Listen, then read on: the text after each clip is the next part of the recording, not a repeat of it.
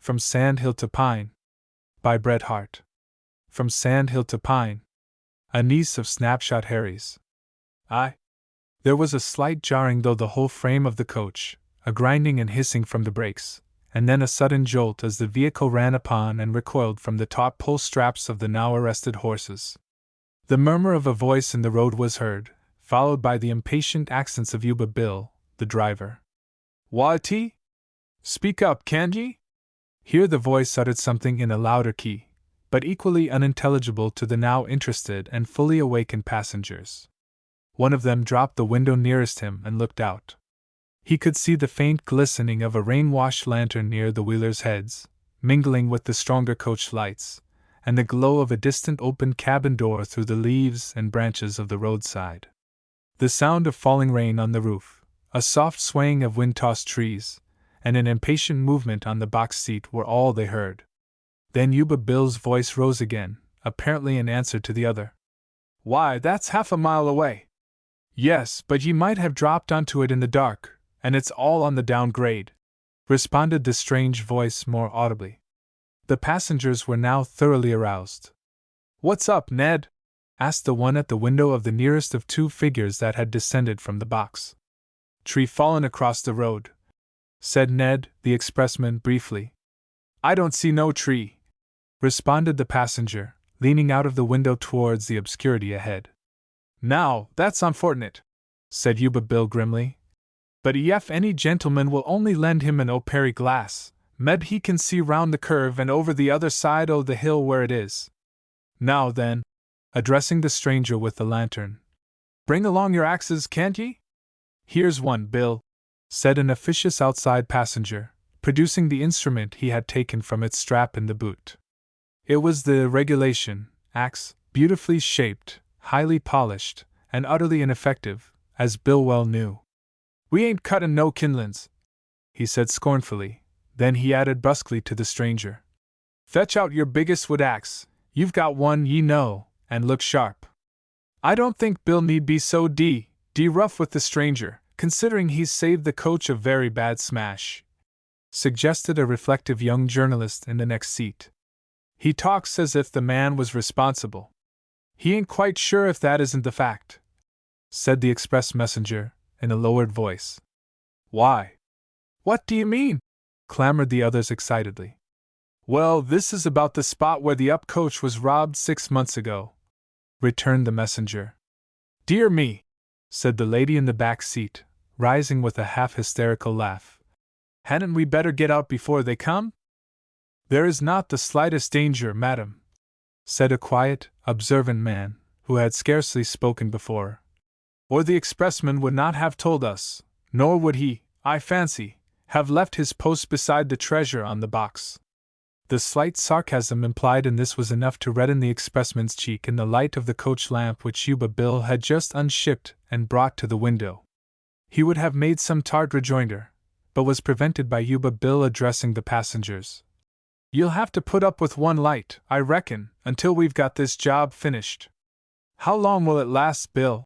asked the man nearest the window. "Well," said Bill, with a contemptuous glance at the elegant coach axe he was carrying in his hand, "considerin' these pretty first-class, highly expensive hash choppers that the Kempenny furnishes us, I reckon it may take an hour." "But is there no place where we can wait?" asked the lady anxiously. "I see a light in that house yonder." "Ye might try it, though the Kempenny, as a rule, ain't in the habit o' makin' social calls there," returned Bill, with a certain grim significance. Then, turning to some outside passengers, he added, "Now then, them easy is going to help me tackle that tree, trot down. I reckon that blitherin' idiot," the stranger with the lantern, who had disappeared, "will have sense enough to fetch us some ropes with his darned axe." The passengers thus addressed, apparently miners and workingmen, good-humoredly descended, all except one, who seemed disinclined to leave the much-coveted seat on the box beside the driver. "I'll look after your places and keep my own," he said with a laugh, as the others followed Bill through the dripping rain. When they had disappeared, the young journalist turned to the lady. "If you would really like to go to that house, I will gladly accompany you," It was possible that in addition to his youthful chivalry there was a little youthful resentment of Yuba Bill's domineering prejudices in his attitude. However, the quiet, observant passenger lifted a look of approval to him, and added, in his previous level, half-contemptuous tone, "You'll be quite as well there as here, madam, and there is certainly no reason for your stopping in the coach when the driver chooses to leave it." The passengers looked at each other. The stranger spoke with authority, and Bill had certainly been a little arbitrary. "I'll go too," said the passenger by the window.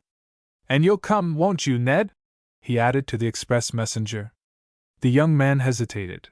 He was recently appointed, and as yet fresh to the business, but he was not to be taught his duty by an officious stranger. He resented the interference youthfully by doing the very thing he would have preferred not to do, and with assumed carelessness, yet feeling in his pocket to assure himself that the key of the treasure compartment was safe, turned to follow them. "Won't you come too?" said the journalist, politely addressing the cynical passenger. "No, I thank you. I'll take charge of the coach," was the smiling rejoinder, as he settled himself more comfortably in his seat. The little procession moved away in silence. Oddly enough, no one, except the lady, really cared to go, and the expressman and journalist, would have preferred to remain on the coach. But the national instinct of questioning any purely arbitrary authority probably was a sufficient impulse. As they neared the open door of what appeared to be a four-roomed, unpainted, redwood-boarded cabin, the passenger who had occupied the seat near the window said, "I'll go first and sample the shanty." He was not, however, so far in advance of them but that the others could hear quite distinctly his offhand introduction of their party on the threshold, and the somewhat lukewarm response of the inmates. "We thought we'd just drop in and be sociable until the coach was ready to start again," he continued, as the other passengers entered. "This yer gentleman is Ned Bryce, Adams and Company's expressman.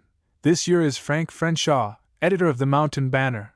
This yer's a lady, so it ain't necessary to give her name, I reckon, even if we knowed it.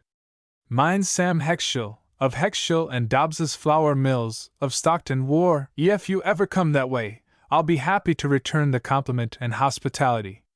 The room they had entered had little of comfort and brightness in it except the fire of pine logs which roared and crackled in the adobe chimney. The air would have been too warm but for the strong west wind and rain which entered the open door freely. There was no other light than the fire, and its tremulous and ever-changing brilliancy gave a spasmodic mobility to the faces of those turned towards it, or threw into stronger shadow the features that were turned away. Yet, by this uncertain light, they could see the figures of a man and two women. The man rose and, with a certain apathetic gesture that seemed to partake more of weariness and long-suffering than positive discourtesy, tendered seats on chairs, boxes, and even logs to the self-invited guests. The stage party were surprised to see that this man was the stranger who had held the lantern in the road. "Ah, then you didn't go with Bill to help clear the road?" said the expressman surprisedly.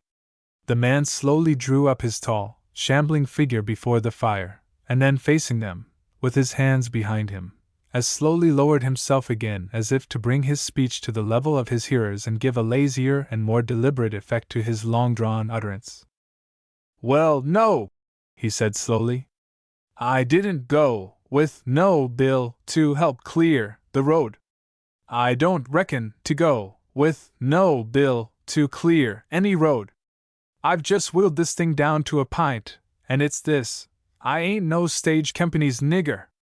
So far as to nin out and warning agin goin' to smash over a fallen tree and slap down into the canyon with a passel of innocent passengers, I'm that much a white man, but I ain't no nigger to work clearing things away for 'em, nor I ain't no scrub to work beside 'em." He slowly straightened himself up again, and with his former apathetic air, looking down upon one of the women who was setting a coffee pot on the coals, added, "But I reckon my old woman here can give you some coffee and whiskey, if you care for it." Unfortunately, the young expressman was more loyal to Bill than diplomatic. "If Bill's a little rough," he said, with a heightened color, "perhaps he has some excuse for it. You forget it's only 6 months ago that this coach was held up not 100 yards from this spot." The woman with the coffee pot here faced about, stood up, and either from design or some odd coincidence, fell into the same dogged attitude that her husband had previously taken, except that she rested her hands on her hips.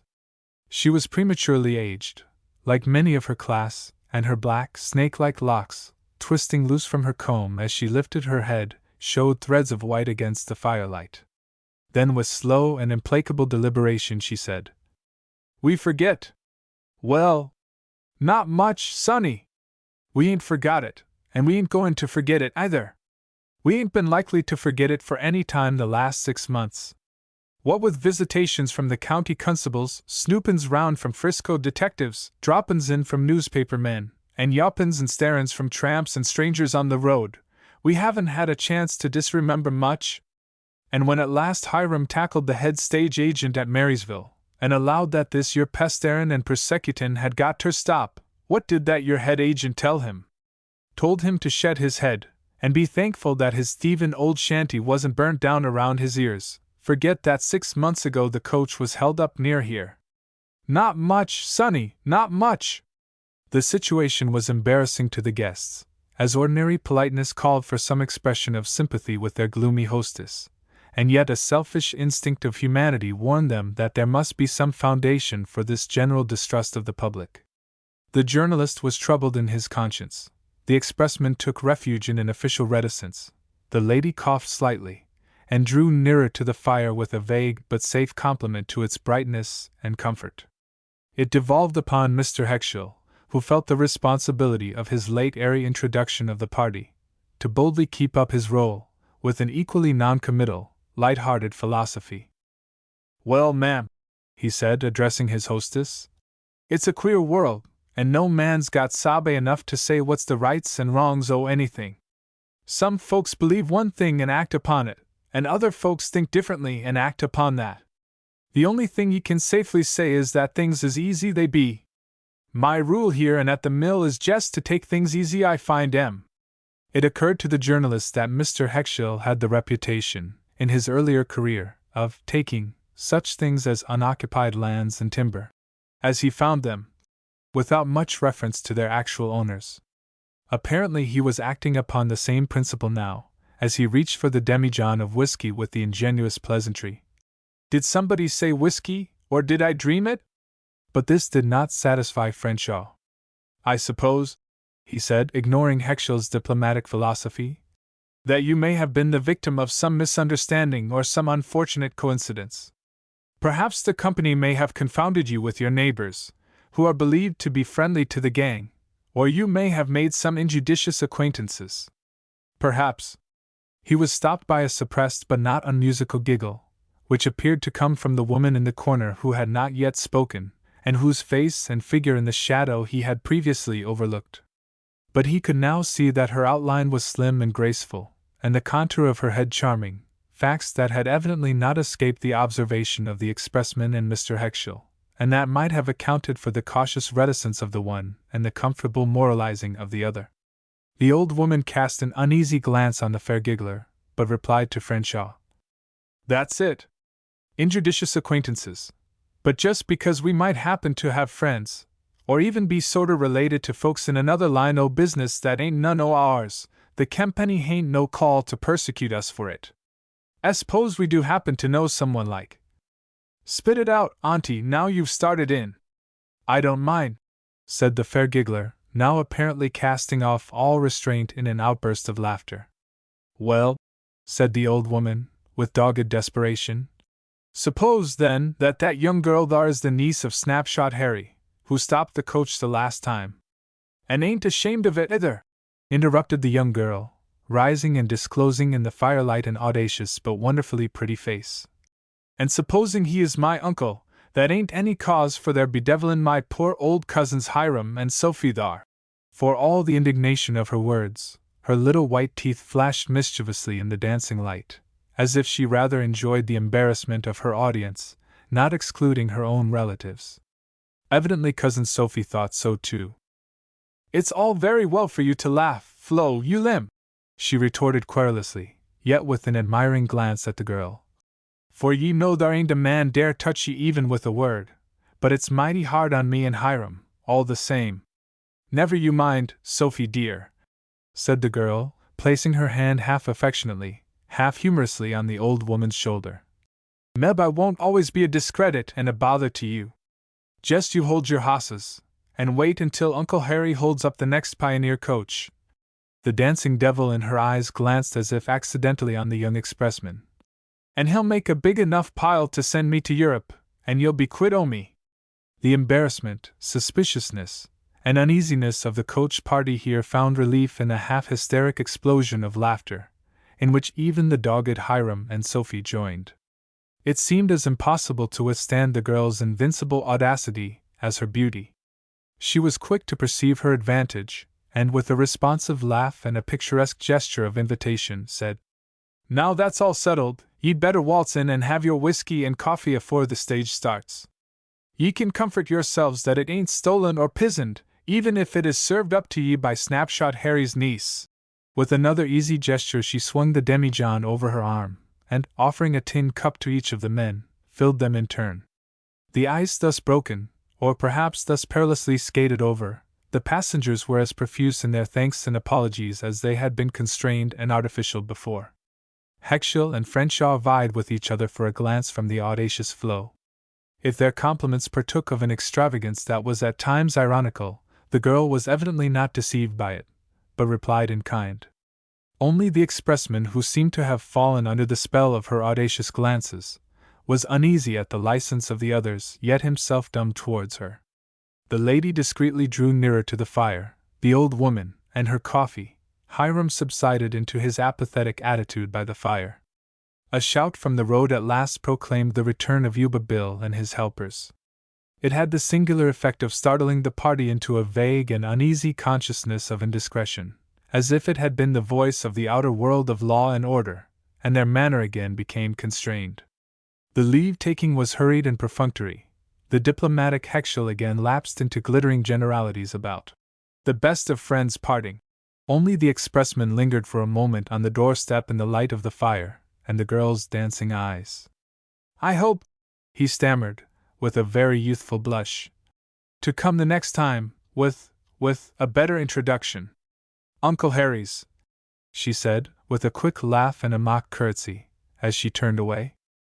Once out of hearing, the party broke into hurried comment and criticism of the scene they had just witnessed, and particularly of the fair actress who had played so important a part, averring their emphatic intention of wresting the facts from Yuba Bill at once, and cross-examining him closely.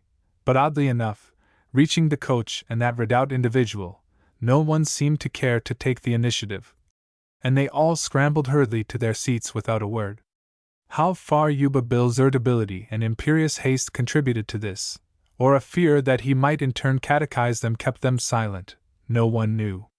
The cynically observant passenger was not there. He and the sole occupant of the box seat, they were told, had joined the clearing party some moments before, and would be picked up by Yuba Bill later on. 5 minutes after Bill had gathered up the reins, they reached the scene of obstruction.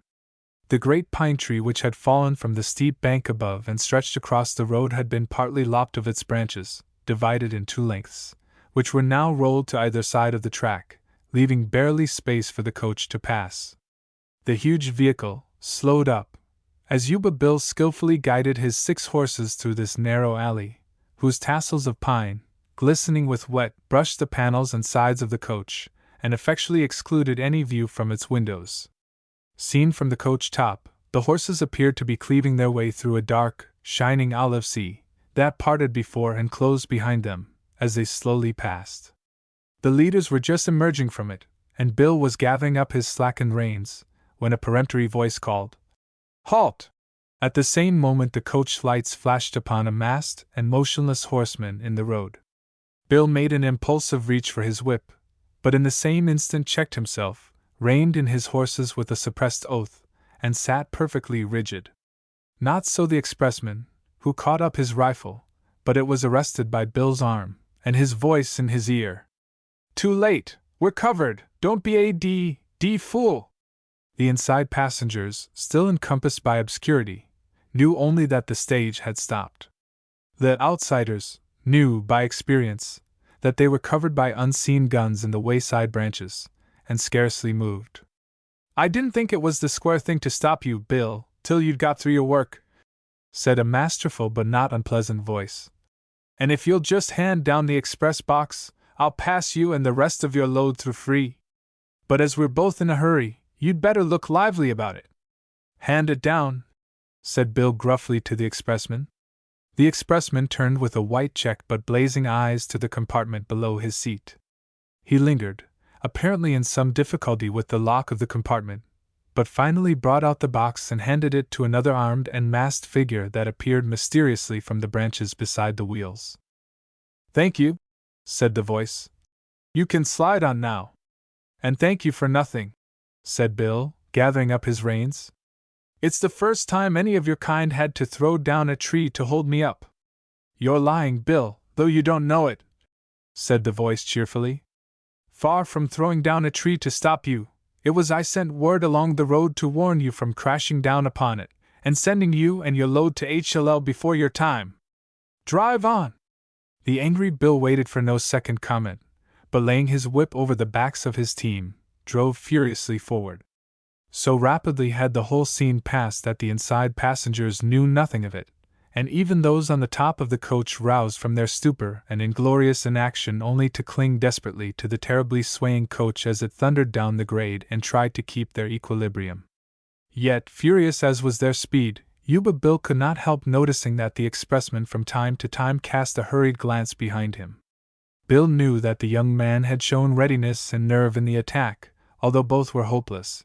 Yet he was so much concerned at his set white face and compressed lips that when, at the end of 3 miles unabated speed, they galloped up to the first station, he seized the young man by the arm, and, as the clamor of the news they had brought rose around them, dragged him past the wondering crowd, caught a decanter from the bar, and, opening the door of a side room, pushed him into it, and closed the door behind them.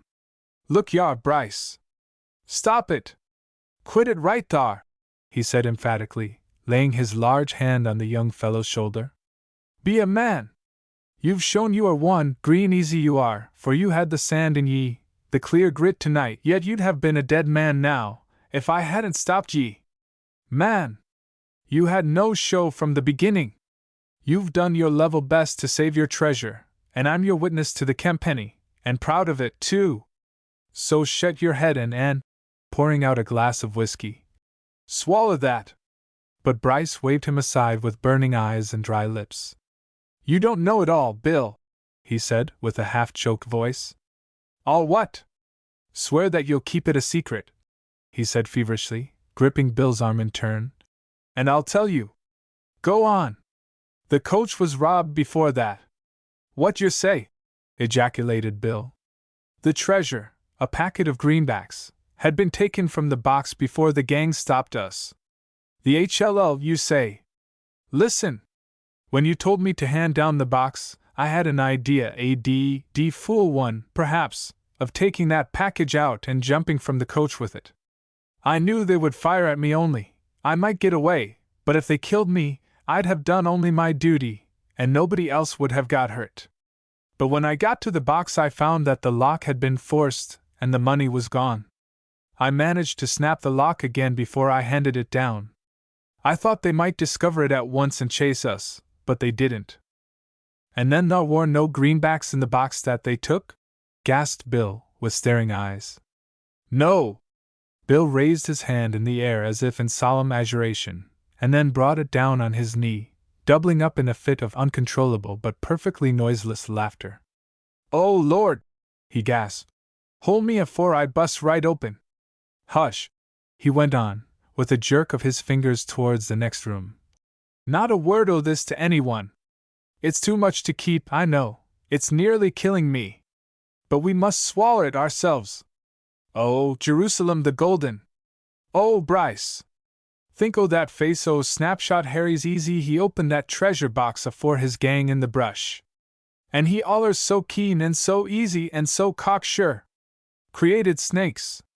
I'd go through this every trip for one sight of him as he just riz up from that box and cuss it." He again shook with inward convulsions till his face grew purple, and even the red came back to the younger man's cheek. "But this don't bring the money back, Bill," said Bryce gloomily. Yuba Bill swallowed the glass of whiskey at a gulp, wiped his mouth and eyes, smothered a second explosion, and then gravely confronted Bryce. "When do you think it was taken, and how?" "It must have been taken when I left the coach on the road and went over to that settler's cabin," said Bryce bitterly. "Yet I believed everything was safe, and I left 2 men, both passengers, one inside and one on the box, that man who sat the other side of you." "Gee willikins!" ejaculated Bill, with his hand to his forehead. "The men I clean forgot to pick up in the road, and now I reckon they never intended to be picked up either."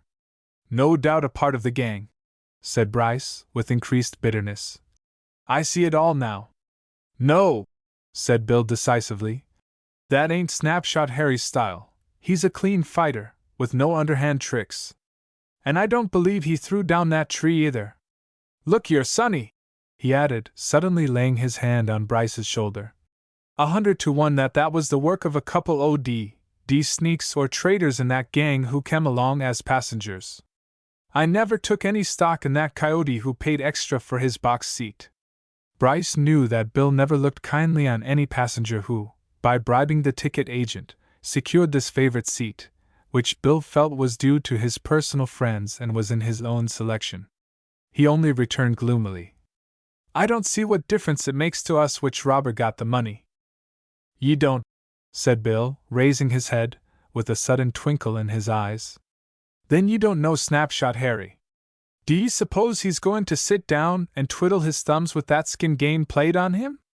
No, sir," he continued, with a thoughtful deliberation, drawing his fingers slowly through his long beard.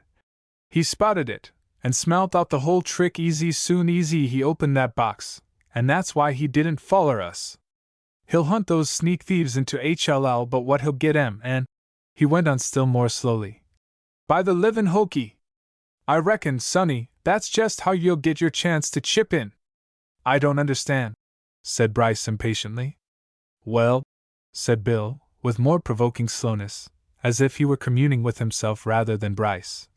"Harry's mighty proud and high-toned, and to be given away like this has cut down into his heart, you bet. It ain't the money he's thinkin' of, it's this split in the gang, the loss of his power boss, ye see, and ef he could get hold o' them chaps he'd let the money slide long they didn't get it. So you've got a detective on your side that's worth the whole police force of California. Ye never heard anything about Snapshot Harry, did ye?" asked Bill carelessly, raising his eyes to Bryce's eager face. The young man flushed slightly. "Very little," he said. At the same time a vision of the pretty girl in the settler's cabin flashed upon him with a new significance. "He's more than half white, in some ways," said Bill thoughtfully. "And they say he lives somewhere about here in a cabin in the bush, with a crippled sister and her darter, who both swear by him. It mightn't be hard to find him, ef a man was dead set on it." Bryce faced about with determined eyes. "I'll do it," he said quietly. "Ye might," said Bill, still more deliberately stroking his beard. "Mention my name, ef ye ever get to see him." "Your name?"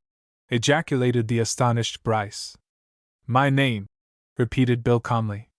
"He knows it's my bounden duty to kill him ef I get the chance, and I know that he'd plug me full o' holes in a minute ef there were a necessity for it. But in these your affairs, Sonny, it seems to be the understood thing by the Campenny that I'm to keep fiery young squirts like you, and chuckle-headed passengers like them," jerking his thumb towards the other room, "from getting themselves killed by their rashness. So ontil the Campenny fill the top o' that coach with men who ain't got any business to do but fight and other men who ain't got any other business to do but to fight them, the odds are agin us. Harry has always acted square to me, that's how I know he ain't in this sneak thief business, and why he didn't foller us, suspectin' suthin', and I've always acted square to him. All the same, I'd like ter hev seen his face when that box was opened. Lordy!" Here Bill again collapsed in his silent paroxysm of mirth. "You might tell him how I laughed." "I would hardly do that, Bill," said the young man, smiling in spite of himself. "But you've given me an idea, and I'll work it out." Bill glanced at the young fellow's kindling eyes and flushing cheek, and nodded. "Well, wrestle with that idea later on, Sonny. I'll fix you all right in my report to the Campenny, but the rest you must work alone." I've started out the usual posse, circus ridin' down the road after Harry. He'd be a rough customer to meet just now," continued Bill, with a chuckle. "Yef thar was the ghost of a chance o' them comin' up with him, for him and his gang is scattered miles away by this." He paused, tossed off another glass of whiskey, wiped his mouth, and saying to Bryce, with a wink, "It's about time to go and comfort them thar passengers," led the way through the crowded barroom into the stage office. The spectacle of Bill's humorously satisfied face and Bryce's bright eyes and heightened color was singularly effective. The inside passengers, who had experienced neither the excitement nor the danger of the robbery, yet had been obliged to listen to the hairbreadth escapes of the others, pooh-poohed the whole affair, and even the outsides themselves were at last convinced that the robbery was a slight one, with little or no loss to the company. The clamor subsided almost as suddenly as it had arisen. The wiser passengers fashioned their attitude on the sang-froid of Yuba Bill, and the whole coach load presently rolled away as complacently as if nothing had happened. 2. The robbery furnished the usual amount of copy for the local press. There was the inevitable compliment to Yuba Bill for his well-known coolness, the conduct of the young expressman, who, though new to the service, displayed an intrepidity that only succumbed to numbers, was highly commended, and even the passengers received their meed of praise, not forgetting the lady, who accepted the incident with the light-hearted pleasantry characteristic of the Californian woman. There was the usual allusion to the necessity of a vigilance committee to cope with this organized lawlessness, but it is to be feared that the readers of the Red Dog Clarion, however ready to lynch a horse thief, were of the opinion that rich stage express companies were quite able to take care of their own property. It was with full cognizance of these facts, and their uselessness to him, that the next morning Mr. Ned Bryce turned from the road where the coach had just halted on the previous night, and approached the settler's cabin. If a little less sanguine than he was in Yuba Bill's presence, he was still doggedly inflexible in his design, whatever it might have been, for he had not revealed it even to Yuba Bill. It was his own. It was probably crude and youthful in its directness, but for that reason it was probably more convincing than the vacillations of older counsel. He paused a moment at the closed door, conscious, however, of some hurried movement within which signified that his approach had been observed. The door was opened, and disclosed only the old woman. The same dogged expression was on her face as when he had last seen it, with the addition of querulous expectancy. In reply to his polite "Good morning," she abruptly faced him with her hands still on the door. "Ye can stop right there. If ye want to make any talk about this yere robbery, ye might easy well skedaddle to oncet, for we ain't talking any today." "I have no wish to talk about the robbery," said Bryce quietly, "and as far as I can prevent it, you will not be troubled by any questions. If you doubt my word or the intentions of the company, perhaps you will kindly read that." He drew from his pocket a still damp copy of the Red Dog Clarion, and pointed to a paragraph. "What's that?" she said querulously, feeling for her spectacles. "Shall I read it?" "Go on." He read it slowly aloud. "I grieve to say it had been jointly concocted the night before at the office of the Clarion, by himself and the young journalist, the latter's assistance being his own personal tribute to the graces of Miss Flo." It read as follows: "The greatest assistance was rendered by Hiram Tarbox, Esq., a resident of the vicinity, in removing the obstruction, which was, no doubt, the preliminary work of some of the robber gang, and in providing hospitality for the delayed passengers. In fact, but for the timely warning of Yuba Bill by Mr. Tarbox, the coach might have crashed into the tree at that dangerous point, and an accident ensued more disastrous to life and limb than the robbery itself." The sudden and unmistakable delight that expanded the old woman's mouth was so convincing that it might have given Bryce a tinge of remorse over the success of his stratagem, had he not been utterly absorbed in his purpose. "Hiram!" she shouted suddenly. The old man appeared from some back door with a promptness that proved his near proximity, and glanced angrily at Bryce until he caught sight of his wife's face. Then his anger changed to wonder. "Read that again, young feller," she said exultingly. Bryce reread the paragraph aloud for Mr. Tarbox's benefit. "That are Hiram Tarbox, Esquire, means you, Hiram," she gasped, in delighted explanation. Hiram seized the paper, read the paragraph himself, spread out the whole page, examined it carefully, and then a fatuous grin began slowly to extend itself over his whole face, invading his eyes and ears, until the heavy, harsh, dogged lines of his nostrils and jaws had utterly disappeared. "B'gosh," he said, "that's square! Can I keep it?" "Certainly," said Bryce. "I brought it for you." "Is that all ye came for?" said Hiram, with sudden suspicion. "No," said the young man frankly. Yet he hesitated a moment as he added, "I would like to see Miss Flora." His hesitation and heightened color were more disarming to suspicion than the most elaborate and carefully prepared indifference. With their knowledge and pride in their relatives' fascinations, they felt it could have but one meaning. Hiram wiped his mouth with his hand, assumed a demure expression, glanced at his wife, and answered, "She ain't here now." Mr. Bryce's face displayed his disappointment. But the true lover holds a talisman potent with old and young. Mrs. Tarbox felt a sneaking maternal pity for this suddenly stricken Strephon. "She's gone home," she added more gently. "Went at sun-up this morning. Home," repeated Bryce. "Where's that?" Mrs. Tarbox looked at her husband and hesitated. Then she said, a little in her old manner, "Her uncle's." "Can you direct me the way there?" asked Bryce simply. The astonishment in their faces presently darkened into suspicion again. "Yef that's your little game," began Hiram, with a lowering brow. "I have no little game but to see her and speak with her," said Bryce boldly. "I am alone and unarmed, as you see," he continued, pointing to his empty belt and small dispatch bag slung on his shoulder, "and certainly unable to do anyone any harm. I am willing to take what risks there are. And as no one knows of my intention, nor of my coming here, whatever might happen to me, no one need know it. You would be safe from questioning." There was that hopeful determination in his manner that overrode their resigned doggedness.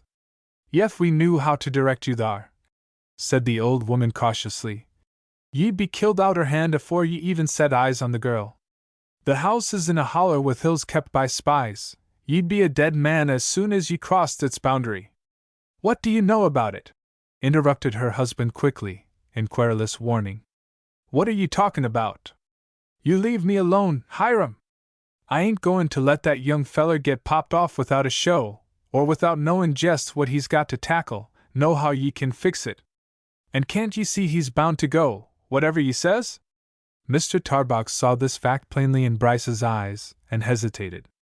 "The most that I can tell ye," he said gloomily, "is the way the gal takes when she goes from here, but how far it is, or if it ain't a blind, I can't swore, for I hain't been thar myself, and Harry never comes here but on an off night, when the coach ain't runnin' and thar's no travel." He stopped suddenly and uneasily, as if he had said too much. "Thar ye go, Hiram, and ye talk of others gabblin'. So ye might as well tell the young feller how that thar ain't but one way, and that's the way Harry takes, too, when he comes here oncet in an age to talk to his own flesh and blood, and see a Christian face that ain't eggin' him." Mr. Tarbox was silent. "Ye know where the tree was thrown down on the road?" he said at last. "Yes." "The mountain rises straight up on the right side of the road, all hazel brush and thorn, where a goat couldn't climb." "Yes." "But that's a lie. For thar's a little trail, not a foot wide, runs up from the road for a mile, keepin' it in view all the while, but bein' hidden by the brush. Ye can see everything from thar, and hear a teamster spit on the road." "Go on," said Bryce impatiently. "Then it goes up and over the ridge, and down the other side into a little gulch until it comes to the canyon of the North Fork, where the stage road crosses over the bridge high up. The trail winds round the bank of the fork and comes out on the left side of the stage road about 1,000 feet below it. That's the valley and hollow where Harry lives, and that's the only way it can be found. For all along the left of the stage road is a sheer pitch down that 1,000 feet, where no one can get up or down." "I understand," said Bryce, with sparkling eyes. "I'll find my way all right."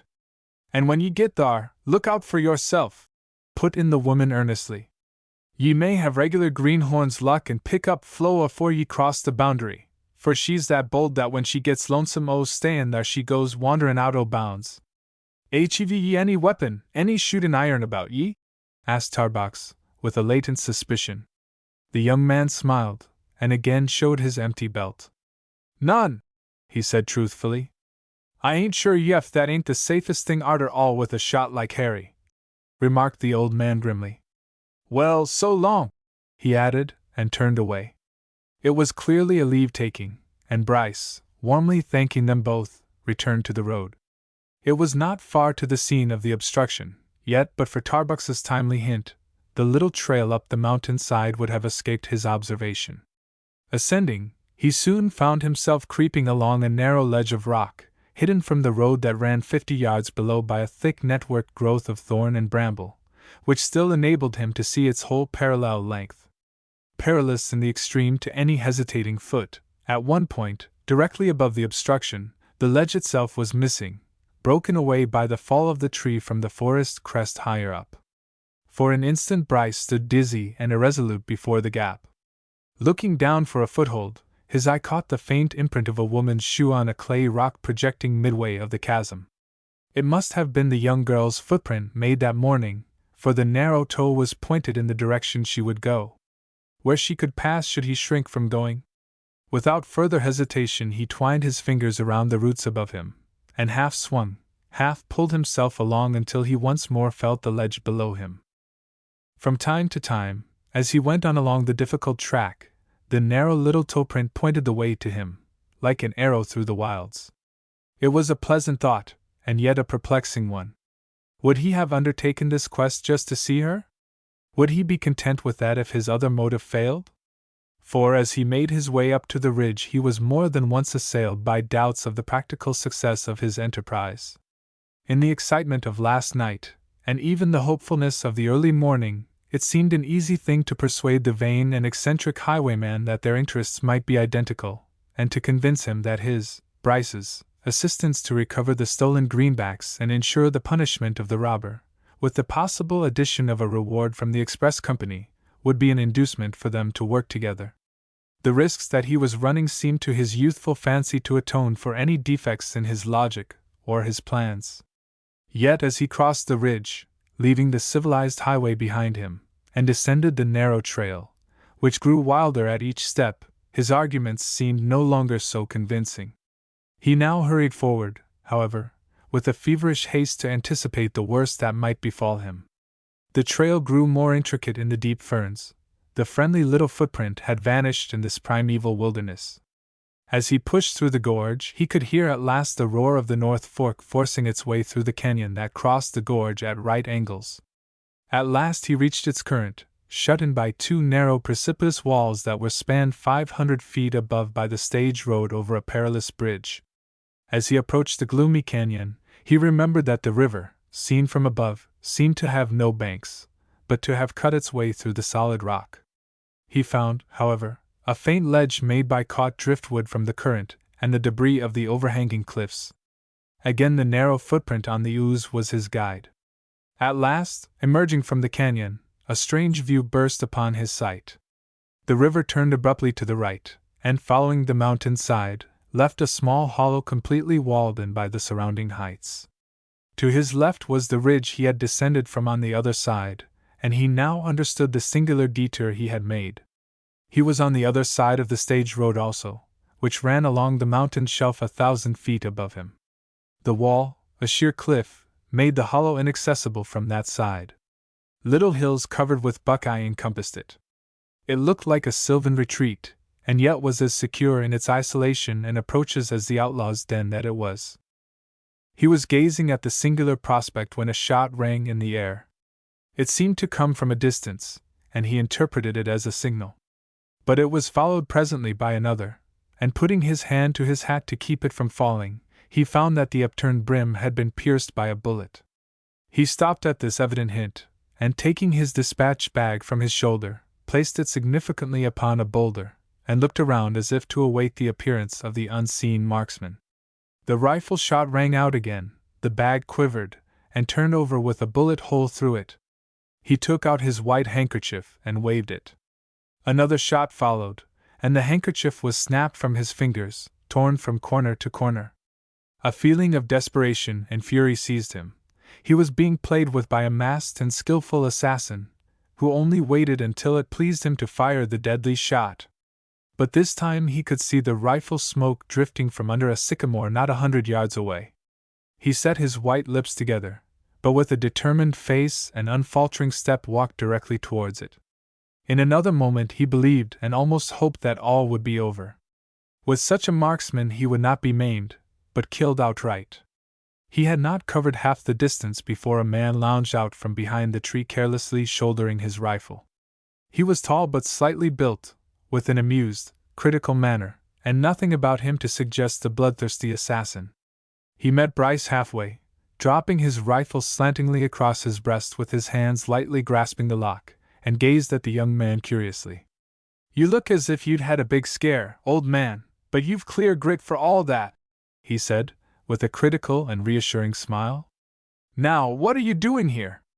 "Stay," he continued, as Bryce's parched lips prevented him from replying immediately. "I ought to know your face." "Hello? You're the expressman." His glance suddenly shifted, and swept past Bryce over the ground beyond him to the entrance of the hollow, but his smile returned as he apparently satisfied himself that the young man was alone. "Well, what do you want?"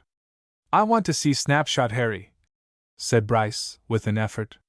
His voice came back more slowly than his color, but that was perhaps hurried by a sense of shame at his physical weakness. "What you want is a drop o' whiskey," said the stranger good-humoredly, taking his arm. "And we'll find it in that shanty just behind the tree." To Bryce's surprise, a few steps in that direction revealed a fair-sized cabin, with a slight pretentiousness about it of neatness, comfort, and picturesque effect, far superior to the Tarbox shanty. A few flowers were in boxes on the window, signs, as Bryce fancied, of feminine taste. When they reached the threshold, somewhat of this quality was also visible in the interior. When Bryce had partaken of the whiskey, the stranger, who had kept silence, pointed to a chair, and said smilingly, "I am Henry Dimwood, alias Snapshot Harry, and this is my house. I came to speak with you about the robbery of greenbacks from the coach last night," began Bryce hurriedly, with a sudden access of hope at his reception. "I mean, of course." He stopped and hesitated. "The actual robbery before you stopped us." "What?" said Harry, springing to his feet. "Do you mean to say you knew it?" Bryce's heart sank, but he remained steadfast and truthful. "Yes," he said. "I knew it when I handed down the box. I saw that the lock had been forced, but I snapped it together again. It was my fault. Perhaps I should have warned you, but I am solely to blame." "Did Yuba Bill know of it?" asked the highwayman, with singular excitement. "Not at the time, I give you my word," replied Bryce quickly, thinking only of loyalty to his old comrade. "I never told him till we reached the station." "And he knew it then?" repeated Harry eagerly. "Yes." "Did he say anything? Did he do anything? Did he look astonished?" Bryce remembered Bill's uncontrollable merriment, but replied vaguely and diplomatically, "He was certainly astonished." A laugh gathered in Snapshot Harry's eyes, which at last overspread his whole face, and finally shook his frame as he sat helplessly down again. Then, wiping his eyes, he said in a shaky voice, "It would have been sure death to have trusted myself near that station, but I think I'd have risked it just to have seen Bill's face when you told him. Just think of it! Bill, who was a match for anybody! Bill, who was never caught napping! Bill, who only wanted supreme control of things to wipe me off the face of the earth! Bill, who knew how everything was done, and could stop it if he chose, and then to have been robbed twice in one evening by my gang! Yes, sir! Yuba Bill and his rotten old coach were gone through twice inside half an hour by the gang." "Then you knew of it too?" said Bryce, in uneasy astonishment. "Afterwards, my young friend, like Yuba Bill, afterwards." He stopped, his whole expression changed. "It was done by two sneaking hounds," he said sharply. "One whom I suspected before, and one, a new hand, a pal of his. They were detached to watch the coach and be satisfied that the greenbacks were aboard, for it isn't my style to hold up except for something special. They were to take seats on the coach as far as Ringwood Station, 3 miles below where we held you up, and to get out there and pass the word to us that it was all right. They didn't. That made us a little extra careful, seeing something was wrong, but never suspecting them. We found out afterwards that they got one of my scouts to cut down that tree, saying it was my orders and a part of our game, calculating in the stoppage and confusion to collar the swag and get off with it. Without knowing it, you played into their hands by going into Tarbuck's cabin. But how did you know this? Interrupted Bryce, in wonder. They forgot one thing, continued Snapshot Harry grimly. They forgot that half an hour before and half an hour after a stage is stopped we have that road patrolled, every foot of it. While I was opening the box in the brush, the 2 fools, sneaking along the road, came slap upon one of my patrols, and then tried to run for it. One was dropped, but before he was plugged full of holes and hung up on a tree, he confessed, and said the other man who escaped had the greenbacks. Bryce's face fell. Then they are lost, he said bitterly. Not unless he eats them, as he may want to do before I'm done on him, for he must either starve or come out. That road is still watched by my men from Tarbuck's cabin to the bridge. He's there somewhere, and can't get forward or backward. Look, he said, rising and going to the door. That road? He pointed to the stage road, a narrow ledge flanked on one side by a precipitous mountain wall, and on the other by an equally precipitate descent. Is his limit and tether, and he can't escape on either side. But the trail? There is but one entrance to it, the way you came, and that is guarded too. From the time you entered it until you reached the bottom, you were signaled here from point to point. He would have been dropped. I merely gave you a hint of what might have happened to you, if you were up to any little game. You took it like a white man. Come, now! What is your business? Thus challenged, Bryce plunged with youthful hopefulness into his plan. If, as he voiced it, it seemed to him a little extravagant, he was buoyed up by the frankness of the highwayman, who also had treated the double robbery with a levity that seemed almost as extravagant. He suggested that they should work together to recover the money, that the express company should know that the unprecedented stealthy introduction of robbers in the guise of passengers was not Snapshot Harry's method, and he repudiated it as unmanly and unsportsmanlike, and that, by using his superior skill and knowledge of the locality to recover the money and deliver the culprit into the company's hands, he would not only earn the reward that they should offer, but that he would evoke a sentiment that all Californians would understand and respect. The highwayman listened with a tolerant smile, but to Bryce's surprise, this appeal to his vanity touched him less than the prospective punishment of the thief. It would serve the D-hound right, he muttered, if, instead of being shot like a man, he was made to do time in prison, like the ordinary sneak thief that he is. When Bryce had concluded, he said briefly, The only trouble with your plans, my young friend, is that about 25 men have got to consider them, and have their say about it. Every man in my gang is a shareholder in these greenbacks, for I work on the square, and it's for him to say whether he'll give them up for a reward and the good opinion of the express company. Perhaps, he went on, with a peculiar smile, it's just as well that you tried it on me first. However, I'll sound the boys, and see what comes of it, but not until you're safe off the premises. And you'll let me assist you? Said Bryce eagerly.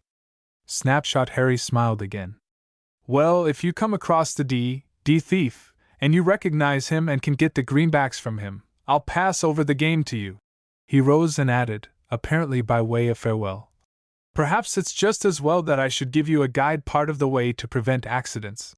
He went to a door leading to an adjoining room, and called, Flo! Bryce's heart leaped. If he had forgotten her in the excitement of his interview, he atoned for it by a vivid blush. Her own color was a little heightened as she slipped into the room, but the two managed to look demurely at each other, without a word of recognition. This is my niece, Flora, said Snapshot Harry, with a slight wave of the hand that was by no means uncourtly. And her company will keep you from any impertinent questioning as well as if I were with you. This is Mr. Bryce, Flo, who came to see me on business, and has quite forgotten my practical joking. The girl acknowledged Bryce's bow with a shyness very different from her manner of the evening before.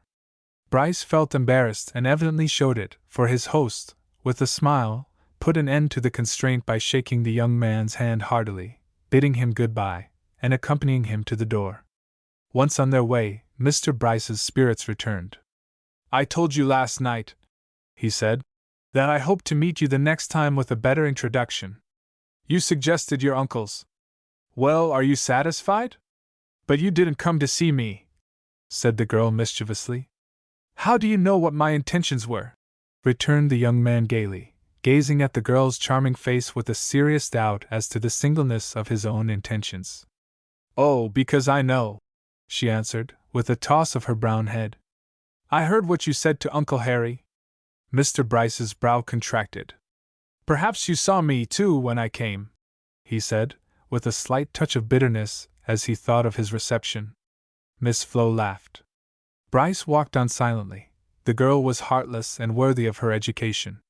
After a pause, she said demurely, "I knew he wouldn't hurt you, but you didn't. That's where you showed your grit in walking straight on." "And I suppose you were greatly amused," he replied scornfully. The girl lifted her arms a little wearily, as with a half-sigh she readjusted her brown braids under her uncle's gray slouch hat, which she had caught up as she passed out. "There ain't much to laugh at here," she said. "But it was mighty funny when you tried to put your hat straight, and then found Thursday was that bullet hole right through the brim. And the way you stared at it, Lordy!" Her musical laugh was infectious, and swept away his outraged dignity. He laughed too. At last she said, gazing at his hat, "It won't do for you to go back to your folks wearin' that sort o' thing. Here, take mine!" With a saucy movement she audaciously lifted his hat from his head, and placed her own upon it. "But this is your uncle's hat," he remonstrated. "All the same, he spoiled yours." She laughed, adjusting his hat upon her own head. "But I'll keep yours to remember you by. I'll loop it up by this hole, and it'll look mighty pretty. Just see." She plucked a wild rose from a bush by the wayside, and passing the stalk through the bullet hole, pinned the brim against the crown by a thorn. "There," she said, putting on the hat again with a little affectation of coquetry. "How's that?" Mr. Bryce thought it very picturesque and becoming to the graceful head and laughing eyes beneath it, and said so. Then, becoming in his turn audacious, he drew nearer to her side. "I suppose you know the forfeit of putting on a gentleman's hat?" Apparently she did, for she suddenly made a warning gesture and said, "Not here! It would be a bigger forfeit than you'd care for. Before he could reply she turned aside as if quite innocently, and passed into the shade of a fringe of buckeyes. He followed quickly. "I didn't mean that," she said, but in the meantime he had kissed the pink tip of her ear under its brown coils. He was, nevertheless, somewhat discomfited by her undisturbed manner and serene face. "You don't seem to mind being shot at," she said with an odd smile. "But it won't do for you to calculate that everybody shoots as carefully as Uncle Harry." "I don't understand," he replied, struck by her manner. "Ye ain't very complimentary, or you'd allow that other folks might be wantin' what you took just now, and might consider you was poachin'," she returned gravely. "My best and strongest holt among those men is that Uncle Harry would kill the first one who tried anything like that on, and they know it. That's how I get all the liberty I want here, and can come and go alone as I like." Bryce's face flushed quickly with genuine shame and remorse. "Do forgive me," he said hurriedly. "I didn't think. I'm a brute and a fool. Uncle Harry allowed you was either drunk or a born idiot when you was promenadin' into the valley just now," she said with a smile. "And what did you think?" he asked a little uneasily. "I thought you didn't look like a drinkin' man," she answered audaciously. Bryce bit his lip and walked on silently, at which she cast a sidelong glance under her widely spaced heavy lashes and said demurely, "I thought last night it was mighty good for you to stand up for your friend Yuba Bill, and then, after ye knew who I was, to let the folks see you kinder catone to me too. Not in the style o' that land-grabber Hexel, nor that pert newspaper man either. Of course I gave them as good as they sent," she went on, with a little laugh, but Bryce could see that her sensitive lip and profile had the tremulous and resentful curve of one who was accustomed to slight and annoyance. Was it possible that this reckless, self-contained girl felt her position keenly? "I am proud to have your good opinion," he said with a certain respect mingled with his admiring glance. "Even if I have not your uncle's." "Oh, he likes you well enough, or he wouldn't have hearkened to you a minute," she said quickly. "When you opened out about them greenbacks, I just clutched my cheers so." She illustrated her words with a gesture of her hands, and her face actually seemed to grow pale at the recollection. "And I nigh started up to stop ye, but that idea of Yuba Bill bein' robbed twice I think tickled him awful. But it was lucky none o' the gang heard ye or suspected anything. I reckon that's why he sent me with you, to keep them from dogging you and askin' questions that a straight man like you would be sure to answer. But they daren't come nigh ye as long as I'm with you." She threw back her head and rose-crested hat with a mock air of protection that, however, had a certain real pride in it. "I am very glad of that, if it gives me the chance of having your company alone," returned Bryce, smiling. "And very grateful to your uncle, whatever were his reasons for making you my guide. But you have already been that to me," and he told her of the footprints. "But for you," he added with gentle significance, "I should not have been here." She was silent for a moment, and he could only see the back of her head and its heavy brown coils. After a pause, she asked abruptly, "Where's your handkerchief?" He took it from his pocket. Her ingenious uncle's bullet had torn rather than pierced the cambric. "I thought so," she said, gravely examining it. "But I can mend it as good as new. I reckon you allow I can't sew," she continued, "but I do heaps of mendin', as the digger squaw and Chinamen we have here do only the coarser work. I'll send it back to you, and meanwhilst you keep mine." She drew a handkerchief from her pocket and handed it to him. To his great surprise it was a delicate one, beautifully embroidered, and utterly incongruous to her station. The idea that flashed upon him, it is to be feared, showed itself momentarily in his hesitation and embarrassment. She gave a quick laugh. "Don't be frightened. It's bought and paid for. Uncle Harry don't touch passengers' fixin's, that ain't his style. You oughter know that." Yet in spite of her laugh, he could see the sensitive pout of her lower lip. "I was only thinking," he said hurriedly and sympathetically, "that it was too fine for me. But I will be proud to keep it as a souvenir of you. It's not too pretty for that. Uncle gets me these things. He don't care what they cost," she went on, ignoring the compliment. "Why, I've got awfully fine gowns up there that I only wear when I go to Marysville oncet in a while." "Does he take you there?" asked Bryce. "No," she answered quietly. Not a little defiantly. "That he's afeard, for they can't prove anything against him. No man can swear to him, and there ain't an officer that cares to go for him. But he's that shy from me he don't care to have me mixed with him." "But nobody recognizes you?" "Sometimes, but I don't care for that." She cocked her hat a little audaciously, but Bryce noticed that her arms afterwards dropped at her side with the same weary gesture he had observed before. "Whenever I go into shops it's always yes, miss, and no, miss, and certainly, Miss Dimwood. Oh, they're mighty respectful. I reckon they allow that Snapshot Harry's rifle carries far." Presently she faced him again, for their conversation had been carried on in profile. There was a critical, searching look in her brown eyes. "Here I'm talking to you as if you were one." Mr. Bryce was positive she was going to say, "one of the gang," but she hesitated and concluded, "one of my relations, like Cousin Hiram." "I wish you would think of me as being as true a friend," said the young man earnestly. She did not reply immediately, but seemed to be examining the distance. They were not far from the canyon now, and the river bank. A fringe of buckeyes hid the base of the mountain, which had begun to tower up above them to the invisible stage road overhead. "I am going to be a real guide to you now," she said suddenly. "When we reach that buckeye corner and are out of sight, we will turn into it instead of going through the canyon. You shall go up the mountain to the stage road, from this side." "But it is impossible!" he exclaimed, in astonishment. "Your uncle said so." "Coming down, but not going up," she returned, with a laugh. "I found it, and no one knows it but myself." He glanced up at the towering cliff. Its nearly perpendicular flanks were seamed with fissures, some clefts deeply set with stunted growths of thorn and scrub, but still sheer and forbidding, and then glanced back at her incredulously. "I will show you," she said, answering his look with a smile of triumph. "I haven't tramped over this whole valley for nothing. But wait until we reach the river bank.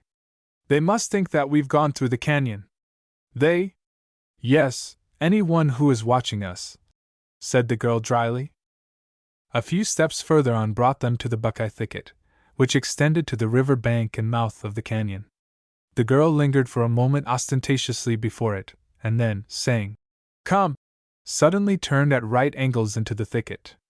Bryce followed, and the next moment they were hidden by its friendly screen from the valley.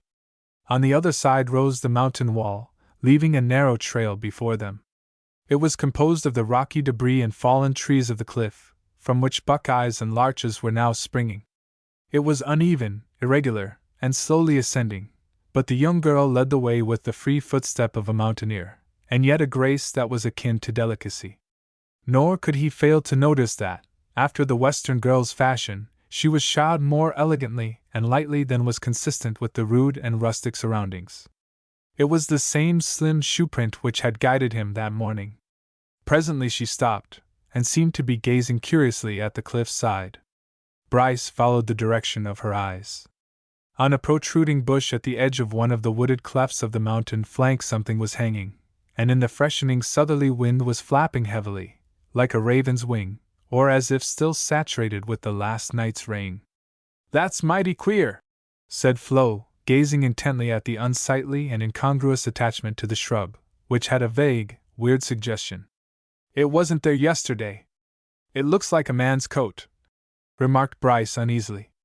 "Phew," said the girl. "Then somebody has come down who won't go up again. There's a lot of fresh rocks and brush here, too.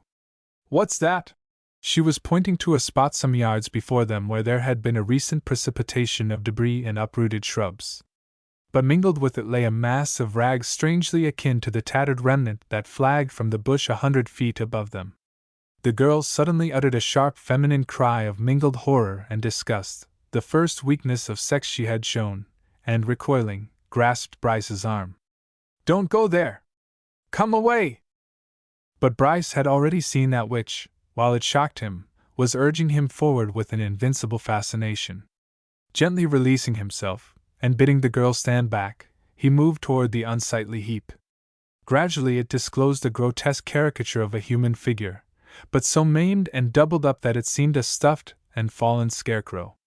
As is common in men stricken suddenly down by accident in the fullness of life, the clothes asserted themselves before all else with a hideous ludicrousness, obliterating even the majesty of death in their helpless yet ironical incongruity. The garments seemed to have never fitted the wearer, but to have been assumed in ghastly jocularity, a boot half off the swollen foot, a ripped waistcoat thrown over the shoulder, were like the properties of some low comedian. At first the body appeared to be headless, but as Bryce cleared away the debris and lifted it, he saw with horror that the head was twisted under the shoulder, and swung helplessly from the dislocated neck. But that horror gave way to a more intense and thrilling emotion as he saw the face, although strangely free from laceration or disfigurement, and empurpled and distended into the simulation of a self-complacent smile, was a face he recognized. It was the face of the cynical traveler in the coach, the man who he was now satisfied had robbed it. A strange and selfish resentment took possession of him. Here was the man through whom he had suffered shame and peril, and who even now seemed complacently victorious in death. He examined him closely. His coat and waistcoat had been partly torn away in his fall. His shirt still clung to him, but through its torn front could be seen a heavy treasure belt encircling his waist. Forgetting his disgust, Bryce tore away the shirt and unloosed the belt. It was saturated with water like the rest of the clothing, but its pockets seemed heavy and distended. In another instant he had opened it, and discovered the envelope containing the packet of greenbacks, its seals still inviolate and unbroken. It was the stolen treasure. A faint sigh recalled him to himself. The girl was standing a few feet from him, regarding him curiously. "It's the thief himself," he said, in a breathless explanation. "In trying to escape, he must have fallen from the road above. But here are the greenbacks safe. We must go back to your uncle at once," he said excitedly. "Come! Are you mad?" she cried, in astonishment. "No," returned Bryce, in equal astonishment.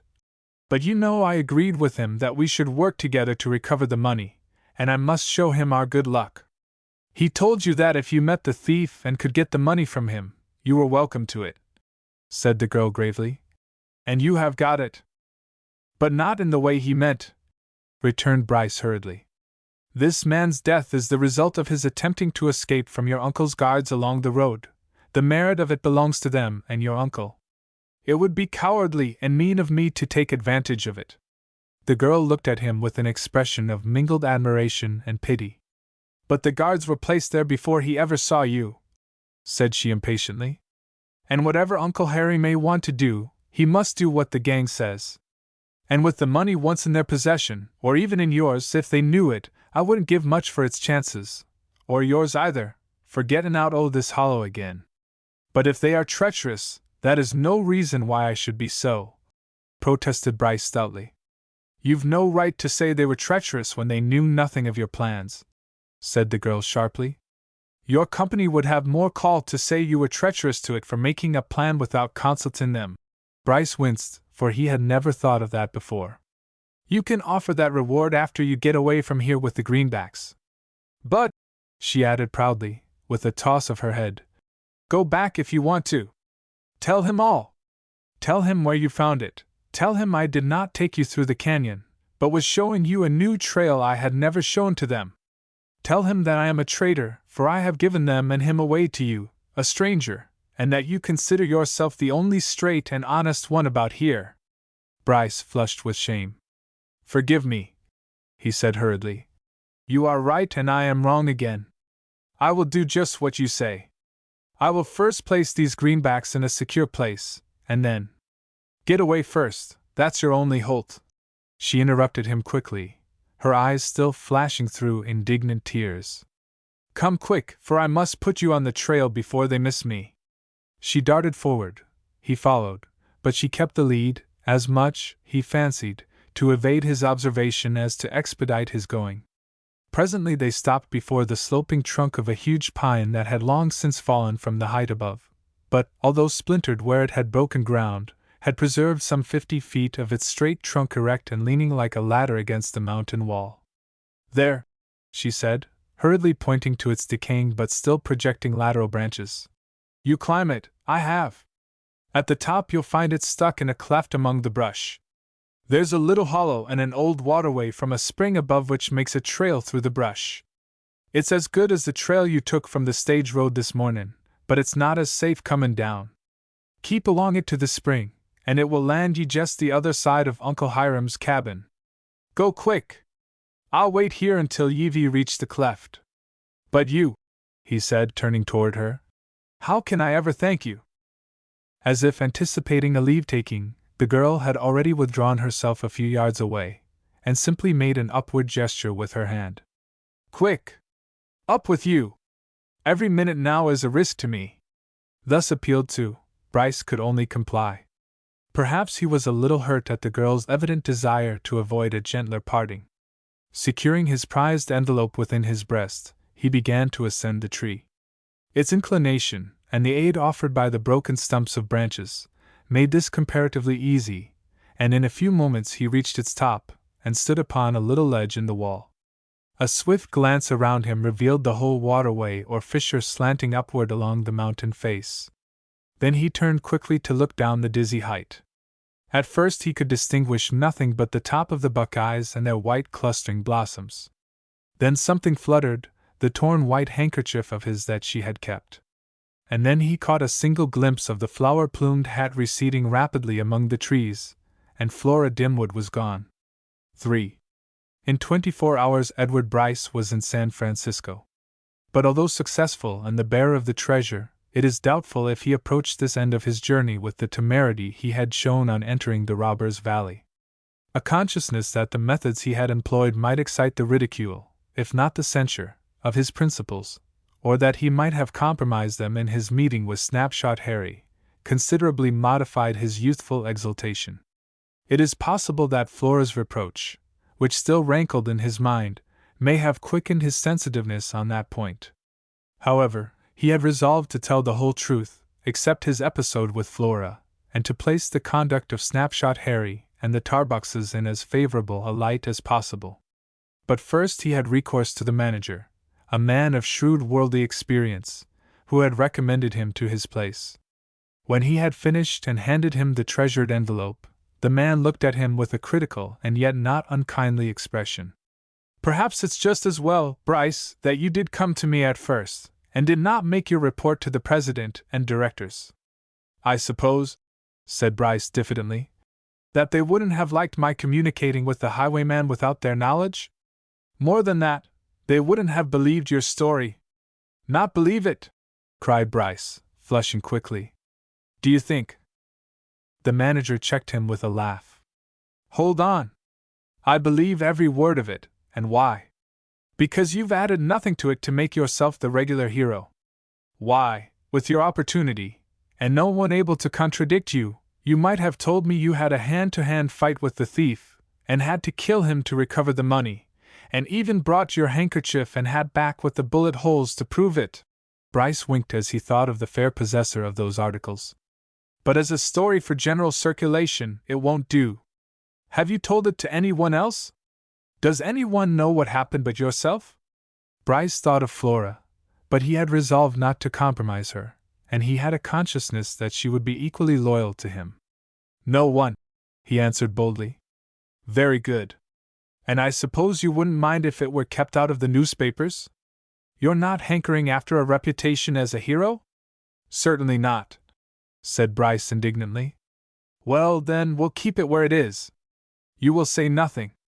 I will hand over the greenbacks to the company, but only as much of your story as I think they'll stand you all right as it is. Yuba Bill has already set you up in his report to the company, and the recovery of this money will put you higher. Only, the public need know nothing about it."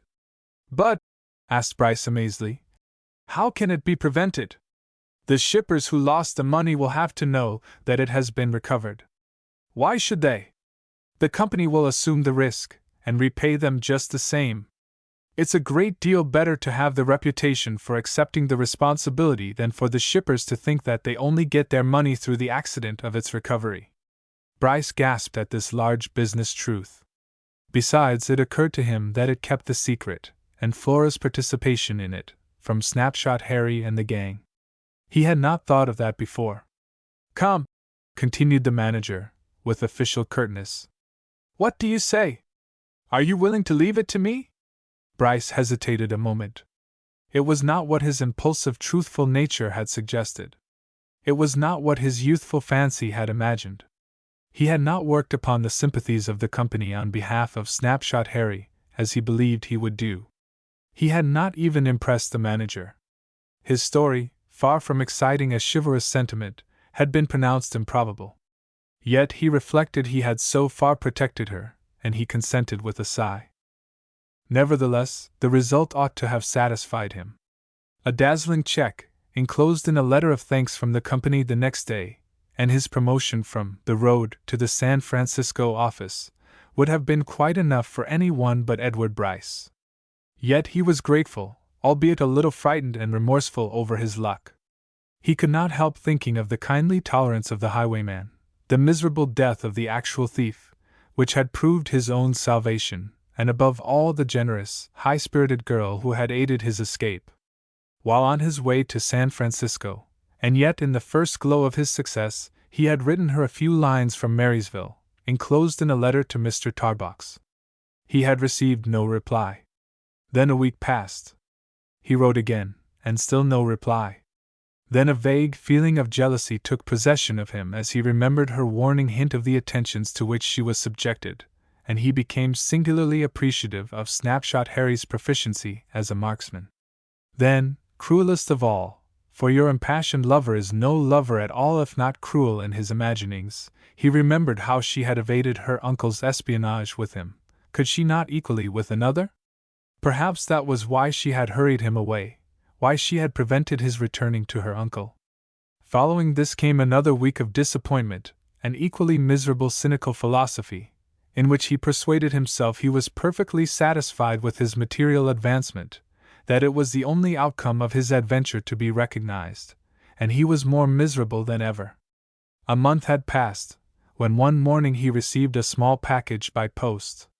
The address was in a handwriting unknown to him, but opening the parcel he was surprised to find only a handkerchief neatly folded.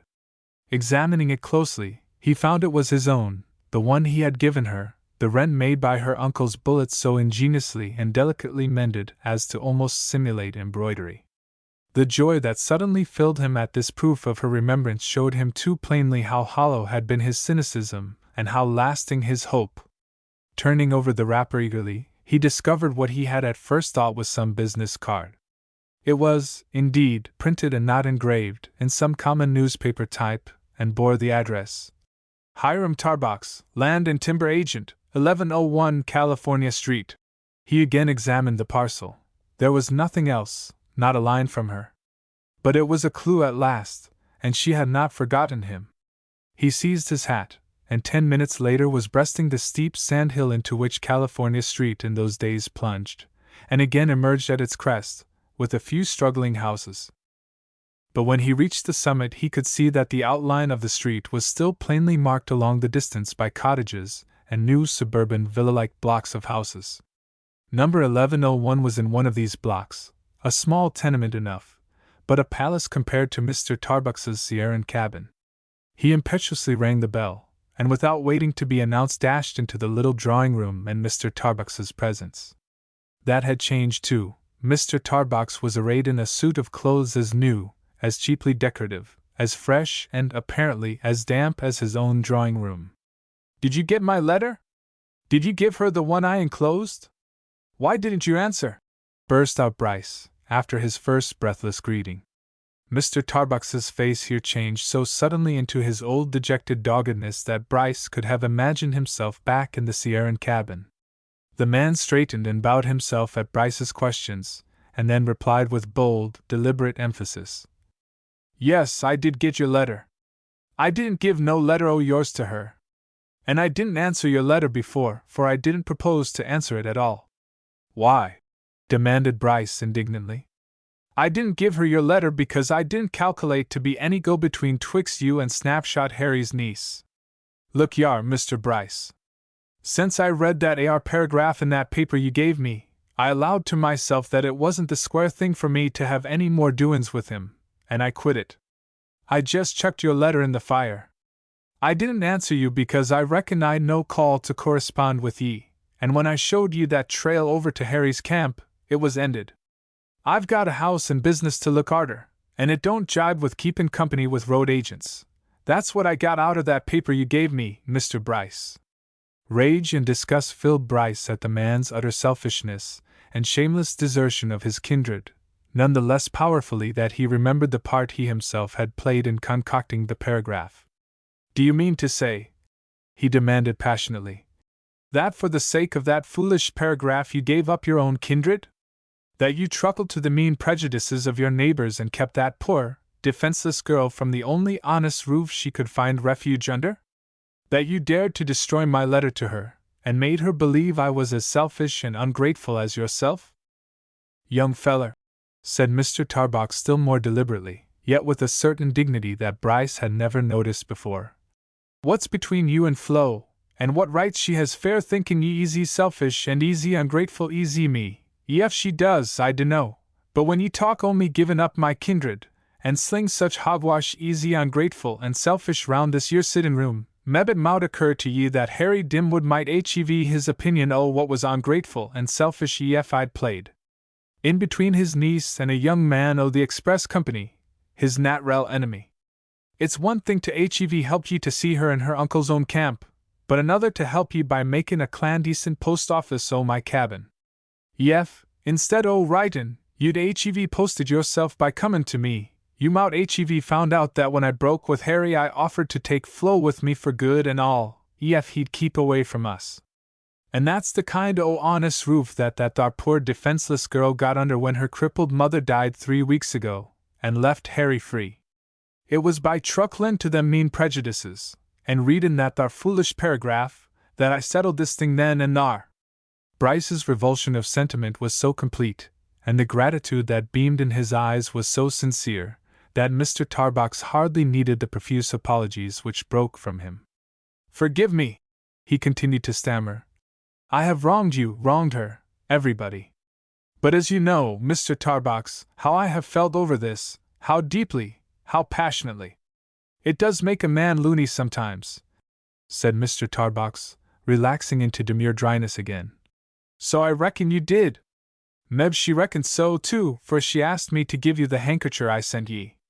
It looked as if she'd been doin' some fancy work on it." Bryce glanced quickly at Mr. Tarbox's face. It was stolid and imperturbable. She had evidently kept the secret of what passed in the hollow to herself. For the first time he looked around the room curiously. "I didn't know you were a land agent before," he said. "No more I was. All that came out o' that paragraph, Mr. Bryce.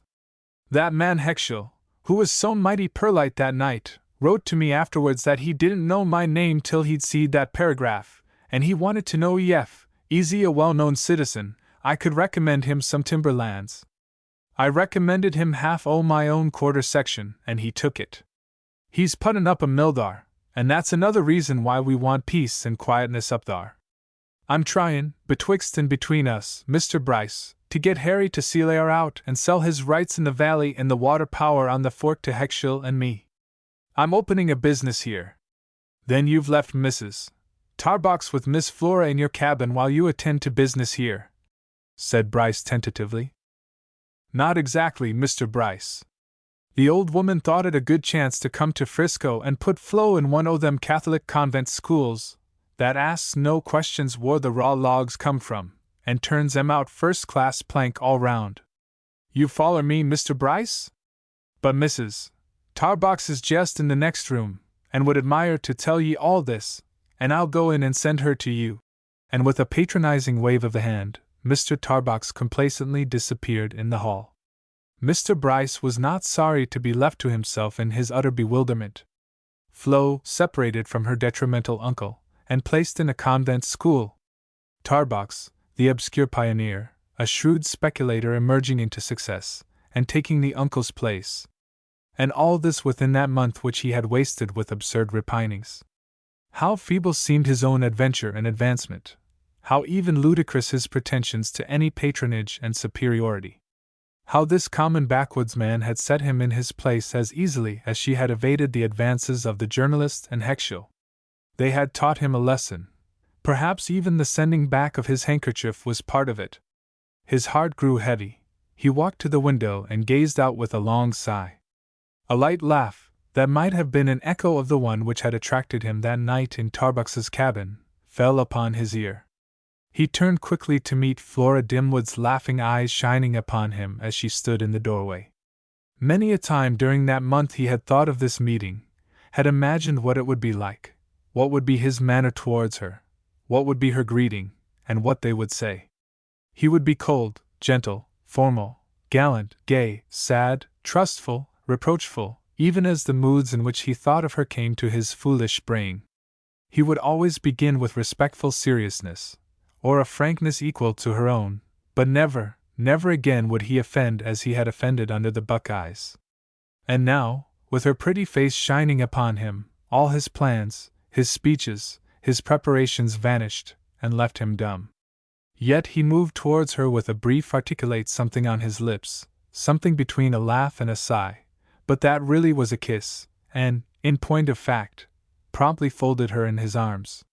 Yet it was certainly direct, and perhaps the best that could be done, for the young lady did not emerge from it as coolly, as unemotionally, nor possibly as quickly as she had under the shade of the Buckeyes.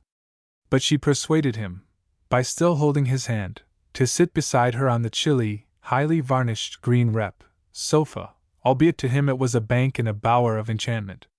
Then she said, with adorable reproachfulness, "You don't ask what I did with the body." Mr. Edward Bryce started. He was young, and unfamiliar with the evasive expansiveness of the female mind at such supreme moments. "The body, oh yes, certainly. I'd buried it myself. It was suthin' too awful, and the gang would have been sure to have found it, and the empty belt. I burned that. So that nobody knows nothin'.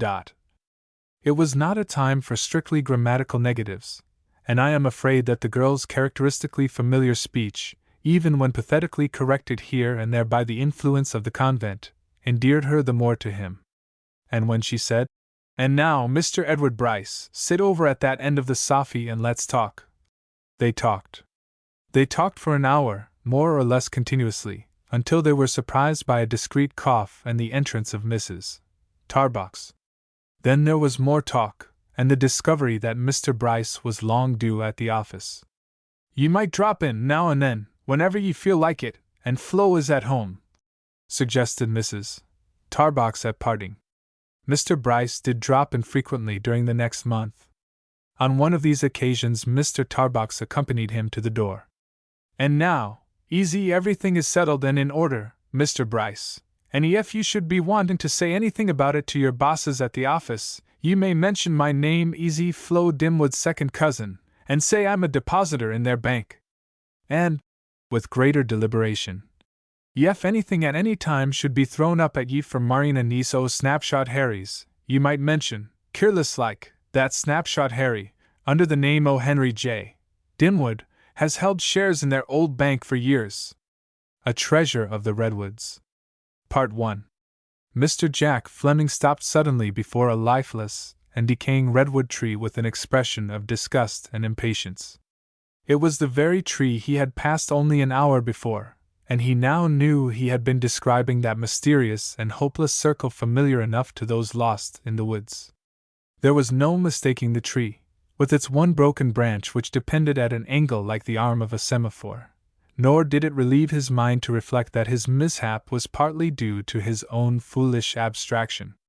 He was returning to camp from a neighboring mining town, and while indulging in the usual daydreams of a youthful prospector, had deviated from his path in attempting to make a short cut through the forest. He had lost the sun, his only guide, in the thickly interlaced boughs above him, which suffused through the long columnar vault only a vague, melancholy twilight. He had evidently penetrated some unknown seclusion, absolutely primeval and untrodden. The thick layers of decaying bark and the desiccated dust of ages deadened his footfall and invested the gloom with a profound silence. As he stood for a moment or two, irresolute, his ear, by this time attuned to the stillness, caught the faint but distinct lap and trickle of water. He was hot and thirsty, and turned instinctively in that direction. A very few paces brought him to a fallen tree. At the foot of its upturned roots gurgled the spring whose upwelling stream had slowly but persistently loosened their hold on the soil, and worked their ruin.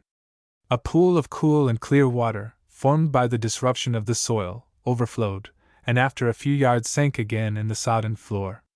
As he drank and bathed his head and hands in the sylvan basin, he noticed the white glitter of a quartz ledge in its depths, and was considerably surprised and relieved to find, hard by, an actual outcrop of that rock through the thick carpet of bark and dust.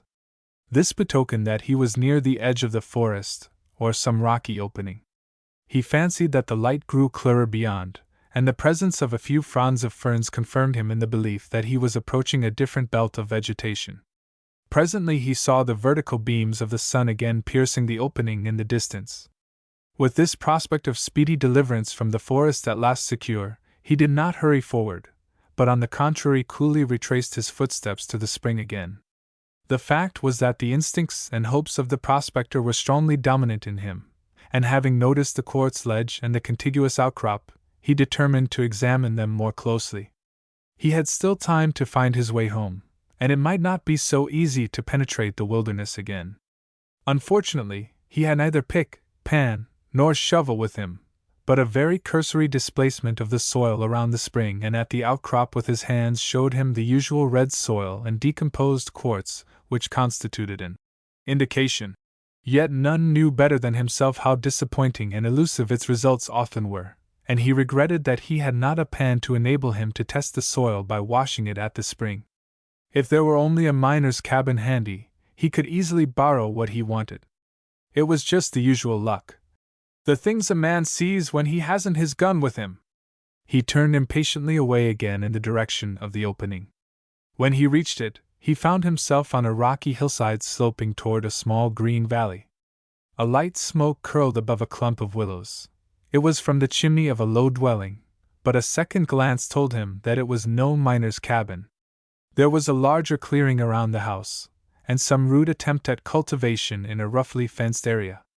Nevertheless, he determined to try his luck in borrowing a pick and pan there. At the worst, he could inquire his way to the main road again.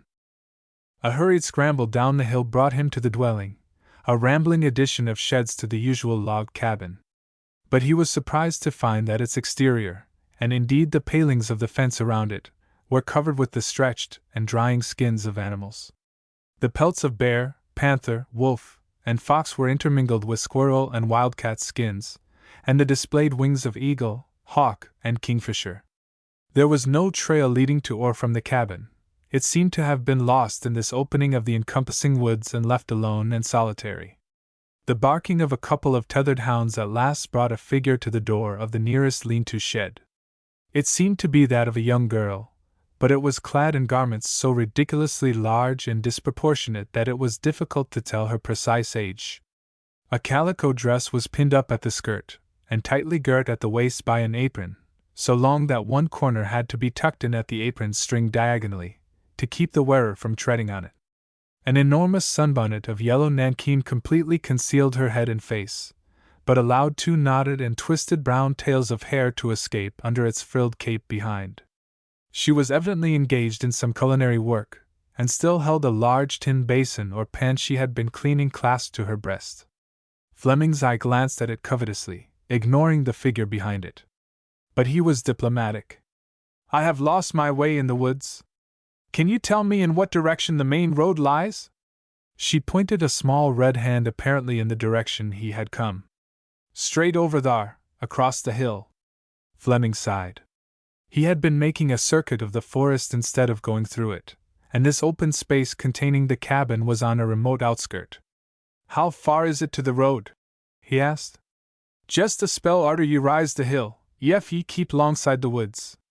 But it's a right smart chance beyond ef ye go through it." This was quite plain to him. In the local dialect, a spell was under a mile. A right smart chance might be 3 or 4 miles farther. Luckily the spring and outcrop were near the outskirts. He would pass near them again on his way. He looked longingly at the pan which she still held in her hands. "Would you mind lending me that pan for a little while?" he said half-laughingly. "What for?" demanded the girl quickly.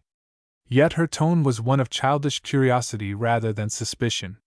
Fleming would have liked to avoid the question and the consequent exposure of his discovery which a direct answer implied. But he saw it was too late now. "I want to wash a little dirt," he said bluntly. The girl turned her deep sunbonnet toward him. Somewhere in its depths he saw the flash of white teeth. "Go along with ye, ye're funny," she said. "I want to wash out some dirt in that pan. I'm prospecting for gold," he said. "Don't you understand? Are ye a miner?" "Well, yes, a sort of one," he returned, with a laugh. "Then ye'd better be scootin' out o' this mighty quick afore Dad comes. He don't cotton to miners, and won't have 'em around. That's why he lives out here." "Well, I don't live out here," responded the young man lightly. "I shouldn't be here if I hadn't lost my way, and in half an hour I'll be off again. So I'm not likely to bother him. But," he added, as the girl still hesitated, "I'll leave a deposit for the pan if you like." "Leave a which?" "The money that the pan's worth," said Fleming impatiently. The huge sunbonnet stiffly swung around like the windsail of a ship and stared at the horizon. "I don't want no money. Ye can git," said the voice in its depths. "Look here," he said desperately. "I only wanted to prove to you that I'll bring your pan back safe. Now look. If you don't like to take money, I'll leave this ring with you until I come back. There!" He slipped a small specimen ring, made out of his first gold findings, from his little finger. The sunbonnet slowly swung around again and stared at the ring. Then the little red right hand reached forward, took the ring, placed it on the forefinger of the left hand, with all the other fingers widely extended for the sunbonnet to view, and all the while the pan was still held against her side by the other hand. Fleming noticed that the hands, though tawny and not over clean, were almost childlike in size, and that the forefinger was much too small for the ring. He tried to fathom the depths of the sunbonnet, but it was dented on one side, and he could discern only a single pale blue eye and a thin black arch of eyebrow. "Well," said Fleming, "is it a go?" "Of course you'll be coming back for it again," said the girl slowly. There was so much of hopeless disappointment at that prospect in her voice that Fleming laughed outright. "I'm afraid I shall, for I value the ring very much," he said. The girl handed him the pan. "It's our bread pan," she said. It might have been anything, for it was by no means new. Indeed, it was battered on one side and the bottom seemed to have been broken, but it would serve, and Fleming was anxious to be off. "Thank you," he said briefly, and turned away. The hound barked again as he passed. He heard the girl say, "Shut your head, Tige," and saw her turn back into the kitchen, still holding the ring before the sunbonnet. When he reached the woods, he attacked the outcrop he had noticed, and detached with his hands and the aid of a sharp rock enough of the loose soil to fill the pan. This he took to the spring, and lowering the pan in the pool, began to wash out its contents with the centrifugal movement of the experienced prospector. The saturated red soil overflowed the brim with that liquid ooze known as slumgullion, and turned the crystal pool to the color of blood until the soil was washed away. Then the smaller stones were carefully removed and examined, and then another washing of the now nearly empty pan showed the fine black sand covering the bottom. This was in turn as gently washed away. Alas! The clean pan showed only 1 or 2 minute glistening yellow scales, like pinheads, adhering from their specific gravity to the bottom. Gold, indeed, but merely enough to indicate the color, and common to ordinary prospecting in his own locality. He tried another panful with the same result. He became aware that the pan was leaky, and that infinite care alone prevented the bottom from falling out during the washing. Still, it was an experiment, and the result a failure. Fleming was too old a prospector to take his disappointment seriously. Indeed, it was characteristic of that performance and that period that failure left neither hopelessness nor loss of faith behind it. The prospector had simply miscalculated the exact locality, and was equally as ready to try his luck again. But Fleming thought it high time to return to his own mining work in camp, and at once set off to return the pan to its girlish owner and recover his ring. As he approached the cabin again, he heard the sound of singing. It was evidently the girl's voice, uplifted in what seemed to be a fragment of some Negro camp meeting him. The first 2 lines had a brisk movement, accented apparently by the clapping of hands or the beating of a tin pan, but the refrain, "Lord bless the lamb," was drawn out in a lugubrious chant of infinite tenuity. Fleming paused at the cabin door. Before he could rap, the voice rose again. At the end of this interminable refrain, drawn out in a youthful nasal contralto, Fleming knocked. The girl instantly appeared, holding the ring in her fingers. "I reckon it was you," she said, with an affected briskness, to conceal her evident dislike at parting with the trinket. "There it is!" But Fleming was too astounded to speak. With the opening of the door, the sunbonnet had fallen back like a buggy top, disclosing for the first time the head and shoulders of the wearer. She was not a child, but a smart young woman of 17 or 18, and much of his embarrassment arose from the consciousness that he had no reason whatever for having believed her otherwise. "I hope I didn't interrupt your singing," he said awkwardly. "It was only one o' Mammy's camp meetin' songs," said the girl. "Your mother? Is she in?" he asked, glancing past the girl into the kitchen.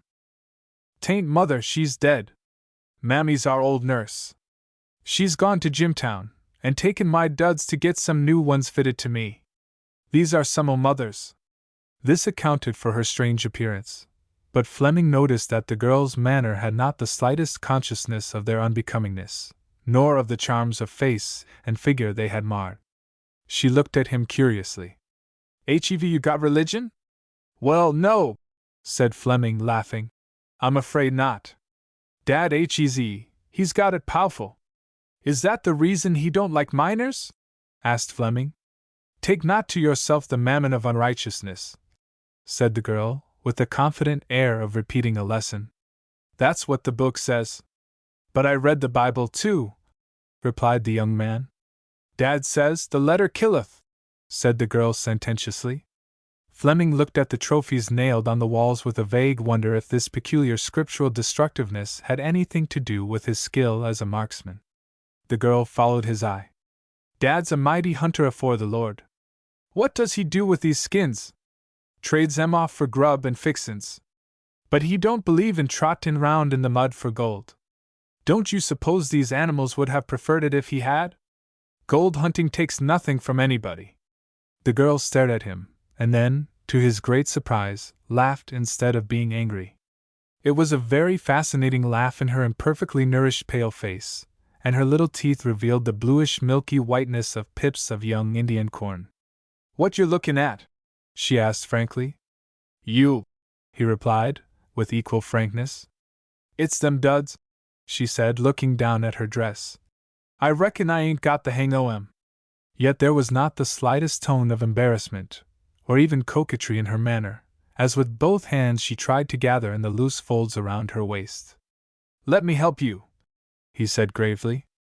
She lifted up her arms with childlike simplicity and backed toward him as he stepped behind her, drew in the folds, and pinned them around what proved a very small waist indeed. Then he untied the apron, took it off, folded it in half, and retied its curtailed proportions around the waist. It does feel a heap easier, she said, with a little shiver of satisfaction, as she lifted her round cheek, and the tail of her blue eyes with their brown lashes, over her shoulder. It was a tempting moment, but Jack felt that the whole race of gold hunters was on trial just then, and was adamant.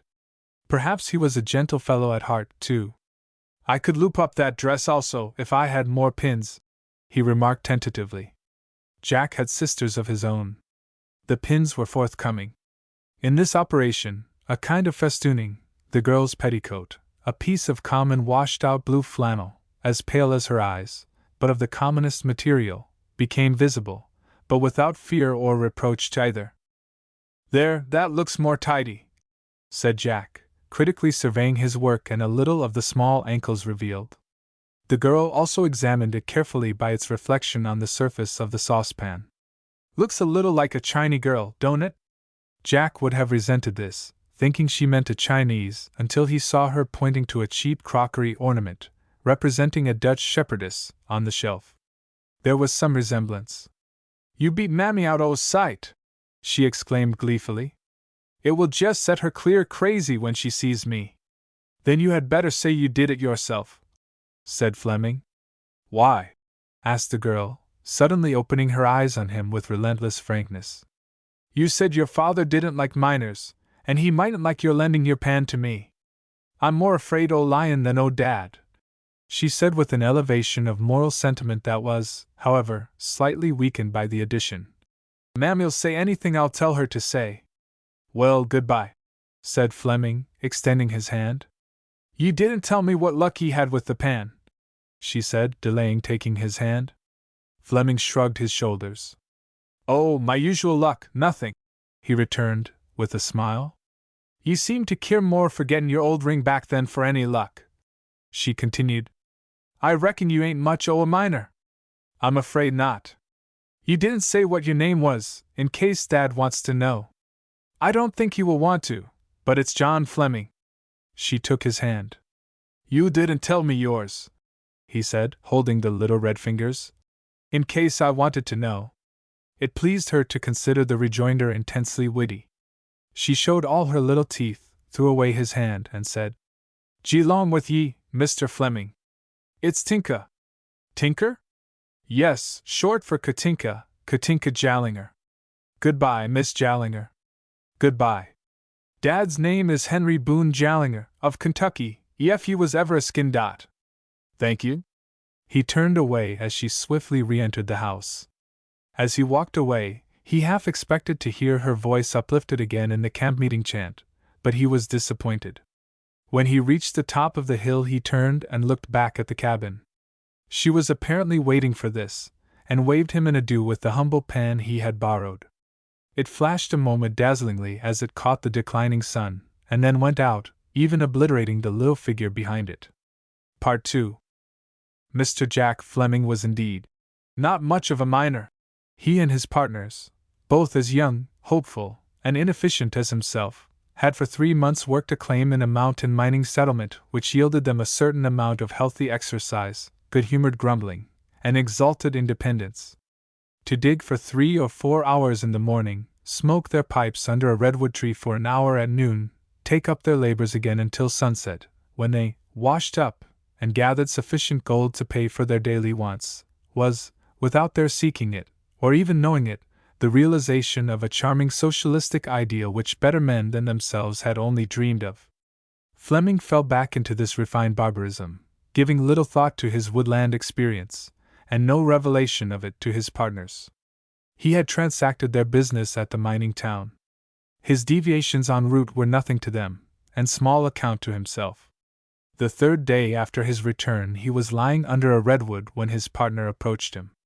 "You aren't uneasy in your mind about any unpaid bill, say a wash bill, that you're owing? Why, there's a big nigger woman in camp looking for you. She's got a folded account paper in her hand. It looks deucedly like a bill. There must be some mistake," suggested Fleming, sitting up. "She says not, and she's got your name pat enough." Faulkner, his other partner, headed her straight up the gulch, away from camp, while I came down to warn you. So if you choose to skedaddle into the brush out there and lie low until we get her away, we'll fix it. Nonsense! I'll see her. His partner looked aghast at this temerity, but Fleming, jumping to his feet, at once set out to meet his mysterious visitor. This was no easy matter, as the ingenious Faulkner was laboriously leading his charge up the steep gulch road, with great politeness, but many audible misgivings as to whether this was not Jack Fleming's day for going to Jamestown. He was further lightening the journey by cheering accounts of the recent depredations of bears and panthers in that immediate locality. When overtaken by Fleming he affected a start of joyful surprise, to conceal the look of warning which Fleming did not heed, having no eyes but for Faulkner's companion. She was a very fat Negro woman, panting with exertion and suppressed impatience. Fleming's heart was filled with compunction. "Is you Moss Fleming?" she gasped. "Yes," said Fleming gently. "What can I do for you?" "Well, ye can pick dis your insect, dis caterpillar," she said, pointing to Faulkner, "off my PAF. Ye can tell dis your chipmunk dat when he comes to showin' me mule tracks for bear tracks, he's barkin' up de wrong tree. Dat when he tells me dat he sees panthers a promenadin' round in de short grass or hidin' behind rocks in de open, he hain't talkin' to no nigger chilly, but a growed woman. Ye can tell him dat Mammy Curtis lived in de woods afo he was born, and hez seen more bears and mountain lions dan he hez hairs in his mustaches." The word Mammy brought a flash of recollection to Fleming. "I am very sorry," he began, but to his surprise the Negro woman burst into a good-tempered laugh. "All right, honey. As long's you is Moss Fleming and de man dat took dat AR pen offer Tinka de odder day, I ain't mindin' yo' friend's bedevilments. I've got something for you, yar, and a little box." And she handed him a folded paper. Fleming felt himself reddening, he knew not why, at which Faulkner discreetly but ostentatiously withdrew, conveying to his other partner painful conviction that Fleming had borrowed a pen from a traveling tinker, whose Negro wife was even now presenting a bill for the same, and demanding a settlement. Relieved by his departure, Fleming hurriedly tore open the folded paper. It was a letter written upon a leaf torn out of an old account book, whose ruled lines had undoubtedly given his partners the idea that it was a bill. Fleming hurriedly read the following, traced with a pencil in a schoolgirl's hand. "Mr. J. Fleming. Dear Sir, after you went away that day I took that pen you brought back to mix a batch of bread and biscuits. The next morning at breakfast Dad says, 'What's gone o' them thar biscuits? My teeth is just broke with them, they're so gritty, they're abominable.' 'What's this?' says he, and with that he chucks over to me 2 or 3 flakes of gold that was in them. You see what had happened, Mr. Fleming, was this. You had better luck than you was knowing of. It was this way. Some of the gold you washed had got slipped into the sides of the pan where it was broke, and the sticky dough must have brought it out, and I kneaded them up unbeknowing. Of course I had to tell a wicked lie, but be ye all things to all men, says the book, and I thought you ought to know your good luck, and I send Mammy with this and the gold in a little box. Of course, if Dad was a hunter of mammon and not of God's own beasts, he would have been mighty keen about finding where it came from, but he allows it was in the water in our near spring. So goodbye. Do you care for your ring now as much as you did? Yours very respectfully, Katinka Jallinger. As Mr. Fleming glanced up from the paper, Mammy put a small cardboard box in his hand. For an instant he hesitated to open it, not knowing how far Mammy was entrusted with the secret. To his great relief she said briskly, "Well, dar!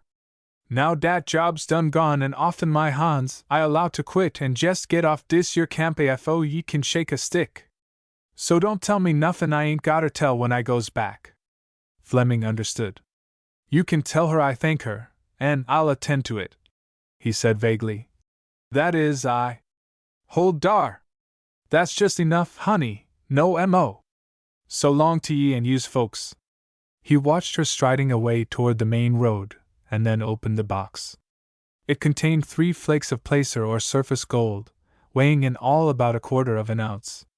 They could easily have slipped into the interstices of the broken pan, and not have been observed by him.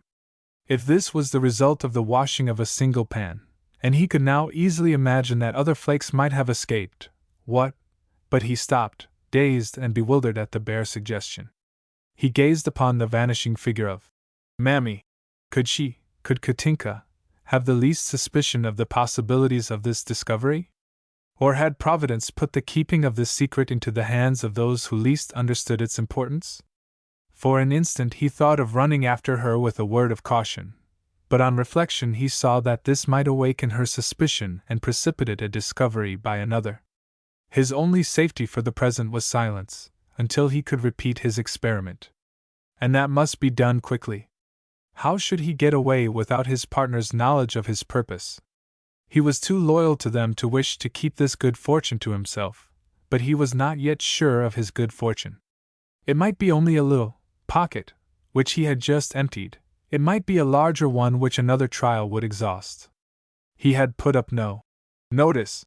He might find it already in possession of Katinka's father, or any chance prospector like himself.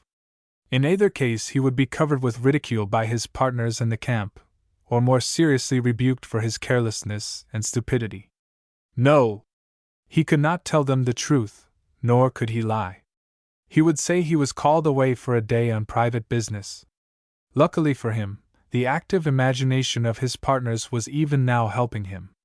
The theory of the tinker and the pan was indignantly rejected by his other partner. His blushes and embarrassment were suddenly remembered by Faulkner, and by the time he reached his cabin, they had settled that the Negro woman had brought him a love letter. He was young and good-looking. What was more natural than that he should have some distant love affair? His embarrassed statement that he must leave early the next morning on business that he could not at present disclose was considered amply confirmatory, and received with maliciously significant acquiescence. "Only," said Faulkner, "at your age, sonny." He was 9 months older than Fleming. "I should have gone tonight." Surely Providence was favoring him. He was off early the next morning. He was sorely tempted to go first to the cabin, but every moment was precious until he had tested the proof of his good fortune. It was high noon before he reached the fringe of forest. A few paces farther, and he found the spring and outcrop. To avert his partner's suspicions he had not brought his own implements, but had borrowed a pan, spade, and pick from a neighbor's claim before setting out. The spot was apparently in the same condition as when he left it, and with a beating heart he at once set to work, an easy task with his new implements. He nervously watched the water overflow the pan of dirt at its edges until, emptied of earth and gravel, the black sand alone covered the bottom. A slight premonition of disappointment followed. A rich indication would have shown itself before this. A few more workings, and the pan was quite empty except for a few pinpoints of color, almost exactly the quantity he found before.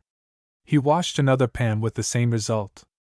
Another taken from a different level of the outcrop yielded neither more nor less. There was no mistake, it was a failure. His discovery had been only a little pocket, and the few flakes she had sent him were the first and last of that discovery. He sat down with a sense of relief. He could face his partners again without disloyalty. He could see that pretty little figure once more without the compunction of having incurred her father's prejudices by locating a permanent claim so near his cabin. In fact, he could carry out his partner's fancy to the letter. He quickly heaped his implements together and turned to leave the wood. But he was confronted by a figure that at first he scarcely recognized. Yet, it was Katinka, the young girl of the cabin, who had sent him the gold.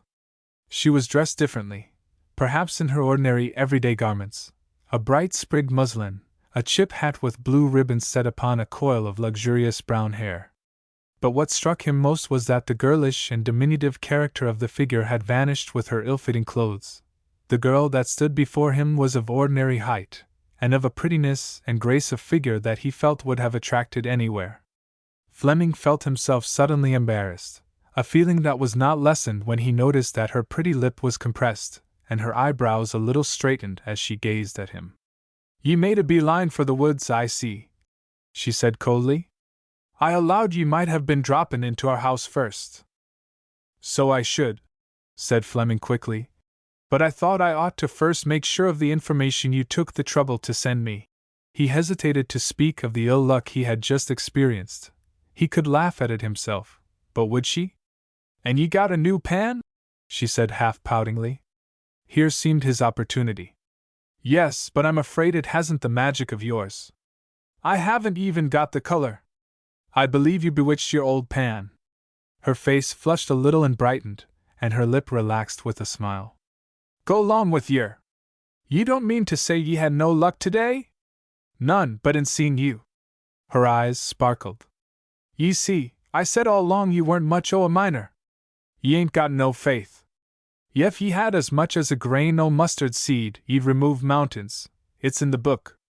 "Yes, and this mountain is on the bedrock, and my faith is not strong enough," he said laughingly. "And then, that would be having faith in Mammon, and you don't want me to have that." She looked at him curiously. "I jes' reckon ye don't care a picayune whether ye strike anything or not," she said half admiringly. "To please you I'll try again, if you'll look on. Perhaps you'll bring me luck as you did before. You shall take the pan. I will fill it, and you shall wash it out. You'll be my mascot." She stiffened a little at this, and then said pertly, "What's that?" "My good fairy."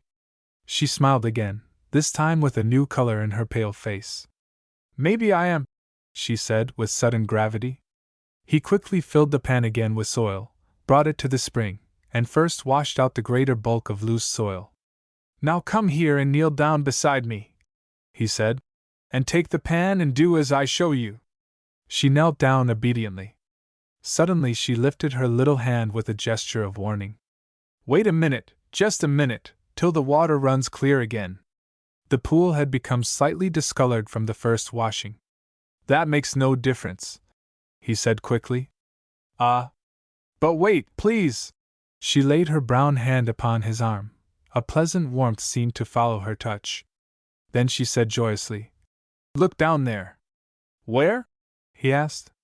"There, don't ye see it?" "See what?" "You and me."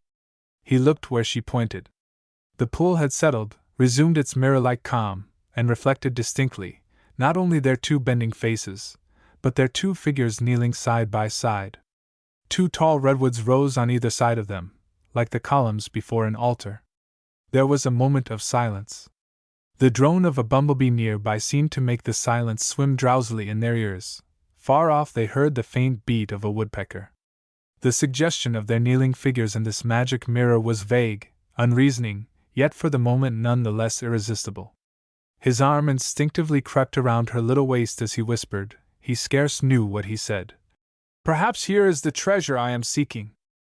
The girl laughed, released herself, and sprang up.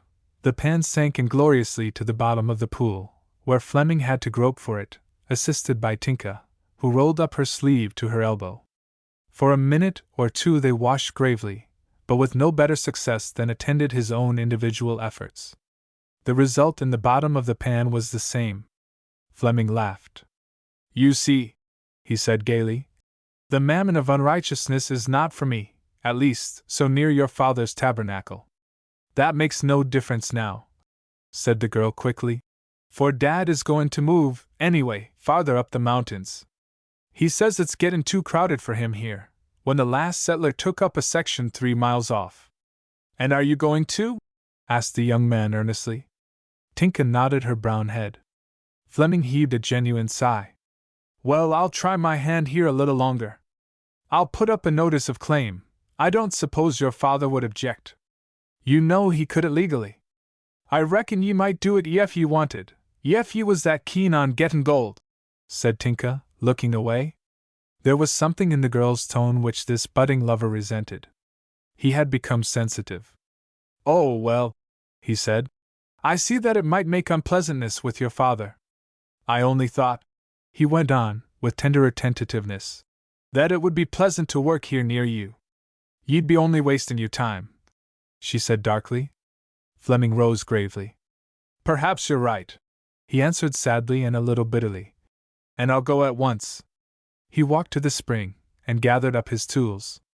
"Thank you again for your kindness, and good-bye." He held out his hand, which she took passively, and he moved away. But he had not gone far before she called him. He turned to find her still standing where he had left her, her little hands clenched at her side, and her widely opened eyes staring at him. Suddenly she ran at him, and catching the lapels of his coat in both hands, held him rigidly fast. "No! No! Ye shan't go! Ye mustn't go!" she said, with hysterical intensity. "I want to tell ye something.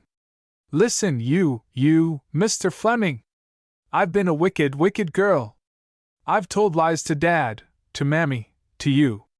I've borne false witness. I'm worse than Sapphira. I've acted a big lie. Oh, Mr. Fleming, I've made you come back here for nothing. You didn't find no gold the other day. There wasn't any. It was all me. I salted that pan." "Salted it?" echoed Fleming in amazement. "Yes, salted it," she faltered. "That's what Dad says they call it, what those wicked sons of Mammon do to their claims to sell them. I put gold in the pan myself. It wasn't there before." "But why?" gasped Fleming. She stopped. Then suddenly the fountains in the deep of her blue eyes were broken up. She burst into a sob, and buried her head in her hands, and her hands on his shoulder. Because, she sobbed against him. "I wanted you to come back." He folded her in his arms.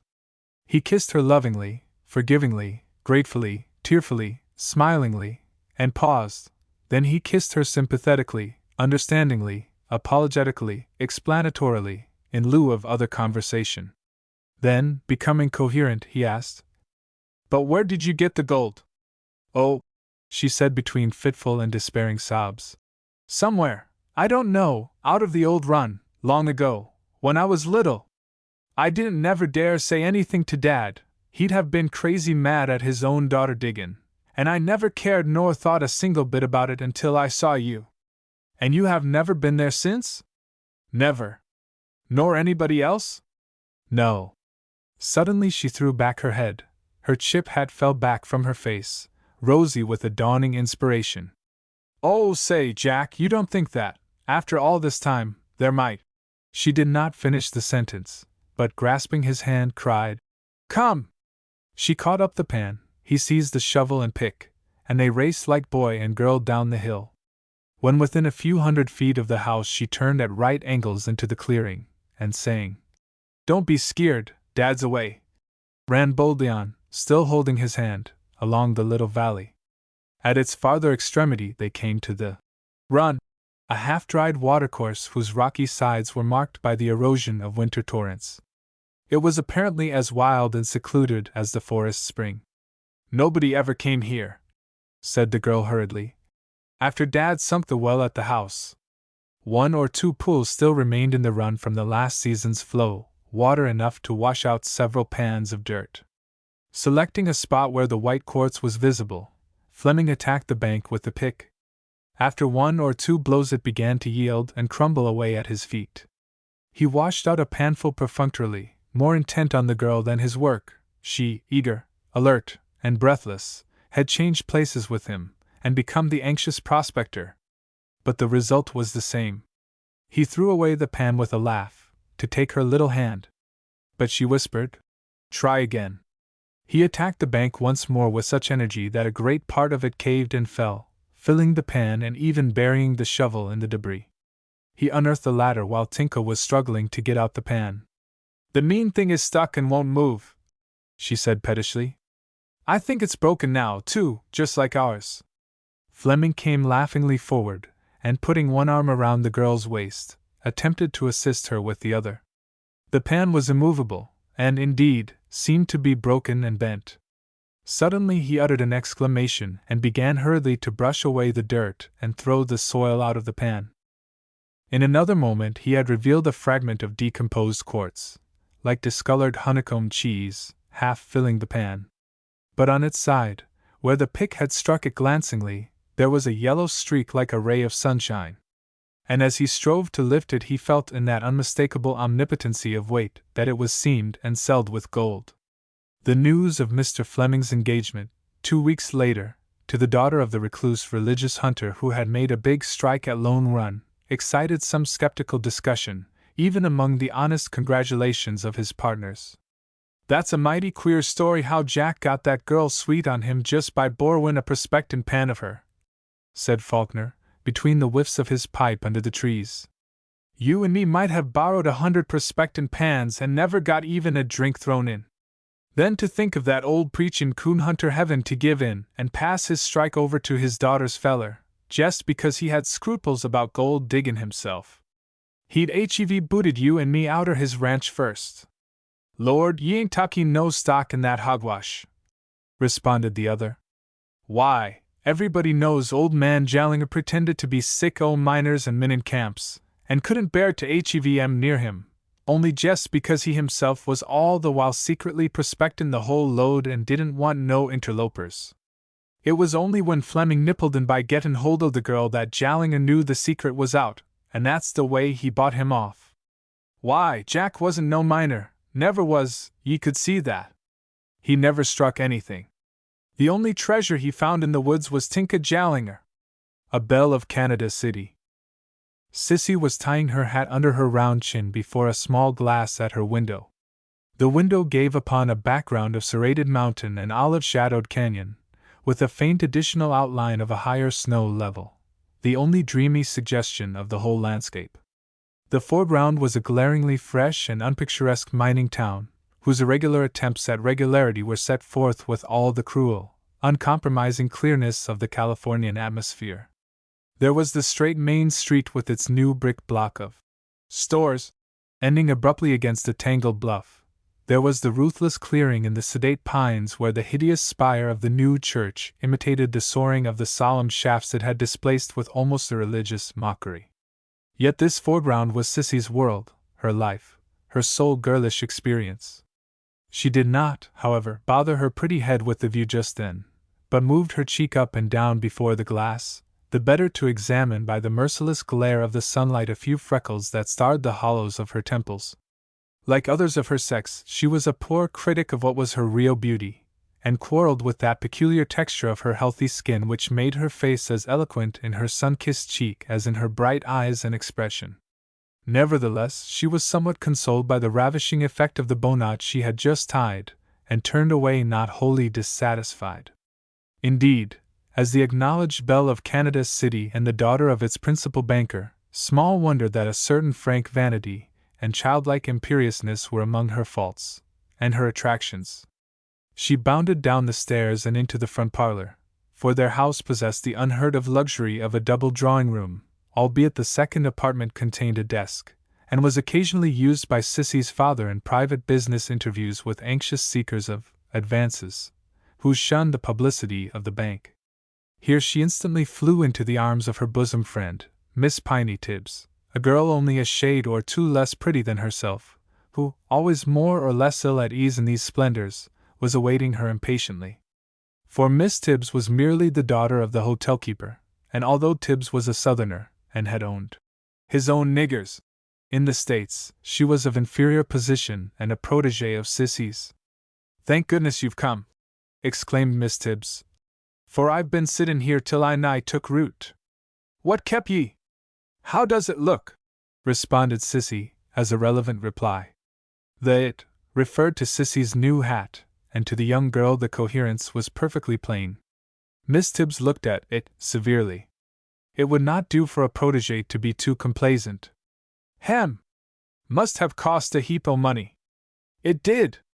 Came from the best milliner in San Francisco." "Of course," said Piney, with half-assumed envy. "When your papa runs the bank and just wallows in gold." "Never mind, dear," replied Sissy cheerfully. "So'll your popper some day. I'm going to get mine to let your popper into something, ditch stocks and such." "Yes. True, O king. Pop'll do anything for me," she added a little loftily. Loyal as Piney was to her friend, she was by no means convinced of this. She knew the difference between the two men, and had a vivid recollection of hearing her own father express his opinion of Sissy's respected parent as a gold shark, and quartz miner crusher. It did not, however, affect her friendship for Sissy. She only said, "Let's come," caught Sissy around the waist, pranced with her out into the veranda, and gasped, out of breath, "Where are we going first?" "Down Main Street," said Sissy promptly. "And let's stop at Markham's store. They've got some new things in from Sacramento," added Piney. "Country styles," returned Sissy, with a supercilious air. "No! Besides, Markham's head clerk is gettin' too presumptuous. Just guess. He asked me, while I was buyin' something, if I enjoyed the dance last Monday."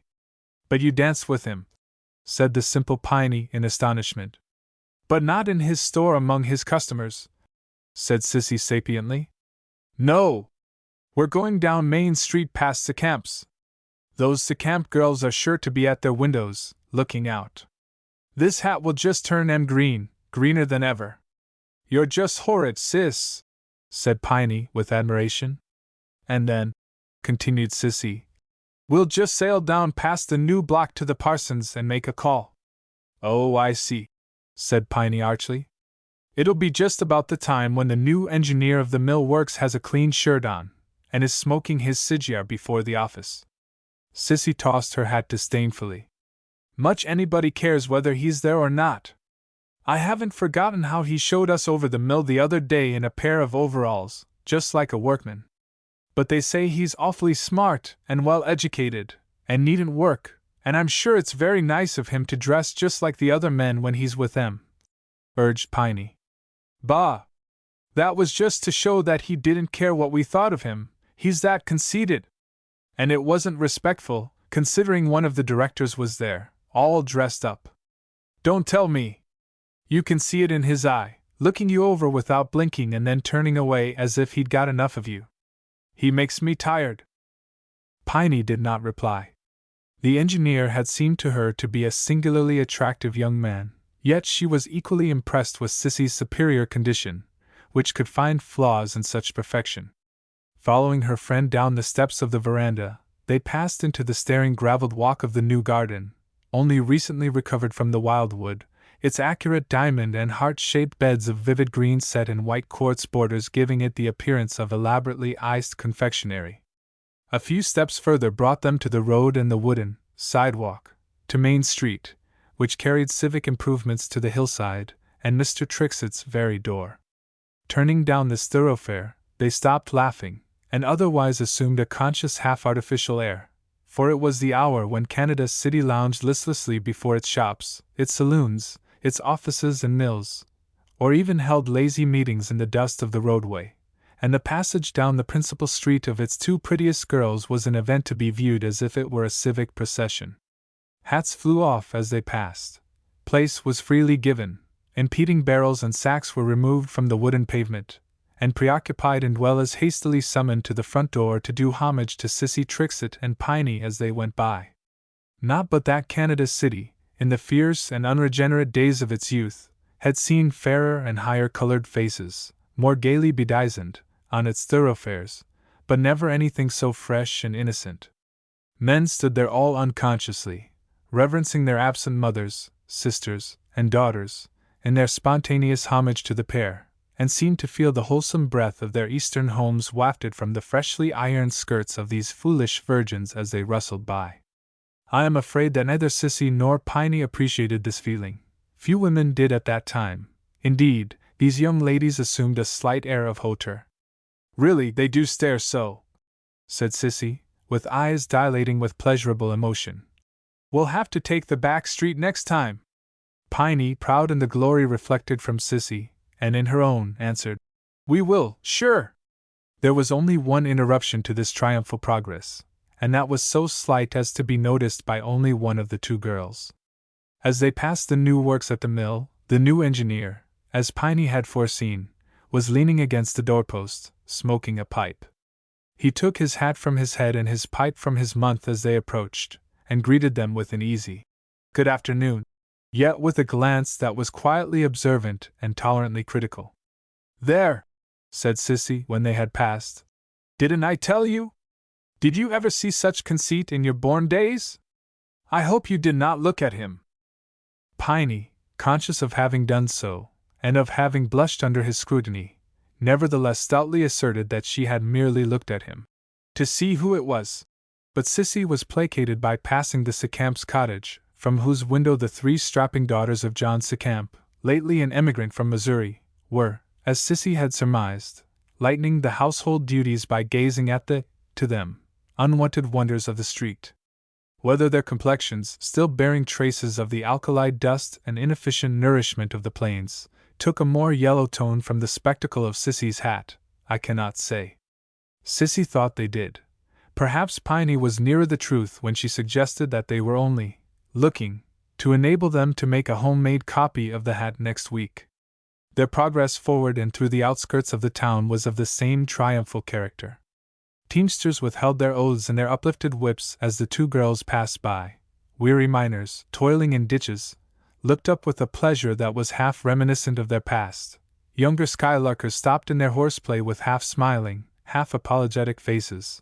More ambitious riders on the highway urged their horses to greater speed under the girls' inspiring eyes, and Vaquero Billy, charging them, full tilt, brought up his mustang on its haunches and rigid forelegs, with a sweeping bow of his sombrero, within a foot of their artfully simulated terror. In this way they at last reached the clearing in the forest, the church with its ostentatious spire, and the Reverend Mr. Windabrook's dwelling, otherwise humorously known as the pastorage, where Sissy intended to call. The Reverend Mr. Windabrook had been selected by his ecclesiastical superiors to minister to the spiritual wants of Canada's city, as being what was called a hardy man. Certainly, if considerable lung capacity, absence of reserve, and power of handshaking and back-slapping were necessary to the redemption of Canada's city, Mr. Windabrook's ministration would have been successful. But singularly enough, the rude miner was apt to resent this familiarity, and it is recorded that Isaac Wood, otherwise known as Grizzly Woods, once responded to a cheerful back-slap from the reverend gentleman by an ostentatiously friendly hug which nearly dislocated the parson's ribs. Perhaps Mr. Windabrook was more popular on account of his admiring enthusiasm of the prosperous money-getting members of his flock and a singular sympathy with their methods, and Mr. Trixett's daring speculations were an especially delightful theme to him. "Ah, Miss Trixett," he said, as Sissy entered the little parlor. "And how is your dear father? Still startling the money market with his fearless speculations? This, Brother Jones," turning to a visitor, "is the daughter of our Napoleon of Finance, Montague Trixett. Only last week, in that deal in the Comstock, he cleared $50,000. Yes, sir," repeating it with unction. $50,000, in about 2 hours, and with a single stroke of the pen. I believe I am not overstating, Miss Trixett?" he added, appealing to Sissy with a portentous politeness that was as badly fitting as his previous heartiness. Sissy colored slightly. "I don't know," she said simply. She was perfectly truthful. She knew nothing of her father's business, except the vague reputation of his success. Her modesty, however, produced a singular hilarity in Mr. Windebrook, and a playful push. "You don't know? Ha, but I do. Yes, sir," to the visitor. "I have reason to remember it. I called upon him the next day. I used, sir, the freedom of an old friend. 'Trixet,' I said, clapping my hand on his shoulder, 'the Lord has been good to you. I congratulate you.' 'He said, without looking up. 'What do you reckon those congratulations are worth?' Many a man, sir, who didn't know his style, would have been staggered. But I knew my man. I looked him straight in the eye. 'A new organ,' I said, 'and as good a one as Sacramento can turn out.' He took up a piece of paper, scrawled a few lines on it to his cashier, and said, 'Will that do?' Mr. Windebrook's voice sank to a thrilling whisper. It was an order for $1,000. 'Fact, sir. That is the father of this young lady. Ye had better luck than Bishop Briggs had with old Johnson, the Excelsior Bank president,' said the visitor, encouraged by Windebrook's heartiness into a humorous retrospect. 'Briggs goes to him for a subscription for a new fence round the burying ground, the old one havin' rotted away. "You don't want no fence," says Johnson, short like. "No fence round a burying ground?" says Briggs, starin'. "No. Them as is in the burying ground can't get out, and them as isn't don't want to get in, nohow. So you can just travel. I ain't givin' money away on uselessnesses, ha! Ha!" A chill silence followed, which checked even Piney's giggle. Mr. Windebrook evidently had no heartiness for non-subscribing humor. "There are those who can jest with sacred subjects," he said ponderously, "but I have always found Mr. Trixet, though blunt, eminently practical. Your father is still away," he added, shifting the conversation to Sissy, "hovering wherever he can extract the honey to store up for the provision of age. An industrious worker. He's still away," said Sissy, feeling herself on safe ground, though she was not aware of her father's entomological habits. "In San Francisco, I think." She was glad to get away from Mr. Windebrook's heartiness, and console herself with Mrs. Windebrook's constitutional depression, which was partly the result of nervous dyspepsia and her husband's boisterous cordiality. "I suppose, dear, you are dreadfully anxious about your father when he is away from home?" she said to Sissy, with a sympathetic sigh. Sissy, conscious of never having felt a moment's anxiety, and accustomed to his absences, replied naively, "Why?" "Oh," responded Mrs. Windebrook, "on account of his great business responsibilities, you know, so much depends upon him." Again Sissy did not comprehend. She could not understand why this masterful man, her father, who was equal to her own and, it seemed, everybody's needs, had any responsibility, or was not as infallible and constant as the sunshine or the air she breathed. Without being his confidant, or even his associate, she had since her mother's death no other experience. Youthfully alive to the importance of their wealth, it seemed to her, however, only a natural result of being his daughter. She smiled vaguely and a little impatiently. They might have talked to her about herself. It was a little tiresome to always have to answer questions about her pauper. Nevertheless, she availed herself of Mrs. Windebrook's invitation to go into the garden and see the new summer house that had been put up among the pines, and gradually diverted her hostess's conversation into gossip of the town. If it was somewhat lugubrious and hesitating, it was, however, a relief to Sissy, and bearing chiefly upon the vicissitudes of others, gave her the comforting glow of comparison. Touching the complexion of the Secamp girls, Mrs. Windebrook attributed it to their great privations in the alkali desert. "One day," continued Mrs. Windebrook, "when their father was ill with fever and ague, they drove the cattle 20 miles to water through that dreadful poisonous dust, and when they got there their lips were cracked and bleeding and their eyelids like burning knives, and Mamie Secamp's hair, which used to be a beautiful brown like your own, my dear, was bleached into a rusty yellow. And they will wear colors that don't suit them," said Sissy impatiently. "Never mind, dear," said Mrs. Windebrook ambiguously. "I suppose they will have their reward." Nor was the young engineer discussed in a lighter vein. It pains me dreadfully to see that young man working with the common laborers and giving himself no rest, just because he says he wants to know exactly how the thing is done and why the old works failed," she remarked sadly. When Mr. Windabrook knew he was the son of Judge Masterton and had rich relations, he wished, of course, to be civil, but somehow young Masterton and he didn't hit off. Indeed, Mr. Windabrook was told that he had declared that the prosperity of Canada City was only a mushroom growth, and it seems too shocking to repeat, dear, but they say he said that the new church, our church, was simply using the Almighty as a big bluff to the other towns. Of course, Mr. Windabrook couldn't see him after that. Why, he even said your father ought to send you to school somewhere, and not let you grow up in this half-civilized place. Strangely enough, Sissy did not hail this corroboration of her dislike to young Masterton with the liveliness one might have expected. Perhaps it was because Piney Tibbs was no longer present, having left Sissy at the parsonage and returned home. Still she enjoyed her visit after a fashion, romped with the younger Windabrooks and climbed a tree in the security of her sylvan seclusion and the promptings of her still healthy, girlish blood, and only came back to cake and tea and her new hat, which she had prudently hung up in the summer-house, as the afternoon was waning. When they returned to the house, they found that Mr. Windabrook had gone out with his visitor, and Sissy was spared the advertisement of a boisterous escort home, which he generally insisted upon. She gaily took leave of the infant Windabrook and his mother, sallied out into the empty road, and once more became conscious of her new hat. The shadows were already lengthening, and a cool breeze stirred the deep aisles of the pines on either side of the highway. One or two people passed her hurriedly, talking and gesticulating, evidently so preoccupied that they did not notice her.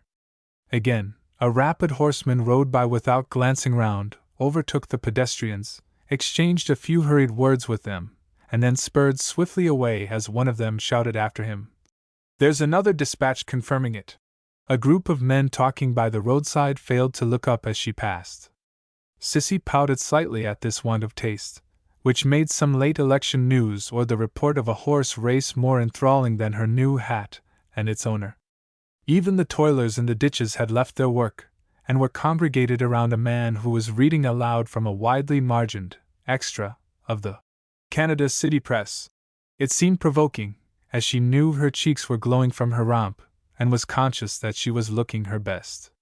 However, the Secamp's cottage was just before her, and the girls were sure to be on the lookout.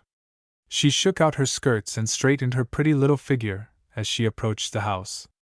But to her surprise, her coming had evidently been anticipated by them, and they were actually, and unexpectedly, awaiting her behind the low whitewashed garden palings. As she neared them they burst into a shrill, discordant laugh, so full of irony, gratified malice, and mean exultation that Sissy was for a moment startled. But only for a moment. She had her father's reckless audacity, and bore them down with a display of such pink cheeks and flashing eyes that their laughter was checked, and they remained open-mouthed as she swept by them. Perhaps this incident prevented her from noticing another but more passive one.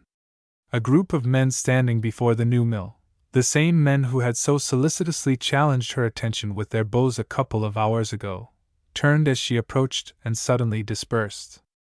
It was not until this was repeated by another group that its oddity forced itself upon her still angry consciousness. Then the street seemed to be full of those excited, preoccupied groups who melted away as she advanced. Only one man met her curious eyes, the engineer, yet she missed the usual critical smile with which he was wont to greet her, and he gave her a bow of such profound respect and gravity that for the first time she felt really uneasy. Was there something wrong with her hat? That dreadful, fateful hat. Was it too conspicuous? Did he think it was vulgar? She was eager to cross the street on the next block where there were large plate-glass windows which she and Piney, if Piney were only with her now, had often used as mirrors. But there was a great crowd on the next block, congregated around the bank, her father's bank. A vague terror, she knew not what, now began to creep over her. She would have turned into a side street, but mingled with her fear was a resolution not to show it, not to even think of it, to combat it as she had combated the horrid laugh of the Secamp girls, and she kept her way with a beating heart but erect head, without looking across the street. There was another crowd before the newspaper office, also on the other side, and a bulletin board, but she would not try to read it. Only one idea was in her mind: to reach home before any one should speak to her, for the last intelligible sound that had reached her was the laugh of the Secamp girls, and this was still ringing in her ears, seeming to voice the hidden strangeness of all she saw, and stirring her, as that had, with childish indignation. She kept on with unmoved face, however, and at last turned into the plank side terrace, a part of her father's munificence, and reached the symmetrical garden beds and gravelled walks. She ran up the steps of the veranda and entered the drawing-room through the open French window. Glancing around the familiar room, at her father's closed desk, at the open piano with the piece of music she had been practicing that morning, the whole walk seemed only a foolish dream that had frightened her. She was Sissy Trixet, the daughter of the richest man in the town. This was her father's house, the wonder of Canada City. A ring at the front doorbell startled her. Without waiting for the servant to answer it, she stepped out on the veranda, and saw a boy whom she recognized as a waiter at the hotel kept by Piney's father. He was holding a note in his hand, and staring intently at the house and garden. Seeing Sissy, he transferred his stare to her. Snatching the note from him, she tore it open, and read in Piney's well-known scrawl: "Dad won't let me come to you now, dear, but I'll try to slip out late tonight." Why should she want to come? She had said nothing about coming now, and why should her father prevent her? Sissy crushed the note between her fingers, and faced the boy. "What are you staring at, idiot?" The boy grinned hysterically, a little frightened at Sissy's straightened brows and snapping eyes. "Get away!" There's no answer. The boy ran off, and Sissy returned to the drawing-room. Then it occurred to her that the servant had not answered the bell. She rang again furiously. There was no response. She called down the basement staircase, and heard only the echo of her voice in the depths. How still the house was! Were they all out, Susan, Nora, the cook, the Chinaman, and the gardener? She ran down into the kitchen. The back door was open, the fires were burning, dishes were upon the table, but the kitchen was empty. Upon the floor lay a damp copy of the Extra. She picked it up quickly. Several black headlines stared her in the face. Enormous defalcation. Montague Trixet absconded. $50,000 missing. Run on the bank. She threw the paper through the open door as she would have hurled back the accusation from living lips. Then, in a revulsion of feeling lest anyone should find her there, she ran upstairs and locked herself in her own room. So that was what it all meant. All, from the laugh of the Secamp girls to the turning away of the townspeople as she went by. Her father was a thief who had stolen money from the bank and run away, leaving her alone to bear it. No! It was all a lie, a wicked, jealous lie. A foolish lie, for how could he steal money from his own bank? Sissy knew very little of her father. Perhaps that was why she believed in him. She knew still less of business, but she knew that he did. She had often heard them say it, perhaps the very ones who now called him names. He, who had made Canada City what it was. He, who, Windebrook said only today, had, like Moses, touched the rocks of the Canada with his magic wand of finance, and streams of public credit and prosperity had gushed from it. She would never speak to them again. She would shut herself up here, dismiss all the servants but the Chinaman, and wait until her father returned. There was a knock, and the entreating voice of Nora, the cook, outside the door. Sissy unlocked it, and flung it open indignantly. "Ah! It's yourself, miss, and I never knew ye came back till I met that gossoon of a hotel waiter in the street," said the panting servant.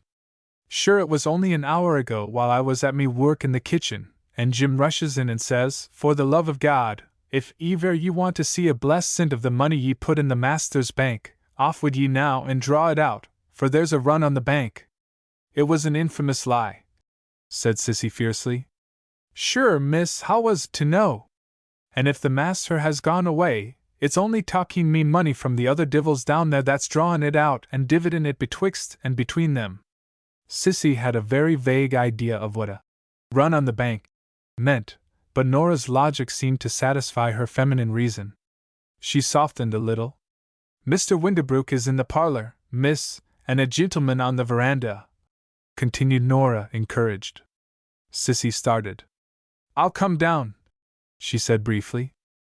Mr. Windabrook was waiting beside the piano, with his soft hat in one hand and a large white handkerchief in the other. He had confidently expected to find Sissy in tears, and was ready with boisterous condolement, but was a little taken aback as the young girl entered with a pale face, straightened brows, and eyes that shone with audacious rebellion. However, it was too late to change his attitude. "Ah, my young friend," he said a little awkwardly, "we must not give way to our emotions, but try to recognize in our trials the benefits of a great lesson. But," he added hurriedly, seeing her stand still silent but erect before him, "I see that you do."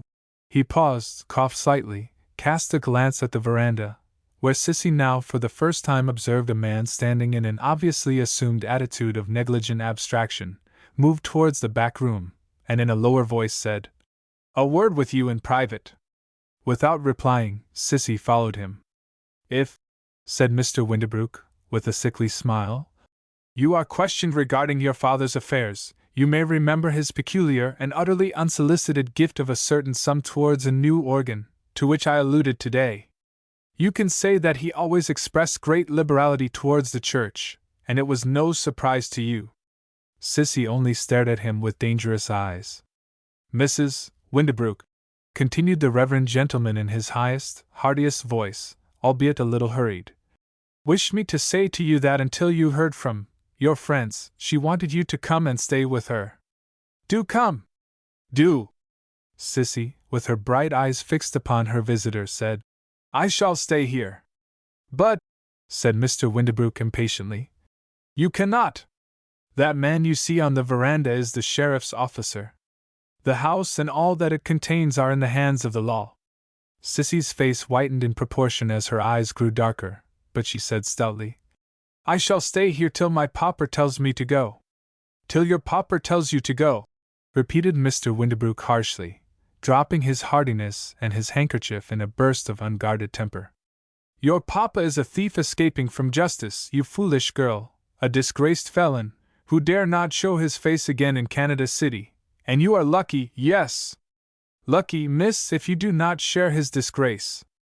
And you're a wicked, wicked liar," said Sissy, clenching her little fists at her side and edging towards him with a sidelong bantam-like movement, as she advanced her freckled cheek close to his with an effrontery so like her absconding father that he recoiled before it. "And a mean, double-faced hypocrite, too. Didn't you always praise him? Didn't you call him a Napoleon and a Moses? Didn't you say he was the making of Canada City? Didn't you get him to raise your salary, and start a subscription for your new house?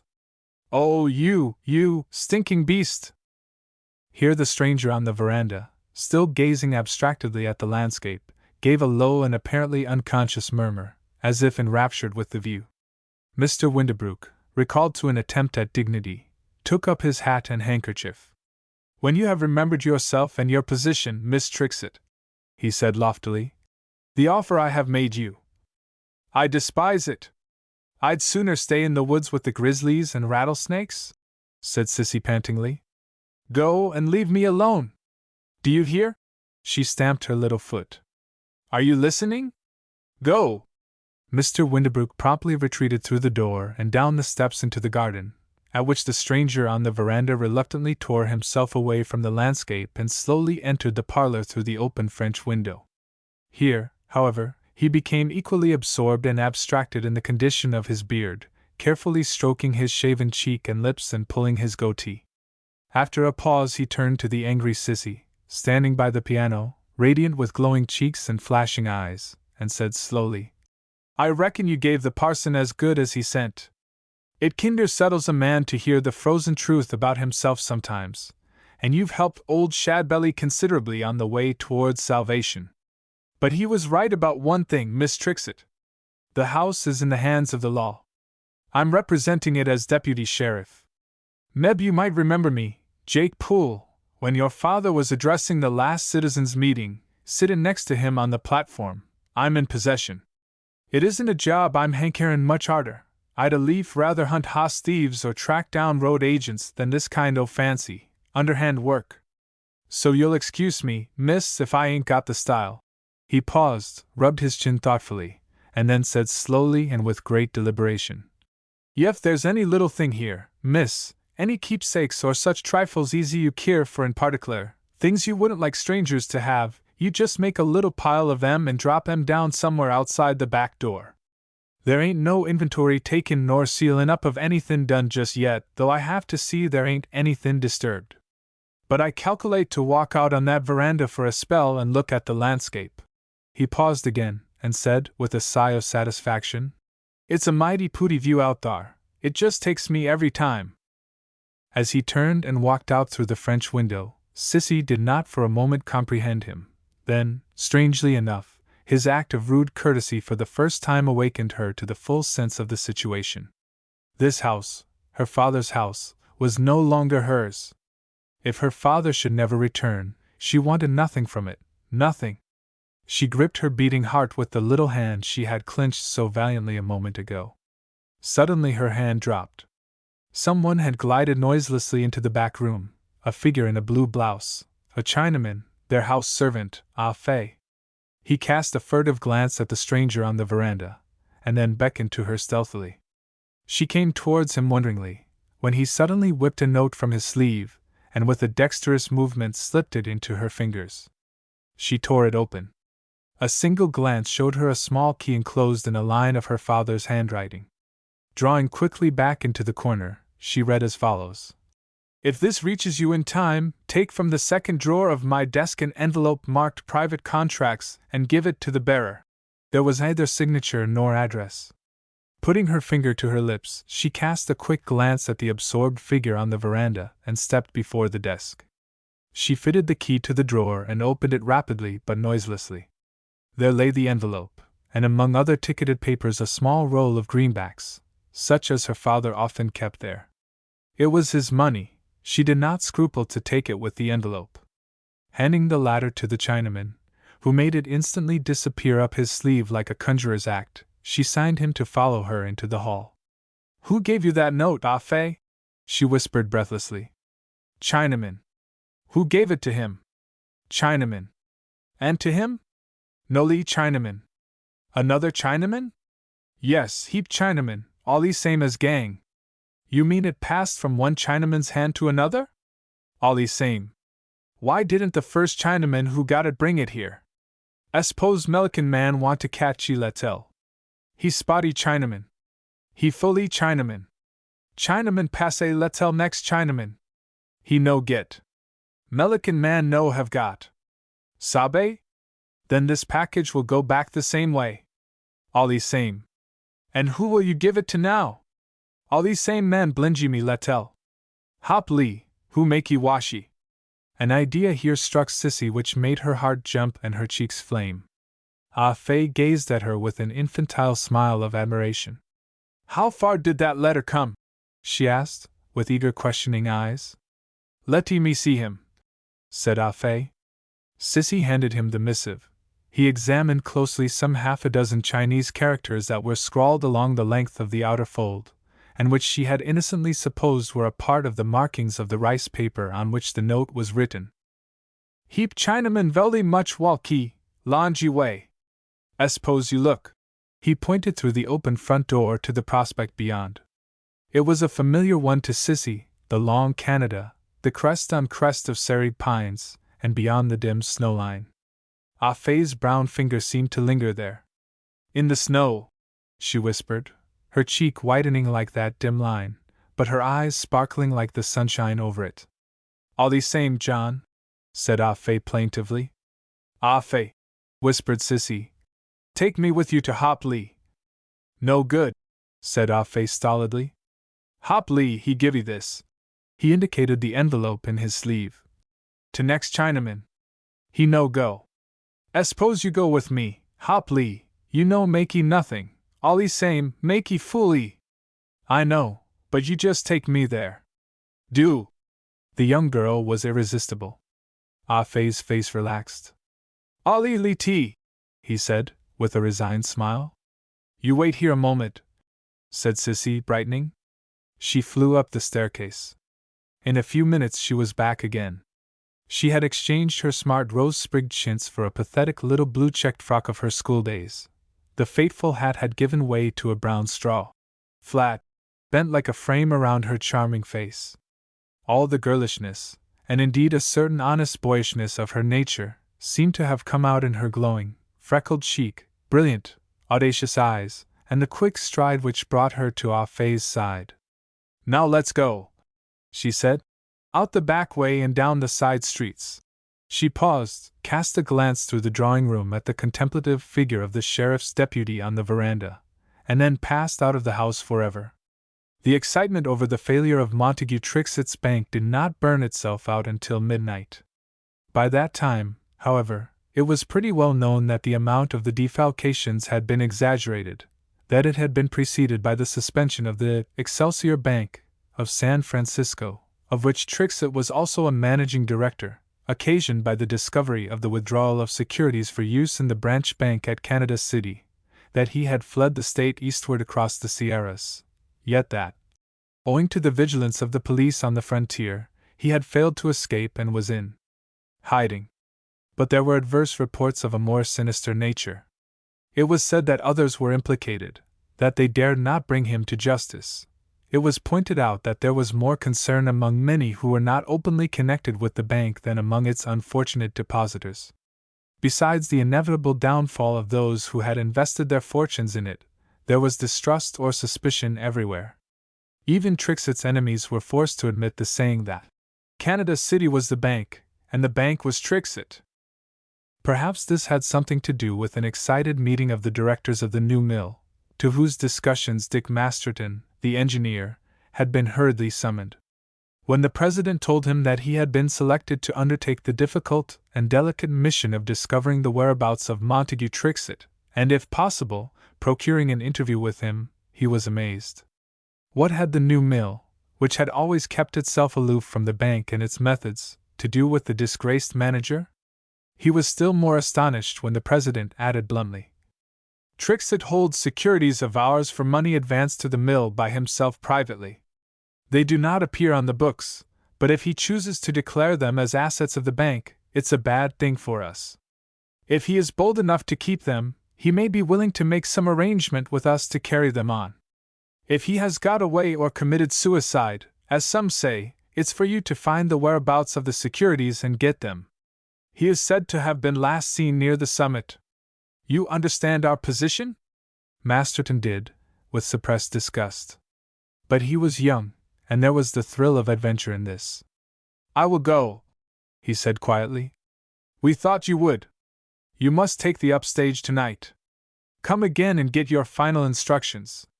By the way, you might get some information at Trixet's house. You are acquainted with his daughter, I think?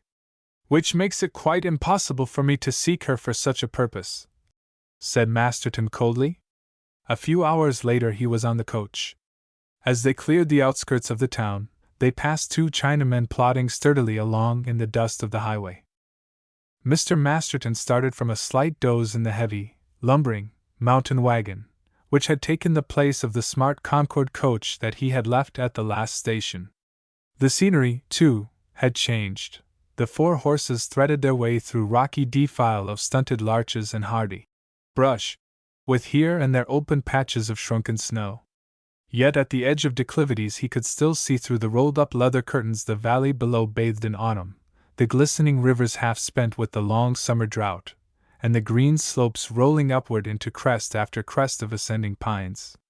At times a drifting haze, always imperceptible from below, veiled the view. A chill wind blew through the vehicle, and made the steel sledge runners that hung beneath the wagon, ready to be shipped under the useless wheels, an ominous provision. A few rude stations, half blacksmith shops, half grocery, marked the deserted but well-worn road. A long, narrow packer's wagon, or a tortuous file of Chinamen carrying mysterious bundles depending from bamboo poles, was their rare and only company. The rough sheepskin jackets which these men wore over their characteristic blue blouses and their heavy leggings were a new revelation to Masterton, accustomed to the thinly clad coolie of the mines. They seemed a distinct race. I never knew those chaps get so high up, but they seem to understand the cold, he remarked. The driver looked up and ejaculated his disgust and his tobacco juice at the same moment. I reckon they're everywhere in California where you want 'em and where you don't. You take my word for it. Afore long California will hev to reckon that she generally don't want 'em, if a white man has to live here. With a race tied up together in a language ye can't understand, ways that no feller knows, from their prayin' to devils, swappin' their wives, and havin' their bones sent back to Chiny, what are ye goin' to do, and where are ye? What are ye goin' to make outer men that look so much alike ye can't tell 'em apart, that think alike and act alike, and never in ways that ye can catch on to? Fellers nodded together in some underhand secret way communicatin' with each other, so that if ye kick a Chinaman up here on the summit, another Chinaman will squeal in the valley. And the way they do it just gets me. Look here. I'll tell ye something that happened, that's gospel truth. Some of the boys that reckoned to hev some fun with the Chinny gang over at Cedar Camp started out one afternoon to raid 'em. They groped along through the woods where nobody could see 'em, calculatin' to come down with a rush on the camp, over 2 miles away. And nobody did see 'em, only one Chinaman what they met a mile from the camp, brennin' punk to his joss or devil, and he scooted away just in the contrary direction. Well, sir, when they waltzed into that camp, darn my skin! Yef, there was a Chinaman there, or as much as a grain of rice to grab. Somebody had warned 'em. Well, this sort o' got the boys, and they set about discoverin' how it was done. One of them noticed that there was some of them bits of tissue paper slips that they toss around at funerals lyin' along the road near the camp, and another remembered that the Chinaman they met on the hill tossed a lot of that paper in the air afore he scooted. Well, sir, the wind carried just enough of that paper straight down the hill into that camp 10 minutes afore they could get there, to give them Chinamen warning, whatever it was. Fact. Why, I've seen 'em stringin' along the road just like them fellers we passed just now, and then stop all of a sudden like hounds off the scent, jabber among themselves, and start off in a different direction. Just what they're doing now. By thunder! Interrupted another passenger, who was looking through the rolled-up curtain at his side. All the passengers turned by one accord and looked out. The file of Chinamen under observation had indeed turned, and was even then moving rapidly away at right angles from the road. Got some signal, you bet, said the driver. Some yeller paper or piece o' joss stick in the road. What? The remark was addressed to the passenger who had just placed his finger on his lip, and indicated a stolid-looking Chinaman, overlooked before, who was sitting in the back or steerage seat. Oh, he be darned, said the driver impatiently. He is no account. He's only the laundryman from Rocky Canyon. I'm talking of the coolie gang. But here the conversation flagged, and the air growing keener, the flaps of the leather-side curtains were battened down. Masterton gave himself up to conflicting reflections. The information that he had gathered was meager and unsatisfactory, and he could only trust to luck and circumstance to fulfill his mission. The first glow of adventure having passed, he was uneasily conscious that the mission was not to his taste. The pretty, flushed but defiant face of Sissy that afternoon haunted him.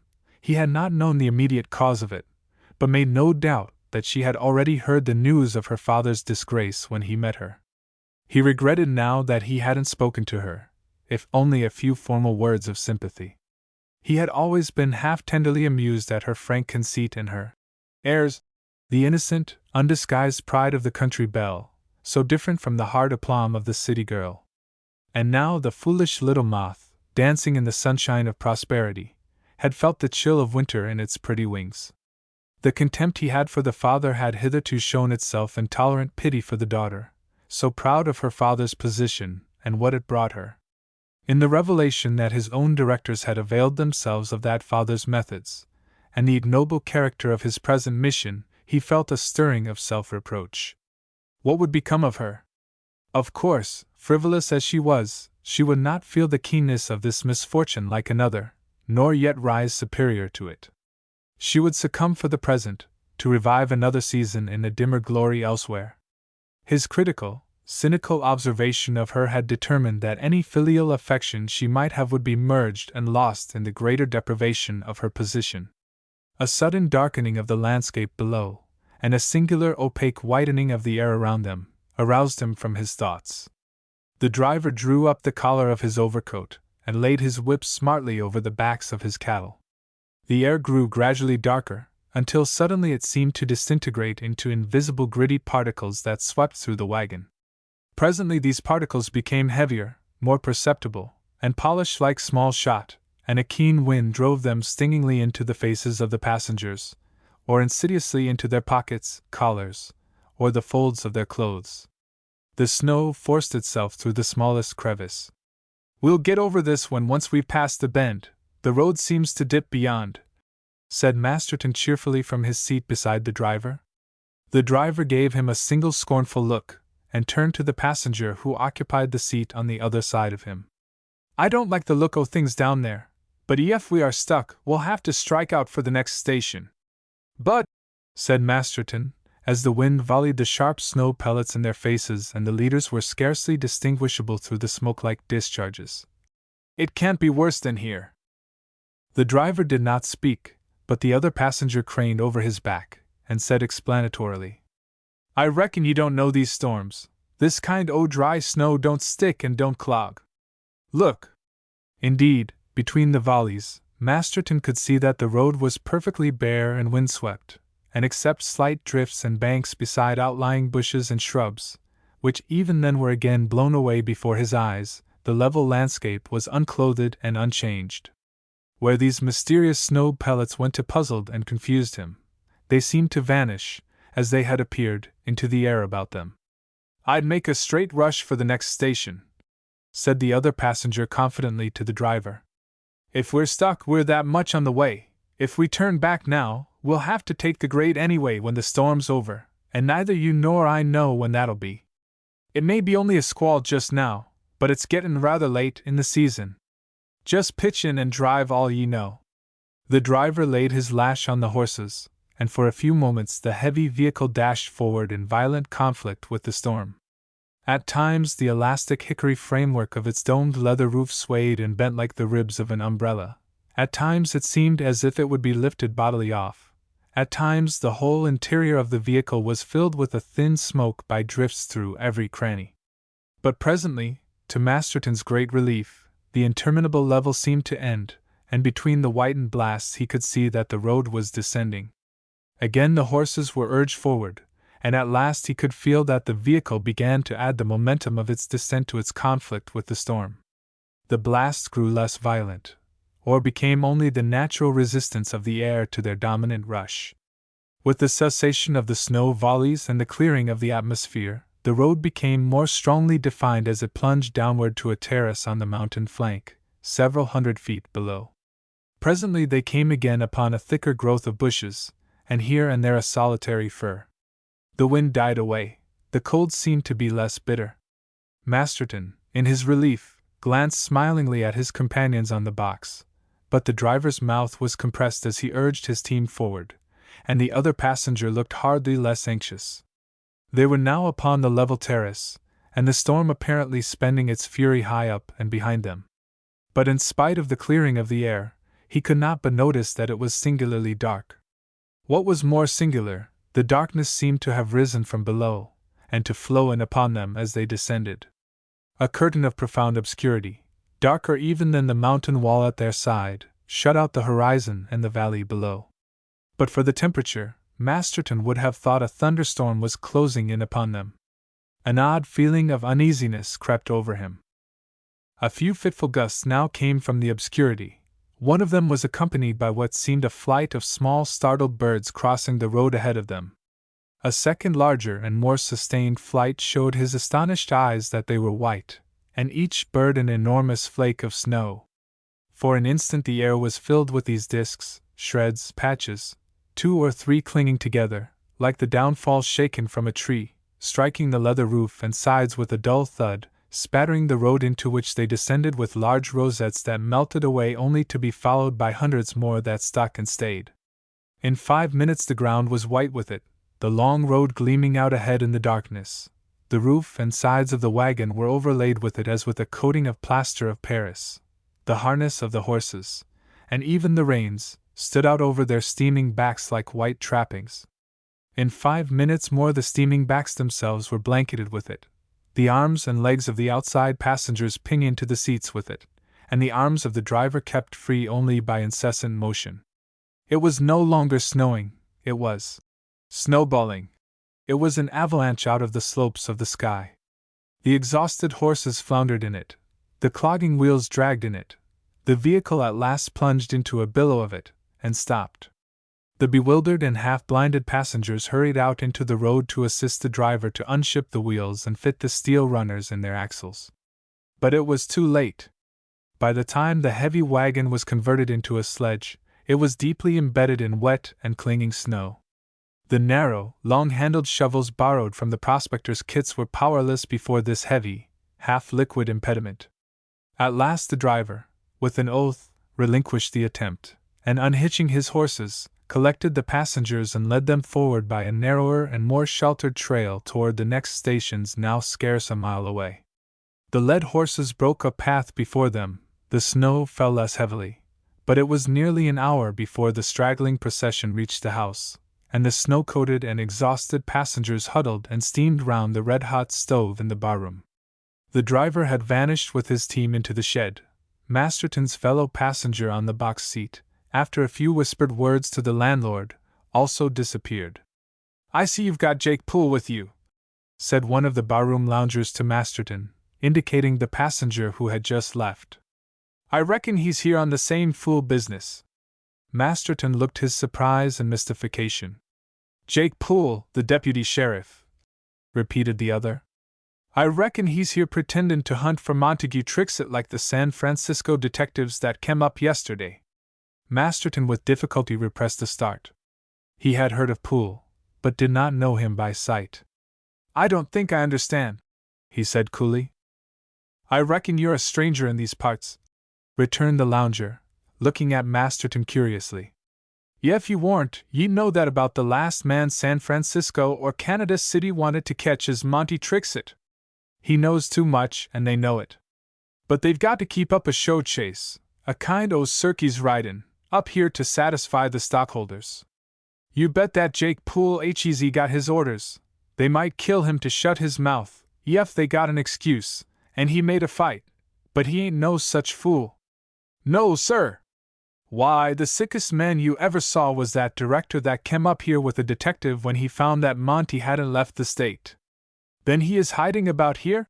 said Masterton, with assumed calmness. The man paused, lowered his voice, and said, "I wouldn't swear he wasn't a mile from where we're talking now. Why, they do allow that he's taken a drink at this very bar since the news came, and that thar's a hoss kept handy in the stable already saddled just to tempt him if he was inclined to scoot. That's only a bluff to start him going so that they can shoot him in his tracks," said a bystander. "That ain't no good if he has, as they say he has, papers stowed away with a friend that would frighten some mighty particular men out o' their boots," returned the first speaker. "But he's got his spies too, and there ain't a man that crosses the divide as ain't spotted by them. The officers brag about having put a cordon around the district, and yet they've just found out that he managed to send a telegraphic dispatch from Black Rock Station right under their noses. Why, only an hour or so arter the detectives and the news arrived here, thar kem along one o' them emigrant teams from Pike, and the driver said that a smart-looking chap in store clothes had come out of an old prospector's cabin up thar on the rise about a mile away and asked for a newspaper. And the description the teamster gave just fitted Trixit to A.T. Well, the information was give so public-like that the detectives had to make a rush over thar, and begosh, although there wasn't a soul past them but a file of Chinese coolies, when they got thar they found nothing but them Chinamen cooking their rice by the roadside." Masterton smiled carelessly, and walked to the window, as if intent upon the still falling snow. But he had at once grasped the situation that seemed now almost providential for his inexperience and his mission. The man he was seeking was within his possible reach, if the story he had heard was true. The detectives would not be likely to interfere with his plans, for he was the only man who really wished to meet the fugitive. The presence of Poole made him uneasy, though he had never met the man before. Was it barely possible that he was on the same mission on behalf of others? If what he heard was true, there might be others equally involved with the absconding manager. But then the spies, how could the deputy sheriff elude them, and how could he? He was turning impatiently away from the window when his eye caught sight of a straggling file of Chinamen breasting the storm on their way up the hill. A sudden idea seized him. Perhaps they were the spies in question. He remembered the driver's story. A sudden flash of intuition made him now understand the singular way the file of coolies which they met had diverted their course after passing the wagon. They had recognized the deputy on the box. Stay! There was another Chinaman in the coach. He might have given them the signal. He glanced hurriedly around the room for him. He was gone. Perhaps he had already joined the file he had just seen. His only hope was to follow them, but how? And how to do it quietly? The afternoon was waning. It would be 3 or 4 hours before the down coach would arrive, from which the driver expected assistance. Now, if ever, was his opportunity. He made his way through the back door, and found himself among the straw and chips of the stable yard and woodshed. Still uncertain what to do, he mechanically passed before the long shed which served as temporary stalls for the steaming wagon horses. At the further end, to his surprise, was a tethered mustang ready saddled and bridled, the opportune horse left for the fugitive, according to the lounger's story. Masterton cast a quick glance around the stable. It was deserted by all save the feeding animals. He was new to adventures of this kind, or he would probably have weighed the possibilities and consequences. He was ordinarily a thoughtful, reflective man, but like most men of intellect, he was also imaginative and superstitious, and this crowning accident of the providential situation in which he found himself was superior to his logic. There would also be a grim irony in his taking this horse for such a purpose. He again looked and listened. There was no one within sight or hearing. He untied the rope from the bit ring, leaped into the saddle, and emerged cautiously from the shed. The wet snow muffled the sound of the horse's hoofs. Moving round to the rear of the stable so as to bring it between himself and the station, he clapped his heels into the mustang's flanks and dashed into the open. At first he was confused and bewildered by the half-hidden boulders and snow-shrouded bushes that beset the broken ground, and dazzled by the still driving storm. But he knew that they would also divert attention from his flight, and beyond, he could now see a white slope slowly rising before him, near whose crest a few dark spots were crawling in file, like alpine climbers. They were the Chinamen he was seeking. He had reasoned that when they discovered they were followed they would, in the absence of any chance of signaling through the storm, detach one of their number to give the alarm. Him he would follow. He felt his revolver safe on his hip. He would use it only if necessary to intimidate the spies. For some moments his ascent through the wet snow was slow and difficult, but as he advanced, he felt a change of temperature corresponding to that he had experienced that afternoon on the wagon coming down. The air grew keener, the snow drier and finer. He kept a sharp lookout for the moving figures, and scanned the horizon for some indication of the prospector's deserted hut. Suddenly the line of figures he was watching seemed to be broken, and then gathered together as a group. Had they detected him? Evidently they had, for, as he had expected, one of them had been detached, and was now moving at right angles from the party towards the right. With a thrill of excitement he urged his horse forward. The group was far to the left, and he was nearing the solitary figure. But to his astonishment, as he approached the top of the slope he now observed another figure, as far to the left of the group as he was to the right, and that figure he could see, even at that distance, was not a Chinaman. He halted for a better observation. For an instant he thought it might be the fugitive himself, but as quickly he recognized it was another man, the deputy. It was he whom the Chinaman had discovered. It was he who had caused the diversion and the dispatch of the vedette to warn the fugitive. His own figure had evidently not yet been detected. His heart beat high with hope. He again dashed forward after the flying messenger, who was undoubtedly seeking the prospector's ruined hut and tricks it. But it was no easy matter. At this elevation the snow had formed a crust, over which the single Chinaman, a lithe young figure, skimmed like a skater, while Masterton's horse crashed through it into unexpected depths. Again, the runner could deviate by a shorter cut, while the horseman was condemned to the one half-obliterated trail. The only thing in Masterton's favor, however, was that he was steadily increasing his distance from the group and the deputy sheriff, and so cutting off their connection with the messenger. But the trail grew more and more indistinct as it neared the summit, until at last it utterly vanished. Still he kept up his speed toward the active little figure, which now seemed to be that of a mere boy, skimming over the frozen snow. Twice a stumble and flounder of the mustang through the broken crust ought to have warned him of his recklessness, but now a distinct glimpse of a low, blackened shanty, the prospector's ruined hut, toward which the messenger was making, made him forget all else. The distance was lessening between them. He could see the long pigtail of the fugitive standing out from his bent head, when suddenly his horse plunged forward and downward. In an awful instant of suspense and twilight, such as he might have seen in a dream, he felt himself pitched headlong into suffocating depths, followed by a shock, the crushing weight and steaming flank of his horse across his shoulder, utter darkness, and merciful unconsciousness. How long he lay there thus he never knew. With his returning consciousness came this strange twilight again, the twilight of a dream. He was sitting in the new church at Canada City, as he had sat the first Sunday of his arrival there, gazing at the pretty face of Sissy Trixit in the pew opposite him, and wondering who she was. Again he saw the startled, awakened light that came into her adorable eyes, the faint blush that suffused her cheek as she met his inquiring gaze, and the conscious, half-conceited, half-girlish toss of her little head as she turned her eyes away, and then a file of brown Chinamen, muttering some harsh, uncouth gibberish, interposed between them. This was followed by what seemed to be the crashing in of the church roof, a stifling heat succeeded by a long, deadly chill. But he knew that this last was all a dream, and he tried to struggle to his feet to see Sissy's face again, a reality that he felt would take him out of this horrible trance, and he called to her across the pew and heard her sweet voice again in answer, and then a wave of unconsciousness once more submerged him. He came back to life with a sharp tingling of his whole frame as if pierced with 1,000 needles.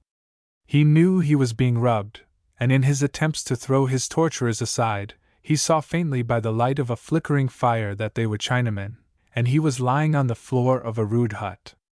With his first movements they ceased, and wrapping him like a mummy in warm blankets, dragged him out of the heap of loose snow with which they had been rubbing him, toward the fire that glowed upon the large adobe hearth.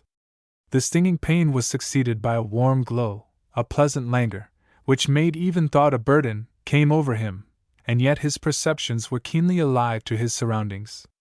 He heard the Chinaman mutter something and then depart, leaving him alone.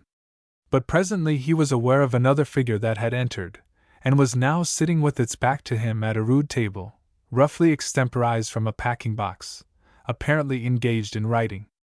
It was a small Chinaman, evidently the one he had chased.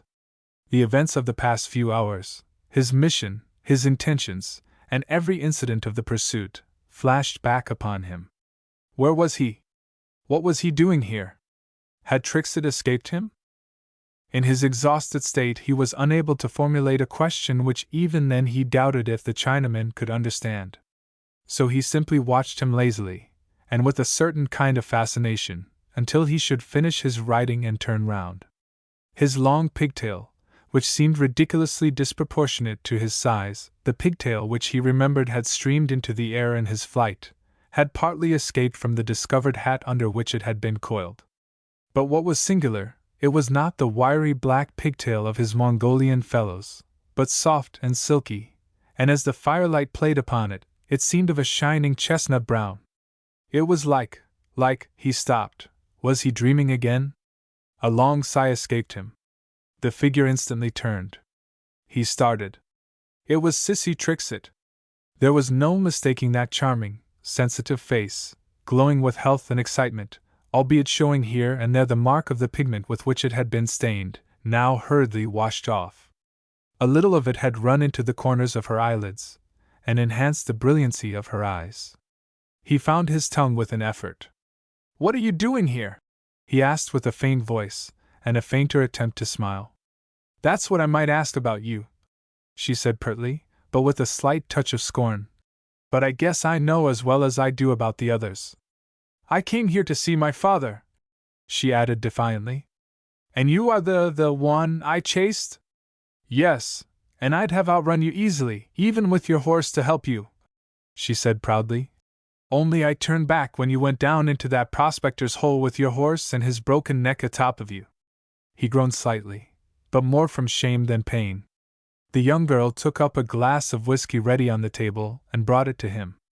Take that, it will fetch you all right in a moment. Popper says no bones are broken. Masterton waved the proffered glass. Your father, is he here? He asked hurriedly, recalling his mission. Not now, he's gone to the station, to fetch my clothes, she said with a little laugh. To the station? Repeated Masterton, bewildered. Yes, she replied. To the station. Of course you don't know the news, she added, with an air of girlish importance. They've stopped all proceedings against him, and he's as free as you are. Masterton tried to rise, but another groan escaped him. He was really in pain. Sissy's bright eyes softened. She knelt beside him, her soft breath fanning his hair, and lifted him gently to a sitting position. Oh, I've done it before, she laughed, as she read his wonder, with his gratitude in his eyes. The horse was already stiff, and you were nearly so, by the time I came up to you and got. She laughed again. The other Chinaman to help me pull you out of that hole. I know I owe you my life, he said, his face flushing. It was lucky I was there, she returned naively. Perhaps lucky you were chasing me. I'm afraid that of the many who would run after you I should be the least lucky, he said, with an attempt to laugh that did not, however, conceal his mortification. But I assure you that I only wished to have an interview with your father, a business interview, perhaps as much in his interest as my own. The old look of audacity came back to her face. I guess that's what they all came here for, except one, but it didn't keep them from believing and saying he was a thief behind his back. Yet they all wanted his confidence, she added bitterly. Masterton felt that his burning cheeks were confessing the truth of this. You accepted one, he said hesitatingly. Yes, the deputy sheriff. He came to help me. You? Yes, me. A coquettish little toss of her head added to his confusion. He threw up his job just to follow me, without my knowing it, to see that I didn't come to any harm. He saw me only once, too, at the house when he came to take possession. He said he thought I was clear grit to risk everything to find father, and he said he saw it in me when he was there. That's how he guessed where I was gone when I ran away, and followed me. He was as right as he was lucky, said Masterton gravely. But how did you get here? She slipped down on the floor beside him with an unconscious movement that her masculine garments only made the more quaintly girlish, and clasping her knee with both hands, looked at the fire as she rocked herself slightly backward and forward as she spoke. It will shock a proper man like you, I know, she began demurely. But I came alone, with only a Chinaman to guide me. I got these clothes from our laundryman, so that I shouldn't attract attention. I would have got a Chinese lady's dress, but I couldn't walk in their shoes. She looked down at her little feet encased in wooden sandals. And I had a long way to walk, but even if I didn't look quite right to Chinamen, no white man was able to detect the difference. You passed me twice in the stage, and you didn't know me. I traveled night and day, most of the time walking, and being passed along from one Chinaman to another, or, when we were alone, being slung on a pole between two coolies like a bale of goods. I ate what they could give me, for I dared not go into a shop or a restaurant. I couldn't shut my eyes in their dens, so I stayed awake all night. Yet I got ahead of you and the sheriff, though I didn't know at the time what you were after, she added presently. He was overcome with wondering admiration of her courage, and of self-reproach at his own short-sightedness. This was the girl he had looked upon as a spoiled village beauty, satisfied with her small triumphs and provincial elevation, and vacant of all other purpose. Here was she, the all-unconscious heroine, and he her critic helpless at her feet. It was not a cheerful reflection, and yet he took a certain delight in his expiation. Perhaps he had half believed in her without knowing it. What could he do or say? I regret to say he dodged the question meanly. And you think your disguise escaped detection? He said, looking markedly at her escaped braid of hair. She followed his eyes rather than his words, half pettishly caught up the loosened braid, swiftly coiled it around the top of her head, and clapping the weather-beaten and battered conical hat back again upon it, defiantly said, "Yes. Everybody isn't as critical as you are, and even you wouldn't be, of a Chinaman." He had never seen her except when she was arrayed with the full intention to affect the beholders and perfectly conscious of her attractions. He was utterly unprepared for this complete ignoring of adornment now, albeit he was for the first time aware how her real prettiness made it unnecessary. She looked fully as charming in this grotesque head covering as she had in that paragon of fashion, the new hat, which had excited his tolerant amusement. "I'm afraid I'm a very poor critic," he said bluntly. "I never conceived that this sort of thing was at all to your taste." "I came to see my father because I wanted to," she said, with equal bluntness. "And I came to see him though I didn't want to," he said, with a cynical laugh. She turned, and fixed her brown eyes inquiringly upon him. "Why did you come, then?" "I was ordered by my directors." "Then you did not believe he was a thief?" she asked, her eyes softening. "It would ill become me to accuse your father or my directors," he answered diplomatically. She was quick enough to detect the suggestion of moral superiority in his tone, but woman enough to forgive it. "You're no friend of Windebrook," she said. "I know." "I am not," he replied frankly. "If you would like to see my pauper, I can manage it," she said hesitatingly. "He'll do anything for me," she added, with a touch of her old pride. "Who could blame him?" returned Masterton gravely.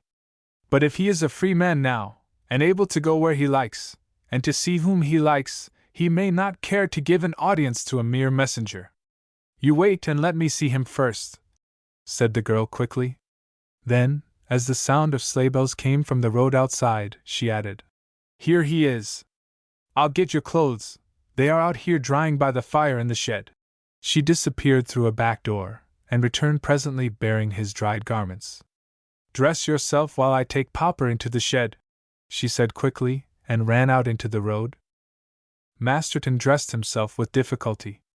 Although circulation was now restored, and he felt a glow through his warmed clothes, he had been sorely bruised and shaken by his fall.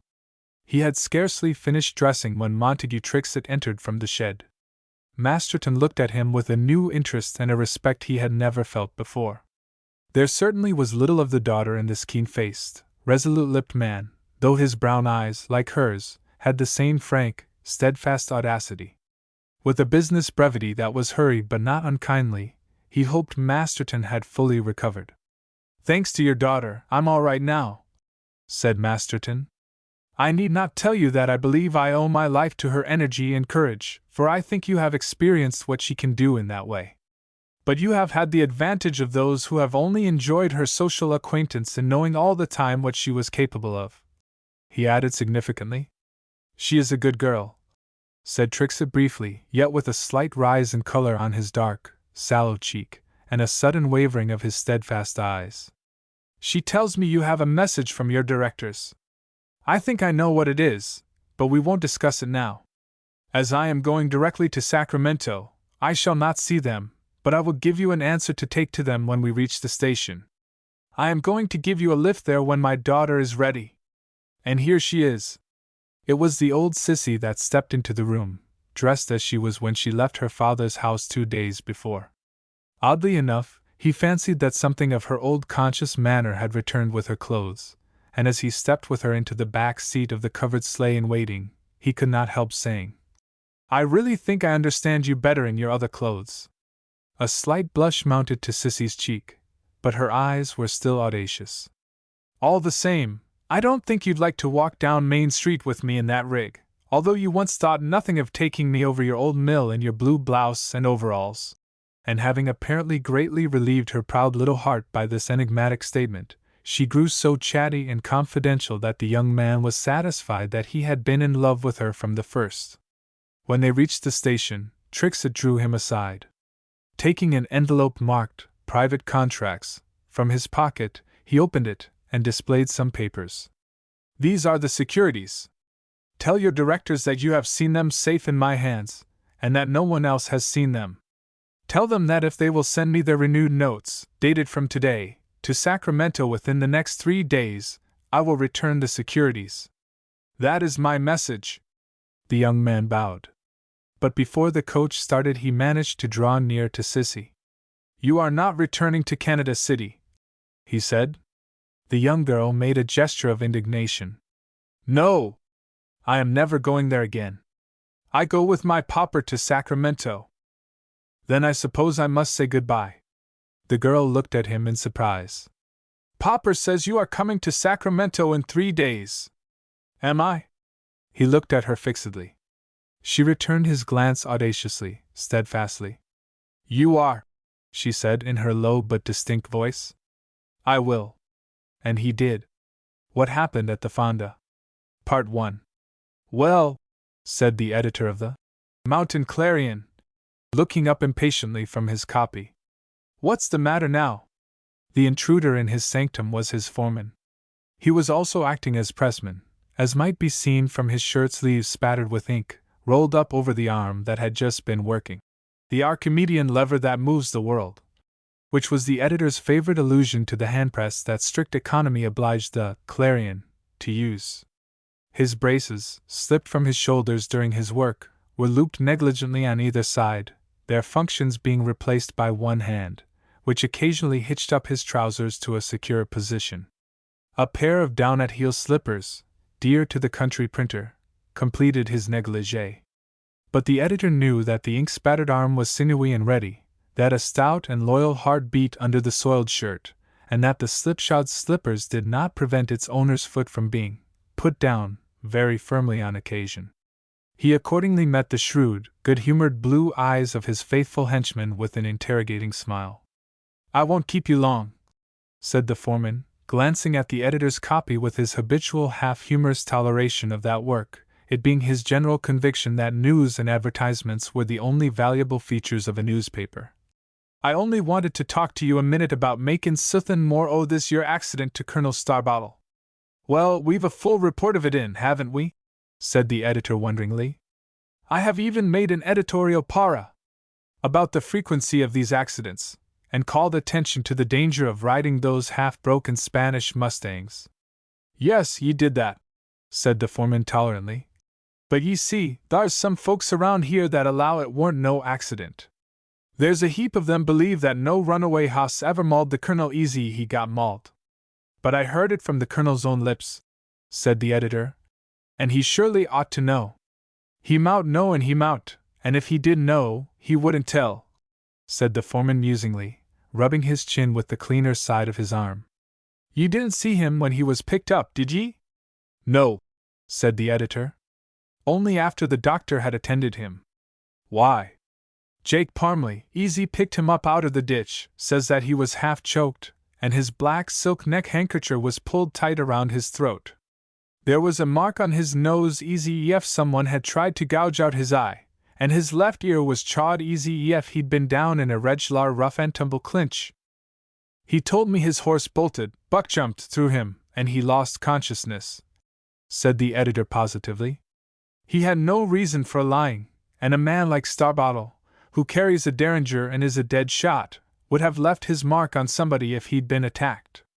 That's what the boys say is just the reason why he lied. He was took sudden, don't ye see, he no show, and don't like to confess it. See? A man like him ain't going to advertise that he can be tackled and left senseless, and no one else got hurt by it. His political influence would be ruined here." The editor was momentarily staggered at this large truth. "Nonsense," he said with a laugh. "Who would attack Colonel Starbottle in that fashion? He might have been shot on sight by some political enemy with whom he had quarreled, but not beaten." "I s'pose it warn't no political enemy?" said the foreman doggedly. "Then who else could it be?"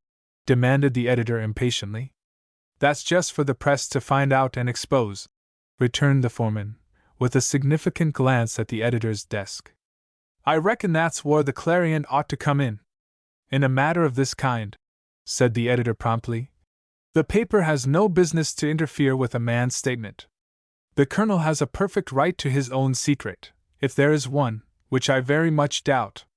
But," he added, in laughing recognition of the half-reproachful, half-humorous discontent on the foreman's face, "what dreadful theory have you and the boys got about it, and what do you expect to expose?" "Well," said the foreman very seriously, "it's just this. You see, the colonel is mighty sweet on that Spanish woman Ramirez up on the hill yonder. It was her Mustang he was ridin' when the row happened near her house." "Well?" said the editor, with disconcerting placidity. "Well," hesitated the foreman. "You see, they're a bad lot, those greasers, especially the Ramirez, her husband." The editor knew that the foreman was only echoing the provincial prejudice against this race, which he himself had always combated. Ramirez kept a fonda or hostelry on a small estate, the last of many leagues formerly owned by the Spanish grantee, his landlord, and had a wife of some small coquetries and redundant charms. Gambling took place at the fonda, and it was said the common prejudice against the Mexican did not, however, prevent the American from trying to win his money. "Then you think Ramirez was jealous of the colonel? But in that case he would have knifed him, Spanish fashion, and not without a struggle. There's more ways they have o' killin' a man than that. He might hev been dragged off his horse by a lasso and choked," said the foreman darkly. The editor had heard of this vaquero method of putting an enemy hors de combat, but it was a clumsy performance for the public road, and the brutality of its manner would have justified the colonel in exposing it. The foreman saw the incredulity expressed in his face, and said somewhat aggressively, "Of course I know you don't take no stock in what's said agin the greasers, and that's what the boys know, and what they said, and that's the reason why I thought I oughter tell ye, so that ye mightn't seem to be always favorin' 'em." The editor's face darkened slightly, but he kept his temper and his good humor. "So that to prove that the Clarion is unbiased where the Mexicans are concerned, I ought to make it their only accuser, and cast a doubt on the American's veracity," he said with a smile. "I don't mean that," said the foreman, reddening. "Only I thought ye might, as ye understand these folks' ways, ye might be able to get at them easy, and meb make some copy outer the blamed thing. It would just make a stir here, and be a big boom for the Clarion." "I've no doubt it would," said the editor dryly. "However, I'll make some inquiries. But you might as well let the boys know that the Clarion will not publish the colonel's secret without his permission. Meanwhile," he continued, smiling, "if you are very anxious to add the functions of a reporter to your other duties and bring me any discoveries you may make, I'll look over your copy." He good-humoredly nodded, and took up his pen again, a hint at which the embarrassed foreman, under cover of hitching up his trousers, awkwardly and reluctantly withdrew. It was with some natural youthful curiosity, but no lack of loyalty to Colonel Starbottle, that the editor that evening sought this warhorse of the democracy, as he was familiarly known, in his invalid chamber at the Palmetto Hotel.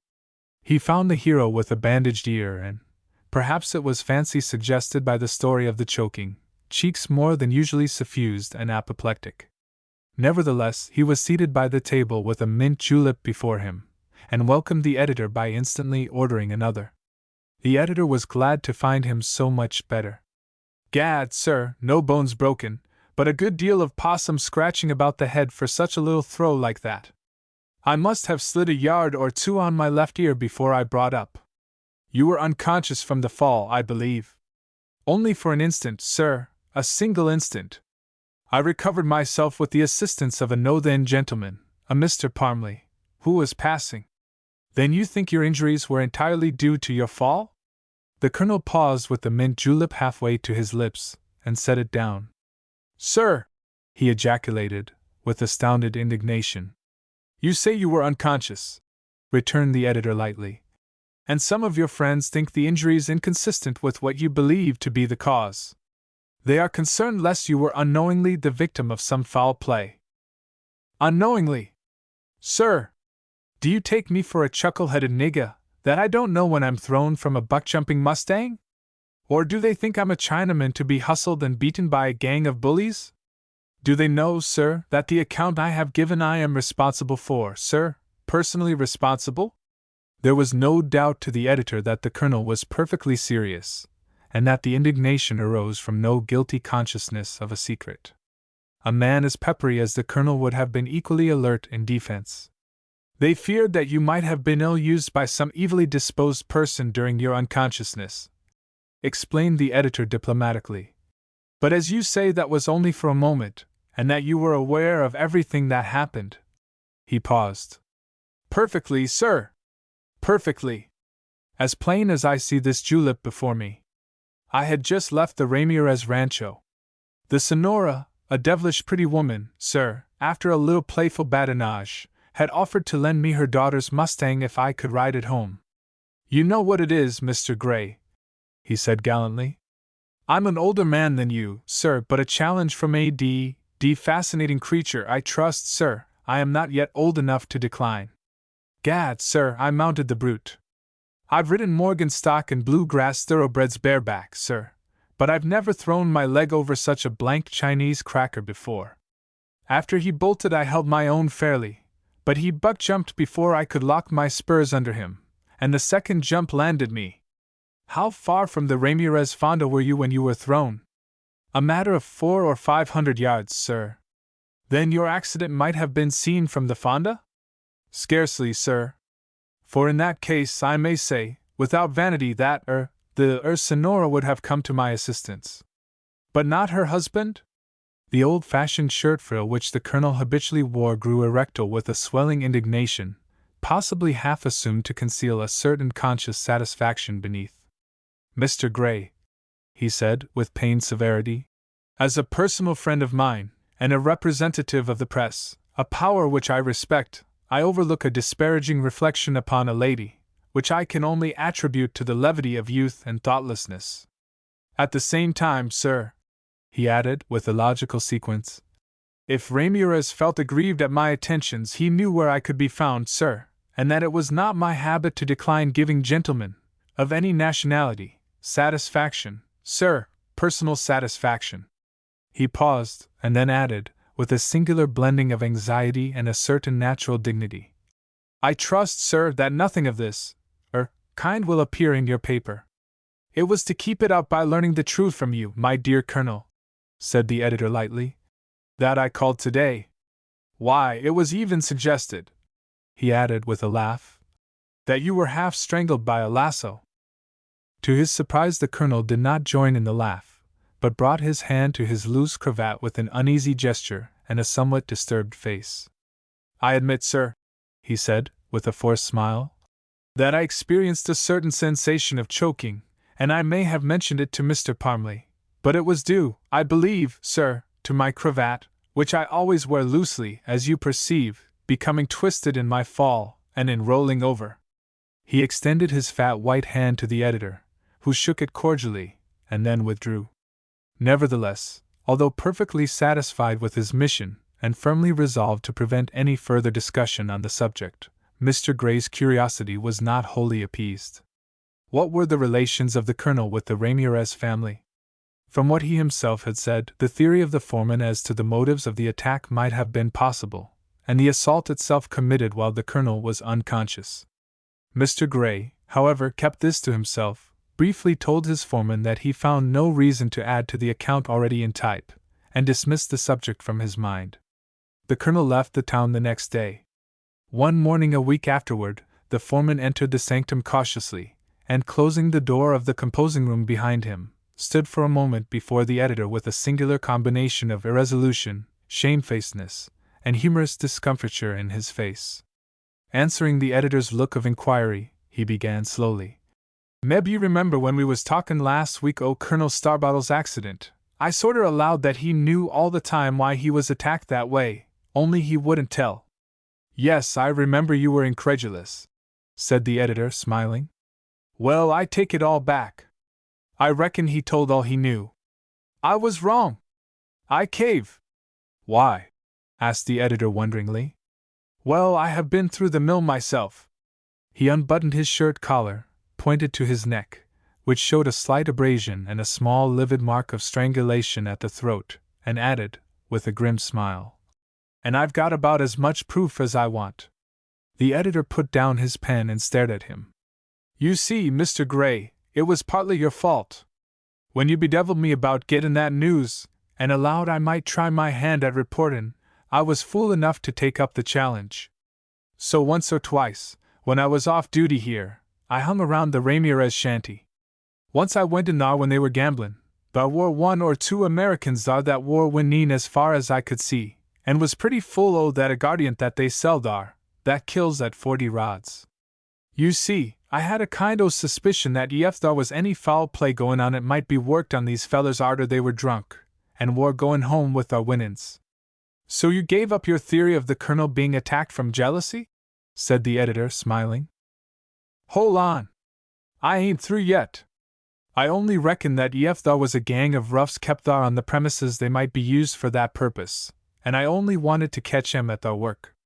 So I jest meandered into the road when they war about comin' out, and kept my eye skinned for what might happen.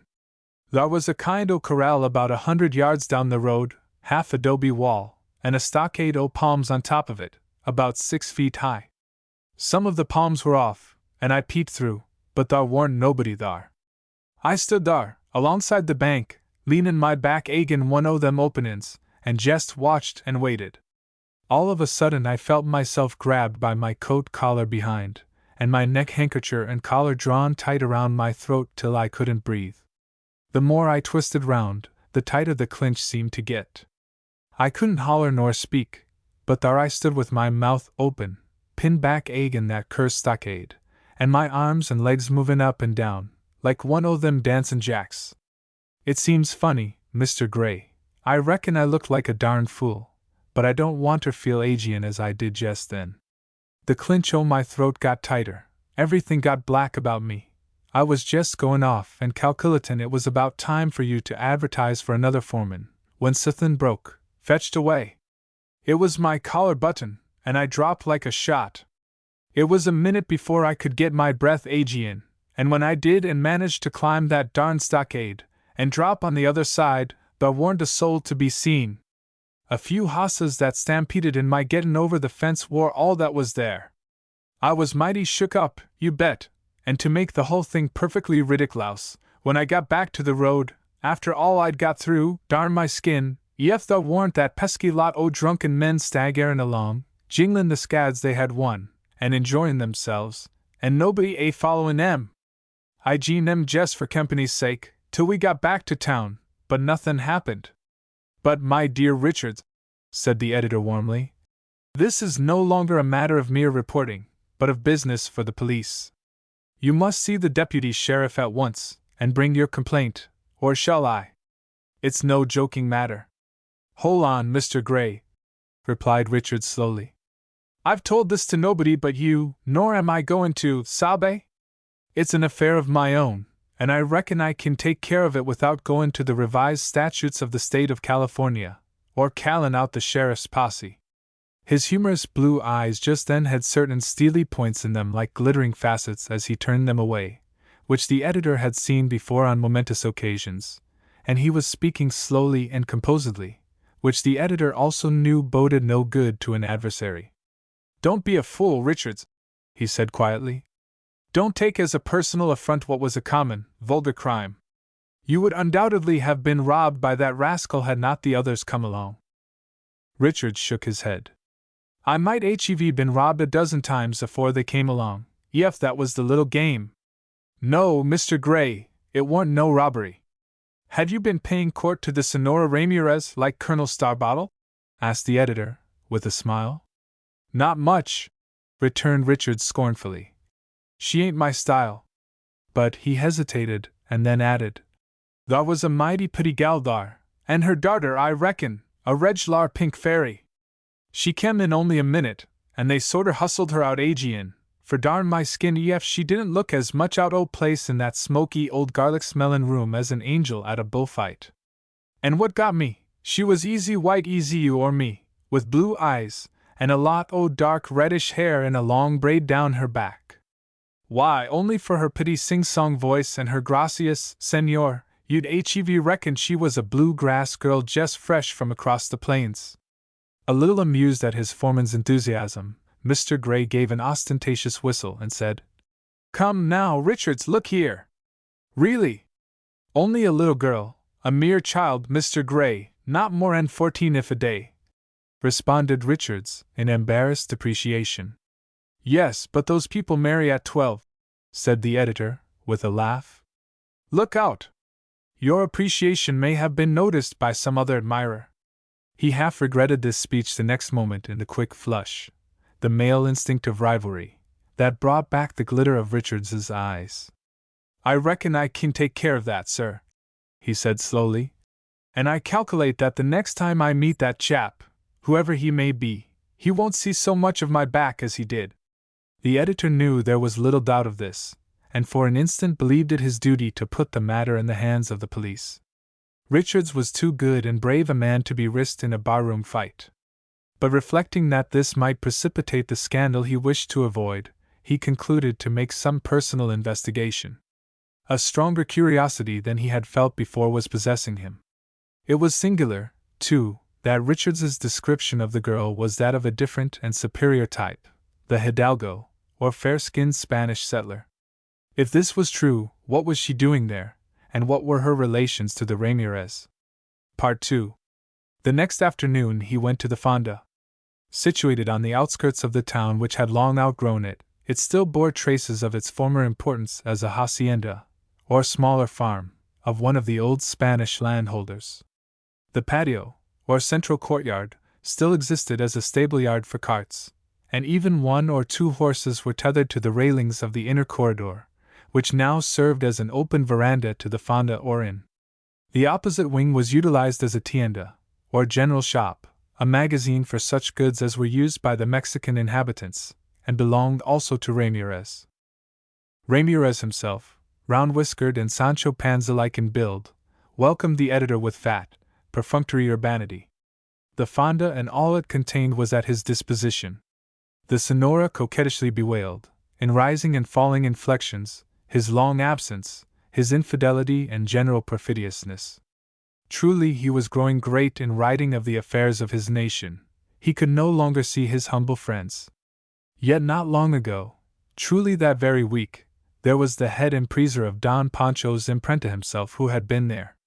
A great man, of a certainty, and they must take what they could get. They were only poor innkeepers. When the governor came out they must welcome the alcalde. To which the editor, otherwise Don Pancho, replied with equal effusion. He had indeed recommended the fonda to his impriser, who was but a courier before him. But what was this? The impriser had been ravished at the sight of a beautiful girl, a mere muchacha, yet of a beauty that deprived the senses. This angel, clearly the daughter of his friend. Here was the old miracle of the orange in full fruition and the lovely fragrant blossom all on the same tree, at the fonda. And this had been kept from him.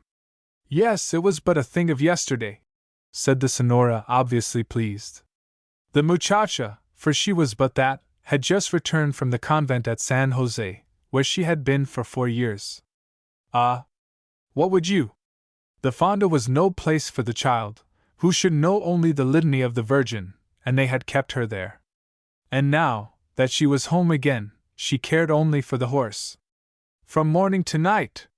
Caballeros might come and go. There might be a festival, all the same to her, it made nothing if she had the horse to ride. Even now she was with one in the fields. Would Don Pancho attend and see Coda and her horse? The editor smilingly assented, and accompanied his hostess along the corridor to a few steps which brought them to the level of the open meadows of the old farm enclosure. A slight white figure on horseback was careering in the distance. At a signal from Sonora Ramirez it wheeled and came down rapidly towards them. But when within 100 yards the horse was suddenly pulled up vaquero fashion, and the little figure leaped off and advanced toward them on foot, leading the horse. To his surprise, Mr. Gray saw that she had been riding bareback, and from her discreet halt at that distance he half suspected a stride. His effusive compliments to the mother on this exhibition of skill were sincere, for he was struck by the girl's fearlessness. But when both horse and rider at last stood before him, he was speechless and embarrassed. For Richards had not exaggerated the girl's charms. She was indeed dangerously pretty, from her tawny little head to her small feet, and her figure, although comparatively diminutive, was perfectly proportioned. Gray-eyed and blonde as she was in color, her racial peculiarities were distinct, and only the good-humored and enthusiastic Richards could have likened her to an American girl. But he was the more astonished in noticing that her mustang was as distinct and peculiar as herself, a mongrel mare of the extraordinary type known as a pinto, or calico, horse, mottled in lavender and pink, Arabian in proportions, and half broken. Her greenish-gray eyes, in which too much of the white was visible, had, he fancied, a singular similarity of expression to Coda's own. Utterly confounded, and staring at the girl in her white, many-flounced frock, bare head, and tawny braids, as she stood beside this incarnation of equine barbarism, Gray could remember nothing like it outside of a circus.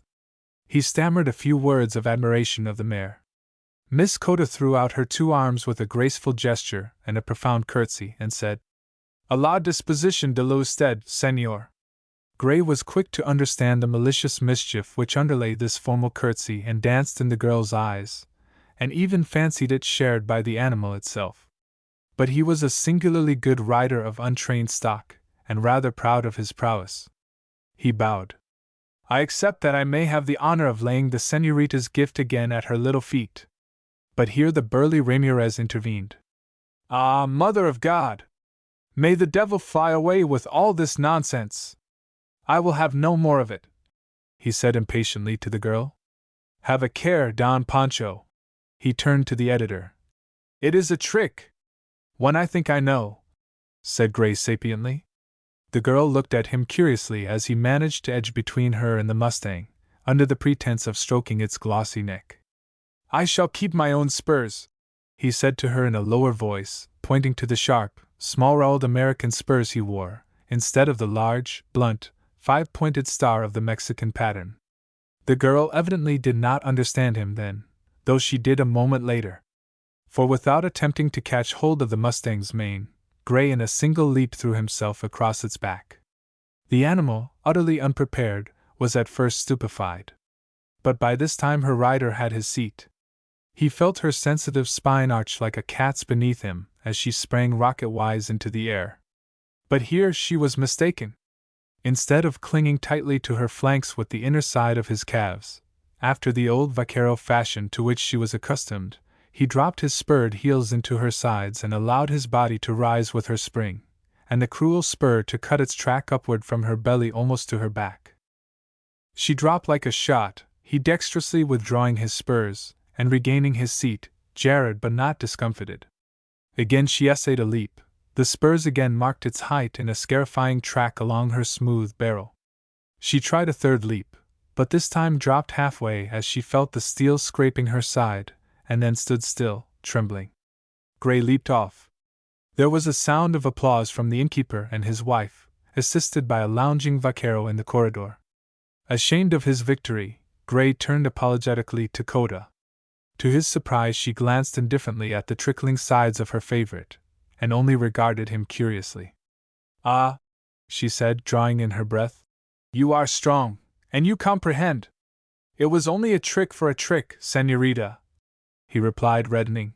"Let me look after those scratches in the stable," he added, as she was turning away, leading the agitated and excited animal toward a shed in the rear. He would have taken the riata which she was still holding, but she motioned him to precede her. He did so by a few feet, but he had scarcely reached the stable door before she suddenly caught him roughly by the shoulders, and shoving him into the entrance, slammed the door upon him. Amazed and a little indignant, he turned in time to hear a slight sound of scuffling outside, and to see Coda re-enter with a flushed face.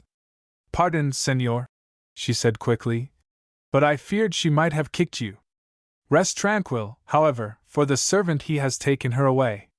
She pointed to a slouching peon with a malevolent face, who was angrily driving the mustang toward the corral. "Consider it no more. I was rude. Santa Maria! I almost threw you, too, but," she added, with a dazzling smile, "you must not punish me as you have her. For you are very strong, and you comprehend." But Gray did not comprehend, and with a few hurried apologies he managed to escape his fair but uncanny tormentor. Besides, this unlooked-for incident had driven from his mind the more important object of his visit, the discovery of the assailants of Richards and Colonel Starbottle. His inquiries of the Ramirez produced no result. Senor Ramirez was not aware of any suspicious loiterers among the frequenters of the fonda, and except from some drunken American or Irish revelers he had been free of disturbance. Ah! The peon, an old vaquero, was not an angel, truly, but he was dangerous only to the bull and the wild horses, and he was afraid even of Coda. Mr. Gray was fain to ride home empty of information. He was still more concerned a week later, on returning unexpectedly one afternoon to his sanctum, to hear a musical, childish voice in the composing room. It was Cota!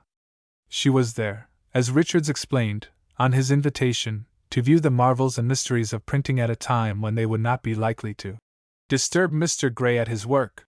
But the beaming face of Richards and the simple tenderness of his blue eyes plainly revealed the sudden growth of an evidently sincere passion, and the unwonted splendors of his best clothes showed how carefully he had prepared for the occasion. Gray was worried and perplexed, believing the girl a malicious flirt. Yet nothing could be more captivating than her simple and childish curiosity, as she watched Richards swing the lever of the press, or stood by his side as he marshaled the type into files on his composing stick. He had even printed a card with her name, Senorita Coda Ramirez, the type of which had been set up, to the accompaniment of ripples of musical laughter, by her little brown fingers. The editor might have become quite sentimental and poetical had he not noticed that the gray eyes, which often rested tentatively and meaningly on himself, even while apparently listening to Richards, were more than ever like the eyes of the mustang on whose scarred flanks her glance had wandered so coldly. He withdrew presently so as not to interrupt his foreman's innocent tete-a-tete, but it was not very long after that Coda passed him on the highroad with the pinto horse in a gallop, and blew him an audacious kiss from the tips of her fingers. For several days afterwards Richards's manner was tinged with a certain reserve on the subject of Coda which the editor attributed to the delicacy of a serious affection, but he was surprised also to find that his foreman's eagerness to discuss his unknown assailant had somewhat abated. Further discussion regarding it naturally dropped, and the editor was beginning to lose his curiosity when it was suddenly awakened by a chance incident. An intimate friend and old companion of his, one Enriquez Saltillo, had diverged from a mountain trip especially to call upon him. Enriquez was a scion of one of the oldest Spanish California families, and in addition to his friendship for the editor it pleased him also to affect an intense admiration of American ways and habits, and even to combine the current California slang with his native precision of speech, and a certain ironical levity still more his own. It seemed, therefore, quite natural to Mr. Gray to find him seated with his feet on the editorial desk, his hat cocked on the back of his head, reading the Clarion exchanges. But he was up in a moment, and had embraced Gray with characteristic effusion. "I find myself, my little brother, but an hour ago 2 leagues from this spot. I say to myself, Hola! It is the home of Don Pancho, my friend. I shall find him composing the magnificent editorial leader, collecting the subscription of the Big Pumpkin and the Great Gooseberry, or gouging out the eye of the rival editor, at which I shall assist. I hesitate no longer. I fly on the instant, and I am here." Gray was delighted. Saltillo knew the Spanish population thoroughly, his own superior race and their Mexican and Indian allies. If any one could solve the mystery of the Ramirez Fonda, and discover Richards's unknown assailant, it was he. But Gray contented himself, at first, with a few brief inquiries concerning the beautiful Coda and her anonymous association with the Ramirez. Enriquez was as briefly communicative. "Of your suspicions, my little brother, you are right, on the half. That little angel of a Coda is, without doubt, the daughter of the adorable Senora Ramirez, but not of the admirable Senor, her husband. Ah! What would you? We are a simple, patriarchal race. These Ramirez, he was the Mexican tenant of the old Spanish landlord, such as my father, and we are ever the fathers of the poor, and sometimes of their children. It is possible, therefore, that the exquisite Coda resembled the Spanish landlord." "Ah!" Stop! Remain tranquil! I remember, he went on, suddenly striking his forehead with a dramatic gesture. The old owner of this ranch was my cousin Tiburcio. Of a consequence, my friend, this angel is my second cousin. Behold! I shall call there on the instant. I shall embrace my long-lost relation. I shall introduce my best friend, Don Pancho, who love her. I shall say, bless you, my children, and it is finish. I go. I am gone even now. He started up and clapped on his hat, but Gray caught him by the arm. For heaven's sake, Enriquez, be serious for once, he said, forcing him back into the chair. And don't speak so loud. The foreman in the other room is an enthusiastic admirer of the girl. In fact, it is on his account that I am making these inquiries. Ah, the gentleman of the pantofles, whose trousers will not remain! I have seen him, friend. Truly he has the ambition excessive to arrive from the bed to go to the work without the dress or the wash. But, in recognition of Gray's half-serious impatience, remain tranquil. On him I shall not go back. I have said, the friend of my friend is ever the same as my friend. He is truly not seducing to the eye, but without doubt he will arrive a governor or a senator in good time. I shall give to him my second cousin. It is fiendish. I will tell him now. He attempted to rise, but was held down and vigorously shaken by Gray. I've half a mind to let you do it, and get chucked through the window for your pains, said the editor, with a half-laugh. Listen to me. This is a more serious matter than you suppose. And Gray briefly recounted the incident of the mysterious attacks on Starbottle and Richards. As he proceeded he noticed, however, that the ironical light died out of Enriquez's eyes, and a singular thoughtfulness, yet unlike his usual precise gravity, came over his face. He twirled the ends of his penciled mustache, an unfailing sign of Enriquez's emotion. The same accident that arrived to two men that shall be as opposite as the gallant Starbottle and the excellent Richards shall not prove that it come from Ramirez, though they both were at the fonda, he said gravely. The cause of it have not come today, nor yesterday, nor last week. The cause of it have arrived before there was any gallant Starbottle or excellent Richards, before there was any American in California, before you and I, my little brother, have lived. The cause happened first, 200 years ago. The editor's start of impatient incredulity was checked by the unmistakable sincerity of Enriquez's face. It is so, he went on gravely. It is an old story, it is a long story. I shall make him short, and new. He stopped and lit a cigarette without changing his odd expression. It was when the padres first have the mission, and take the heathen and convert him, and save his soul. It was their business, you comprehend, my Pancho? The more heathen they convert, the more soul they save, the better business for their mission shop. But the heathen do not always wish to be convert. The heathen fly, the heathen skedaddle, the heathen will not remain, or will backslide. What will you do? So the Holy Fathers make a little game. You do not of a possibility comprehend how the Holy Fathers make a convert, my little brother? He added gravely. No, said the editor. I shall tell to you. They take from the Presidio 5 or 6 dragons, you comprehend, the cavalry soldiers, and they pursue the heathen from his little hut. When they cannot surround him and he fly, they catch him with the lasso, like the wild hoss. The lasso catch him around the neck, he is obliged to remain. Sometime he is strangled. Sometime he is dead, but the soul is saved. You believe not, Pancho? I see you wrinkle the brow, you flash the eye, you like it not? Believe me, I like it not either, but it is so. He shrugged his shoulders, threw away his half-smoked cigarette, and went on.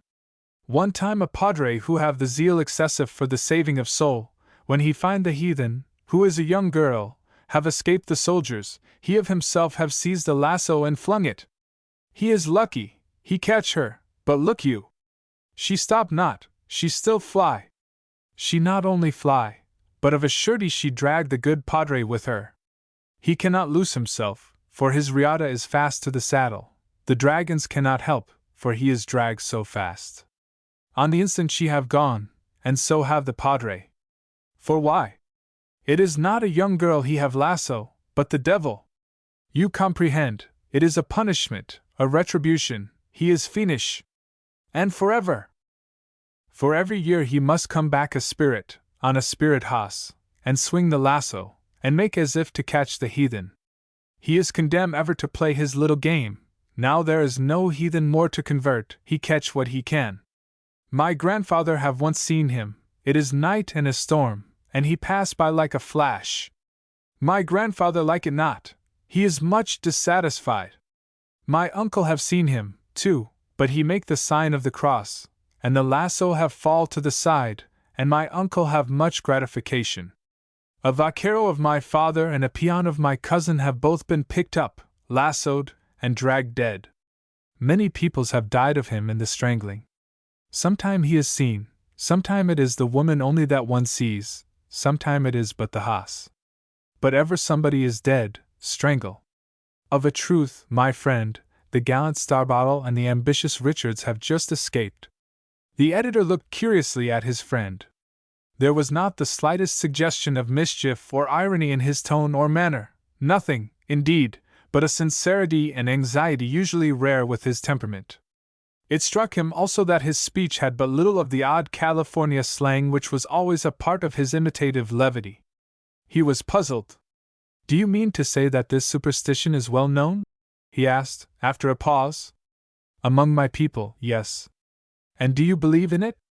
Enriquez was silent. Then he arose, and shrugged his shoulders. Quien sabe? It is not more difficult to comprehend than your story. He gravely put on his hat. With it he seemed to have put on his old levity. Come, behold, it is a long time between drinks. Let us to the hotel and the barkeep, who shall give up the smash of brandy and the julep of mince before the lasso of Friar Pedro shall prevent us to swallow. Let us skittle. Mr. Gray returned to the Clarion office in a much more satisfied condition of mind. Whatever faith he held in Enriquez's sincerity, for the first time since the attack on Colonel Starbottle he believed he had found a really legitimate journalistic opportunity in the incident. The legend and its singular coincidence with the outrages would make capital copy. No names would be mentioned, yet even if Colonel Starbottle recognized his own adventure, he could not possibly object to this interpretation of it. The editor had found that few people objected to be the hero of a ghost story, or the favored witness of a spiritual manifestation. Nor could Richards find fault with this view of his own experience, hitherto kept a secret, so long as it did not refer to his relations with the fair Cota.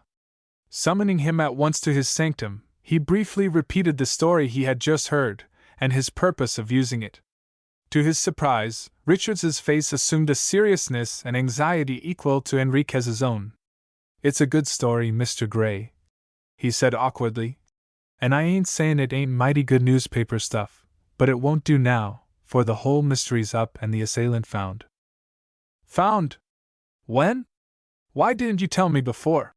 exclaimed Gray, in astonishment. "I didn't reckon you were so keen on it," said Richards embarrassedly. And, it wasn't my own secret altogether." "Go on," said the editor impatiently.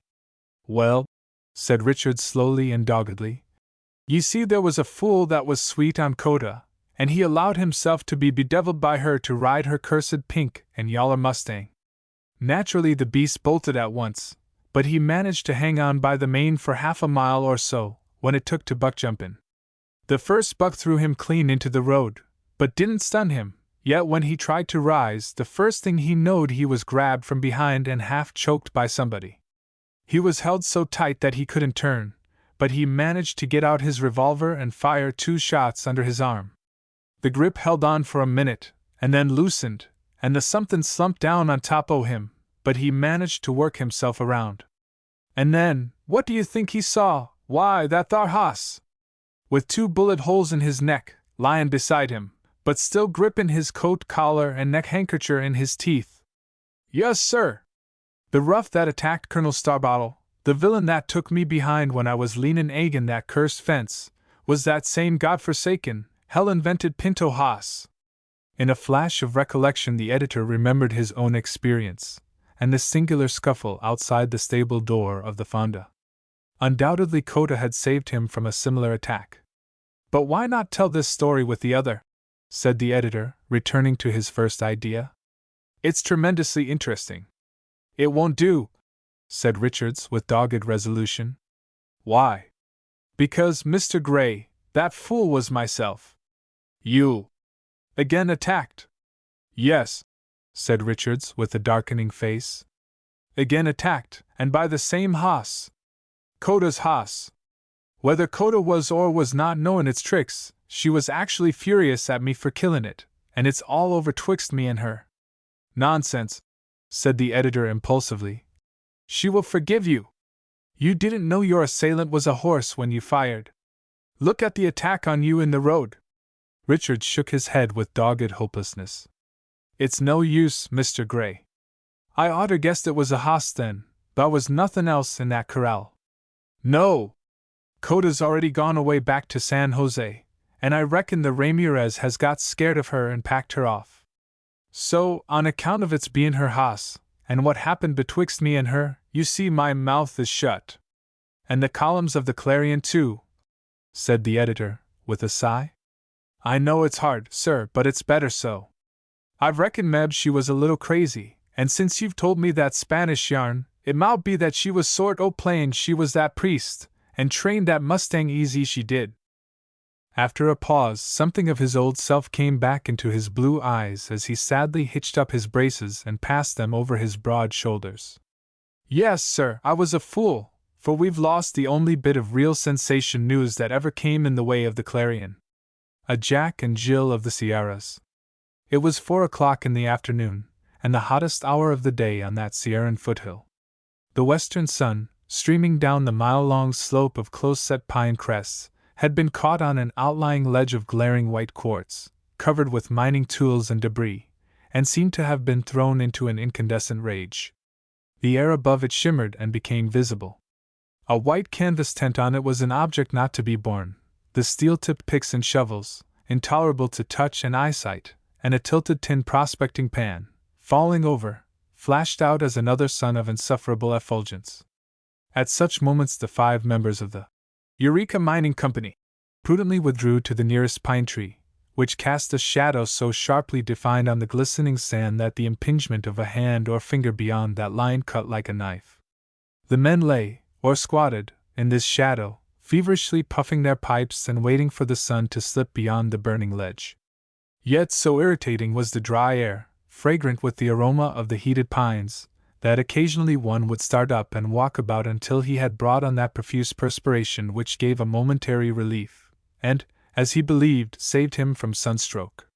Suddenly a voice exclaimed querulously, "Derned if the blasted bucket ain't empty agin! Not a drop left, by Jiminy!" A stare of helpless disgust was exchanged by the momentarily uplifted heads. Then every man lay down again, as if trying to erase himself. "Who brought the last?" demanded the foreman. "I did," said a reflective voice coming from a partner lying comfortably on his back. "And if anybody reckons I'm going to face Tophet Aegean down that slope, he's mistaken." The speaker was thirsty, but he had principles. "We must throw round for it," said the foreman, taking the dice from his pocket. He cast. The lowest number fell to Parkhurst, a florid, full-blooded Texan. "All right, gentlemen," he said, wiping his forehead and lifting the tin pail with a resigned air. "Only ef anything comes to me on that bare stretch o' stage road, and I'm kinder seein' things spotty and black now, remember you ain't anywhere nearer the water than you were. I ain't sayin' it for myself, but it mout be rough on you, and—" "Give me the pail," interrupted a tall young fellow, rising. "I'll risk it." Cries of "Good old Ned!" and "Hunky boy!" greeted him as he took the pail from the perspiring Parkhurst, who at once lay down again. "You mayn't be a professin' Christian, in good standin', Ned Bray," continued Parkhurst from the ground, "but you're about as white as they make 'em, and you're goin' to do a heavenly act. I repeat it, gents, a heavenly act." Without a reply, Bray walked off with the pail, stopping only in the underbrush to pluck a few soft fronds of fern, part of which he put within the crown of his hat, and stuck the rest in its band around the outer brim, making a parasol-like shade above his shoulders. Thus equipped, he passed through the outer fringe of pines to a rocky trail which began to descend towards the stage road. Here he was in the full glare of the sun and its reflection from the heated rocks, which scorched his feet and pricked his bent face into a rash. The descent was steep and necessarily slow from the slipperiness of the desiccated pine needles that had fallen from above. Nor were his troubles over when, a few rods further, he came upon the stage road, which here swept in a sharp curve round the flank of the mountain. Its red dust, ground by heavy wagons and pack trains into a fine powder, was nevertheless so heavy with some metallic substance that it scarcely lifted with the foot, and he was obliged to literally wade through it. Yet there were 200 yards of this road to be passed before he could reach that point of its bank where a narrow and precipitous trail dropped diagonally from it, to creep along the mountain side to the spring he was seeking. When he reached the trail, he paused to take breath and wipe the blinding beads of sweat from his eyes before he cautiously swung himself over the bank into it. A single misstep here would have sent him headlong to the tops of pine trees 1,000 feet below. Holding his pail in one hand, with the other he steadied himself by clutching the ferns and brambles at his side, and at last reached the spring, a niche in the mountain side with a ledge scarcely 4 feet wide. He had merely accomplished the ordinary gymnastic feat performed by the members of the Eureka Company 4 or 5 times a day. But the day was exceptionally hot. He held his wrists to cool their throbbing pulses in the clear, cold stream that gurgled into its rocky basin. He threw the water over his head and shoulders. He swung his legs over the ledge and let the overflow fall on his dusty shoes and ankles. Gentle and delicious rigors came over him. He sat with half-closed eyes looking across the dark olive depths of the canyon between him and the opposite mountain. A hawk was swinging lazily above it, apparently within a stone's throw of him.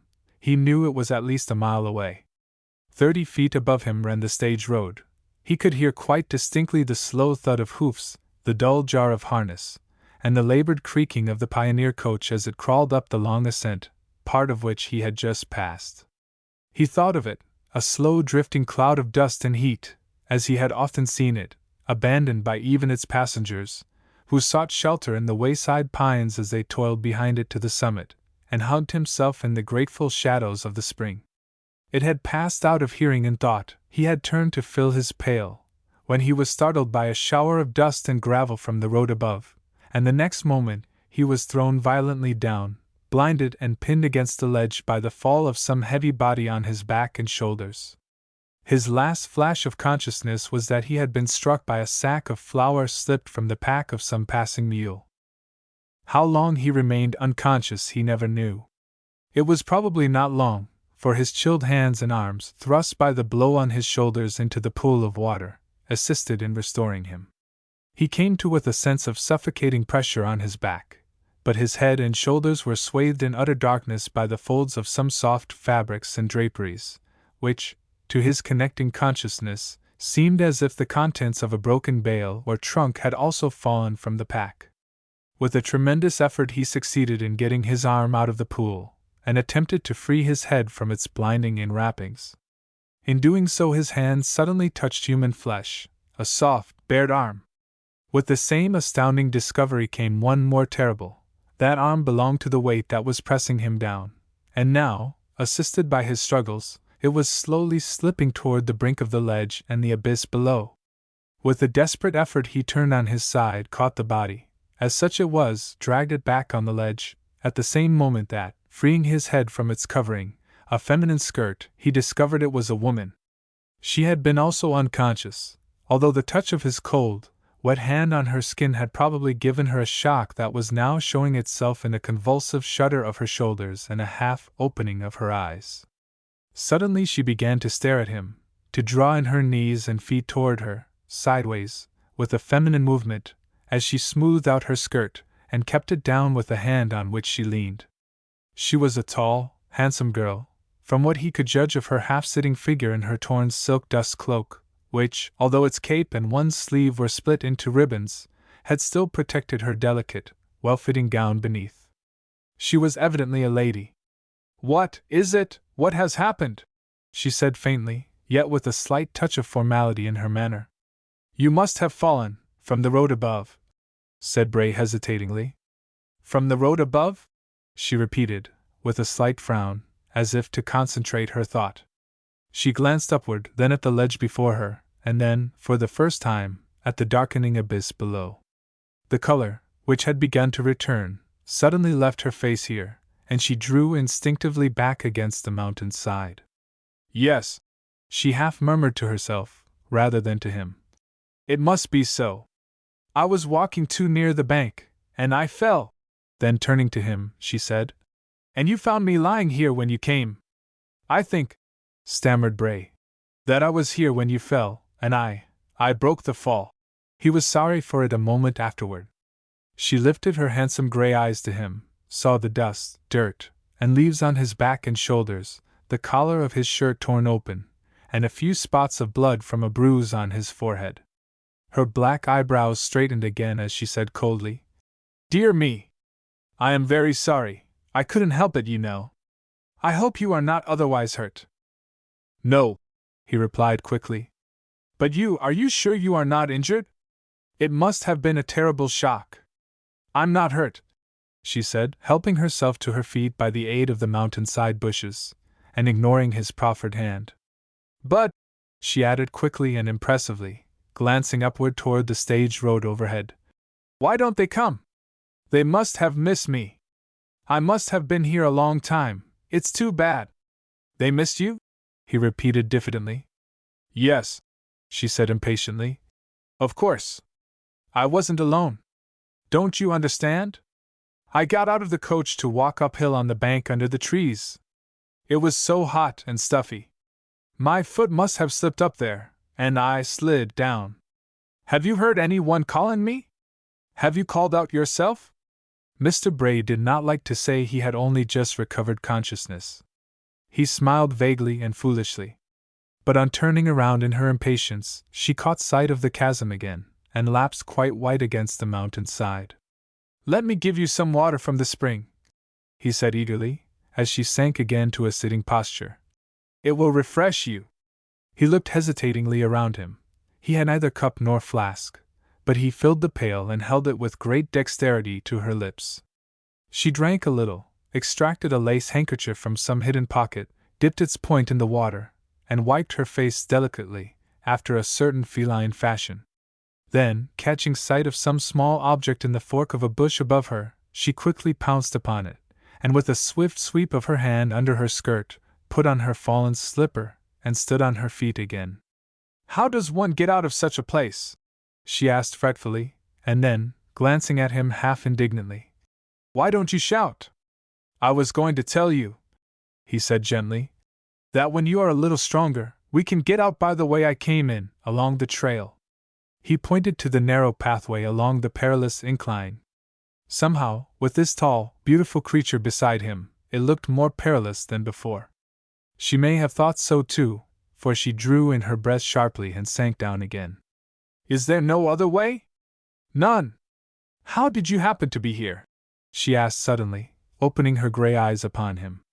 "What did you come here for?" she went on, almost impertinently. "To fetch a pail of water." He stopped, and then it suddenly occurred to him that after all there was no reason for his being bullied by this tall, good-looking girl, even if he had saved her. He gave a little laugh, and added mischievously, "Just like Jack and Jill, you know." "What?" she said sharply, bending her black brows at him.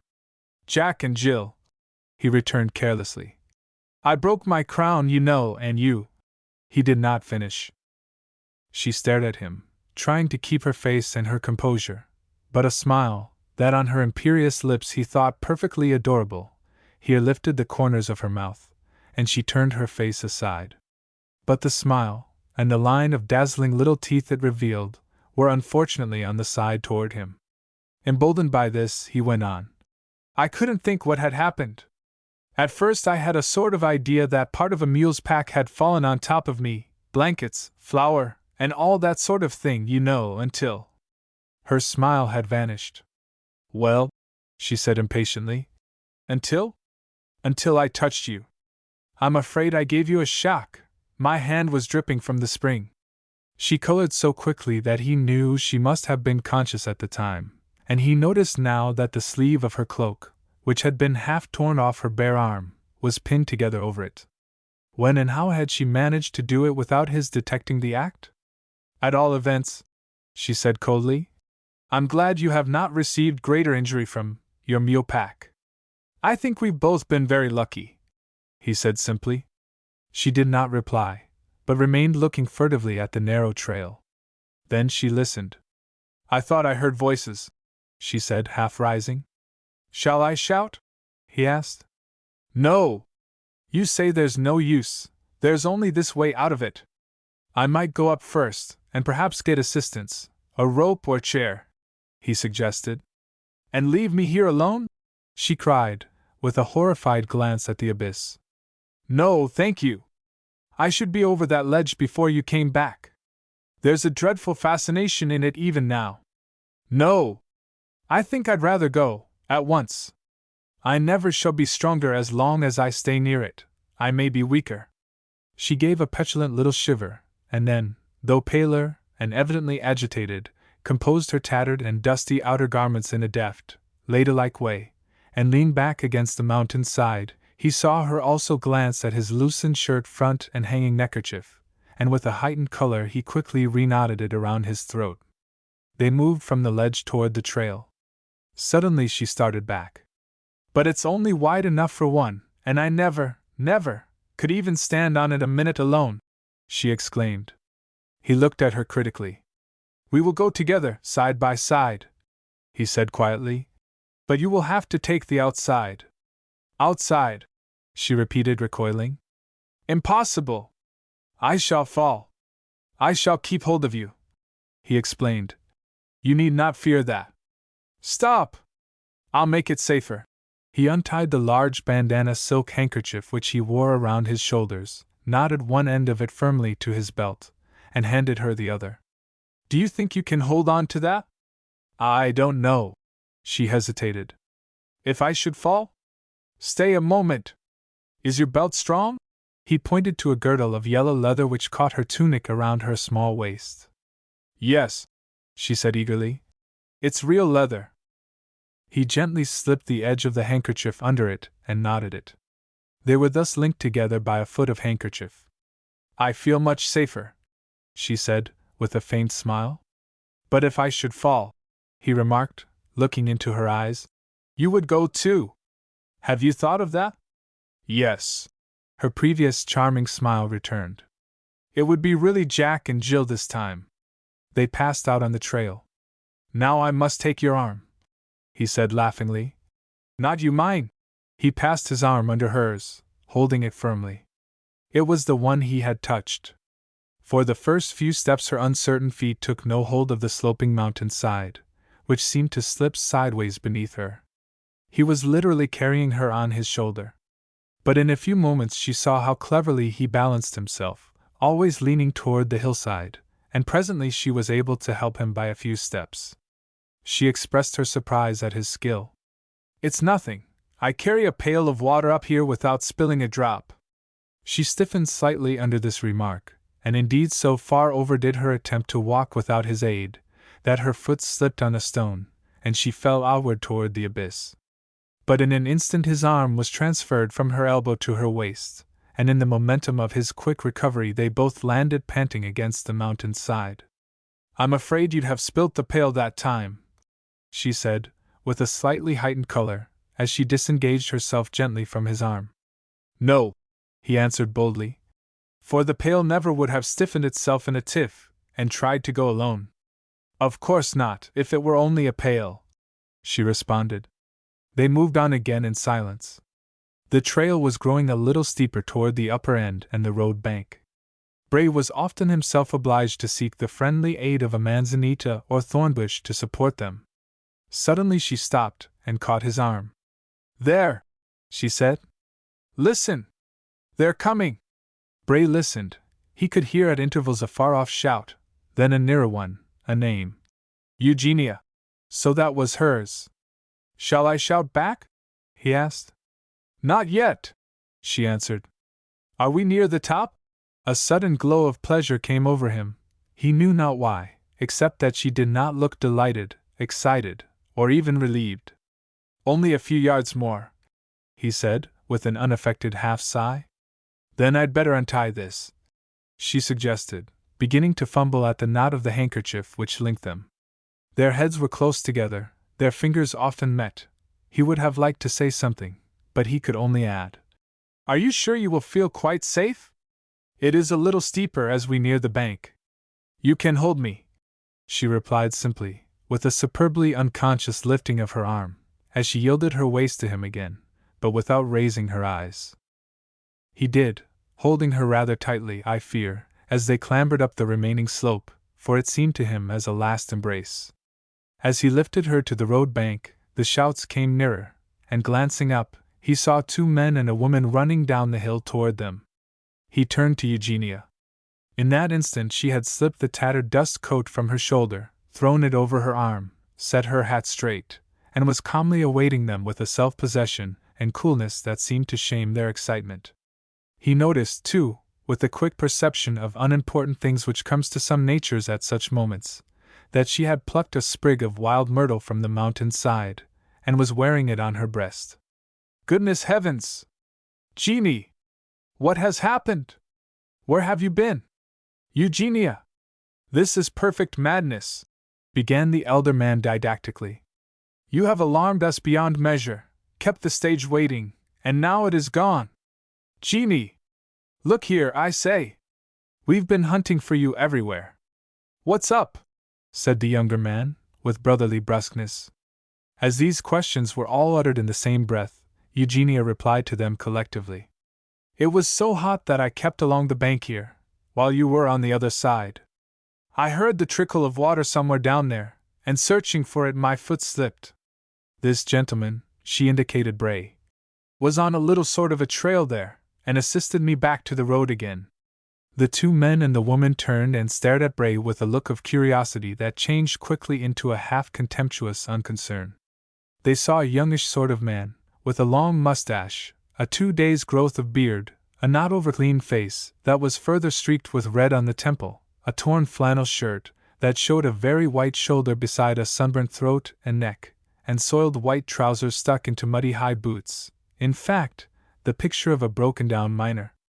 But their unconcern was as speedily changed again into resentment at the perfect ease and equality with which he regarded them, a regard the more exasperating as it was not without a suspicion of his perception of some satire or humor in the situation. "Ahem! Very much obliged, I am sure." "The lady has thanked me," interrupted Bray, with a smile. "Did you fall far?" said the younger man to Eugenia, ignoring Bray. "Not far," she answered, with a half-appealing look at Bray. "Only a few feet," added the latter, with prompt mendacity. "Just a little slip down." The 3 newcomers here turned away, and surrounding Eugenia, conversed in an undertone. Quite conscious that he was the subject of discussion, Bray lingered only in the hope of catching a parting glance from Eugenia. The words, "You do it, no you! It would come better from her," were distinctly audible to him. To his surprise, however, she suddenly broke through them, and advancing to him, with a dangerous brightness in her beautiful eyes, held out her slim hand. "My father, Mr. Neuwirth, my brother, Harry Neuwirth, and my aunt, Mrs. Dobbs," she said, indicating each one with a graceful inclination of her handsome head, "all think I ought to give you something and send you away. I believe that is the way they put it. I think differently.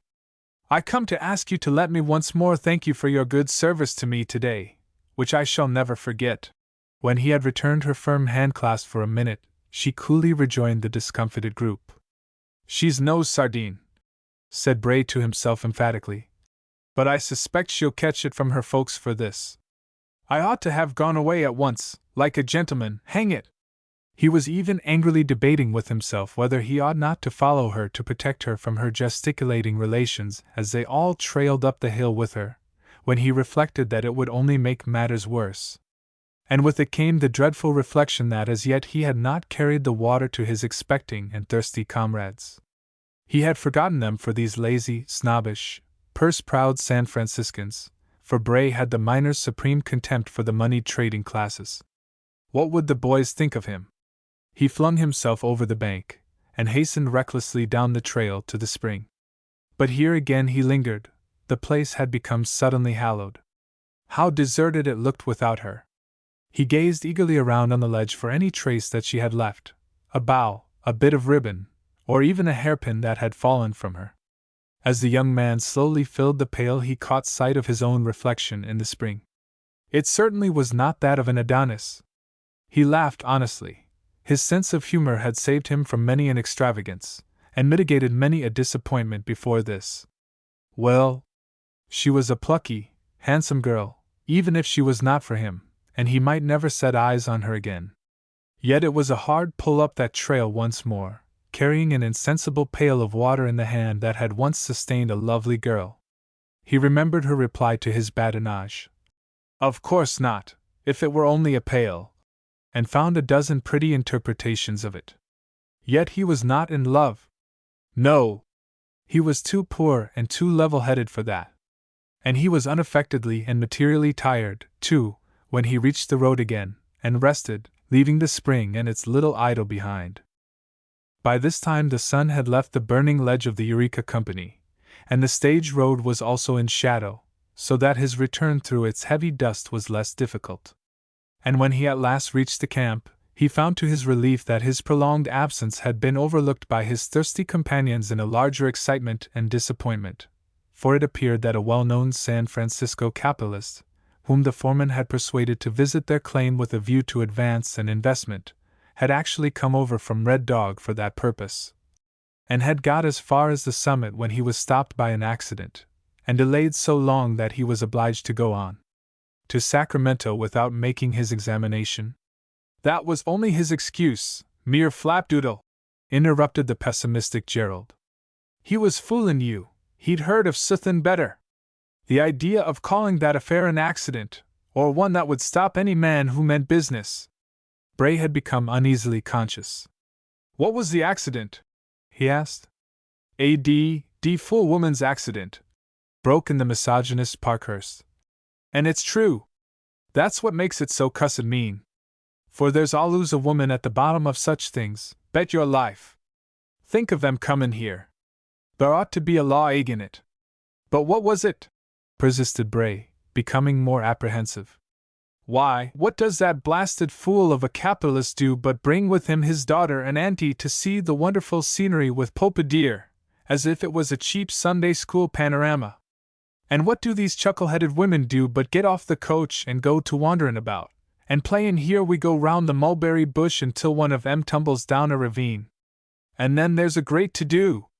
And dear Popa was up and down the road yellin' me child, and then there was camphor and sal volatile and eau de cologne to be got, and the coach goes off, and Pompadour gets left, and then has to hurry off in a buggy to catch it. So we get left too, just because that godforsaken fool, Neuwirth, brings his women here. Under this recital poor Bray sat as completely crushed as when the fair daughter of Neuwirth had descended upon his shoulders at the spring. He saw it all. His was the fault. It was his delay and dalliance with her that had checked Neuwirth's visit. Worse than that, it was his subsequent audacity and her defense of him that would probably prevent any renewal of the negotiations. He had shipwrecked his partner's prospects in his absurd vanity and pride. He did not dare to raise his eyes to their dejected faces. He would have confessed everything to them, but the same feeling of delicacy for her which had determined him to keep her adventures to himself now forever sealed his lips.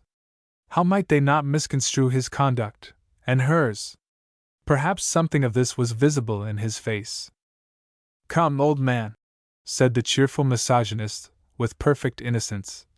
"Don't take it so hard.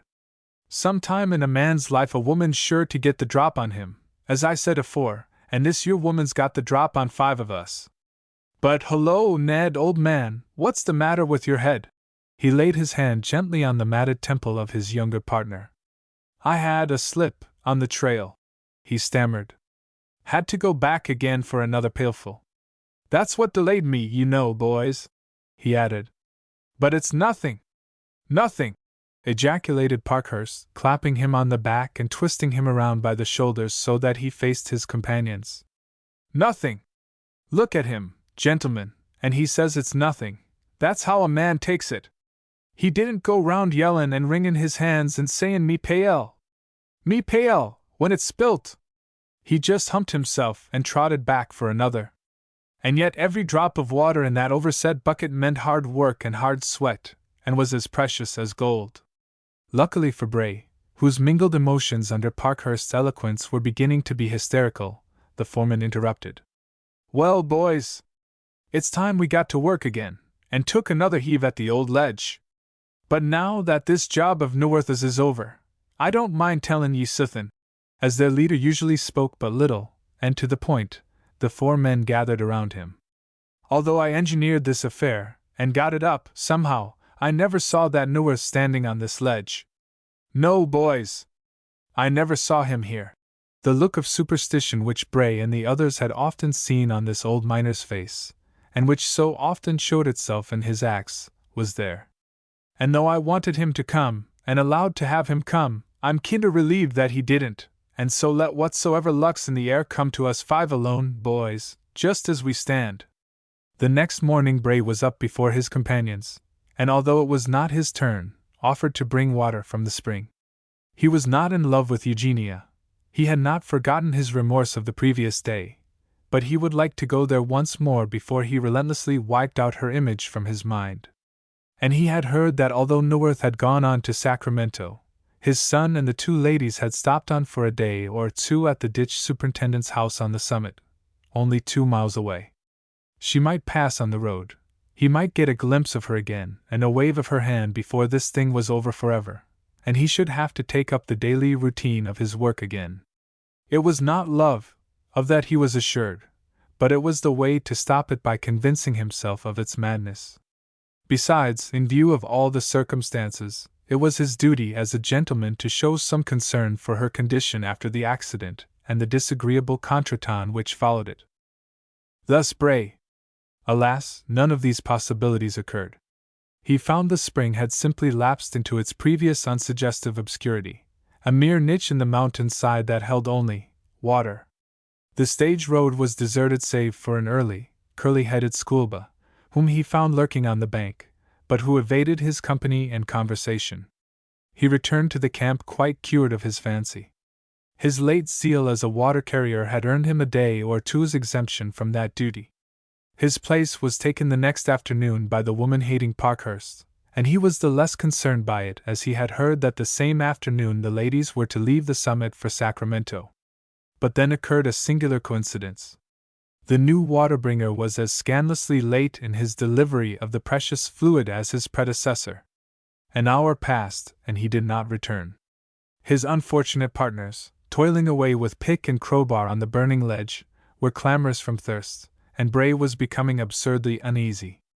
It could not be possible that Eugenia's accident had been repeated. Or had she met him with inquiries? But no! She was already gone.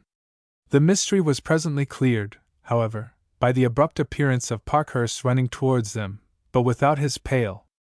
The cry of consternation and despair which greeted that discovery was, however, quickly changed by a single breathless, half-intelligible sentence he had shot before him from his panting lips. And he was holding something in his outstretched palm that was more eloquent than words. Gold. In an instant they had him under the shade of the pine tree, and were squatting round him like schoolboys. He was profoundly agitated. His story, far from being brief, was incoherent, and at times seemed irrelevant, but that was characteristic. They would remember that he had always held the theory that, even in quartz mining, the deposits were always found near water, past or present, with signs of fluvial erosion. He didn't call himself one of your blank scientific miners, but his head was level.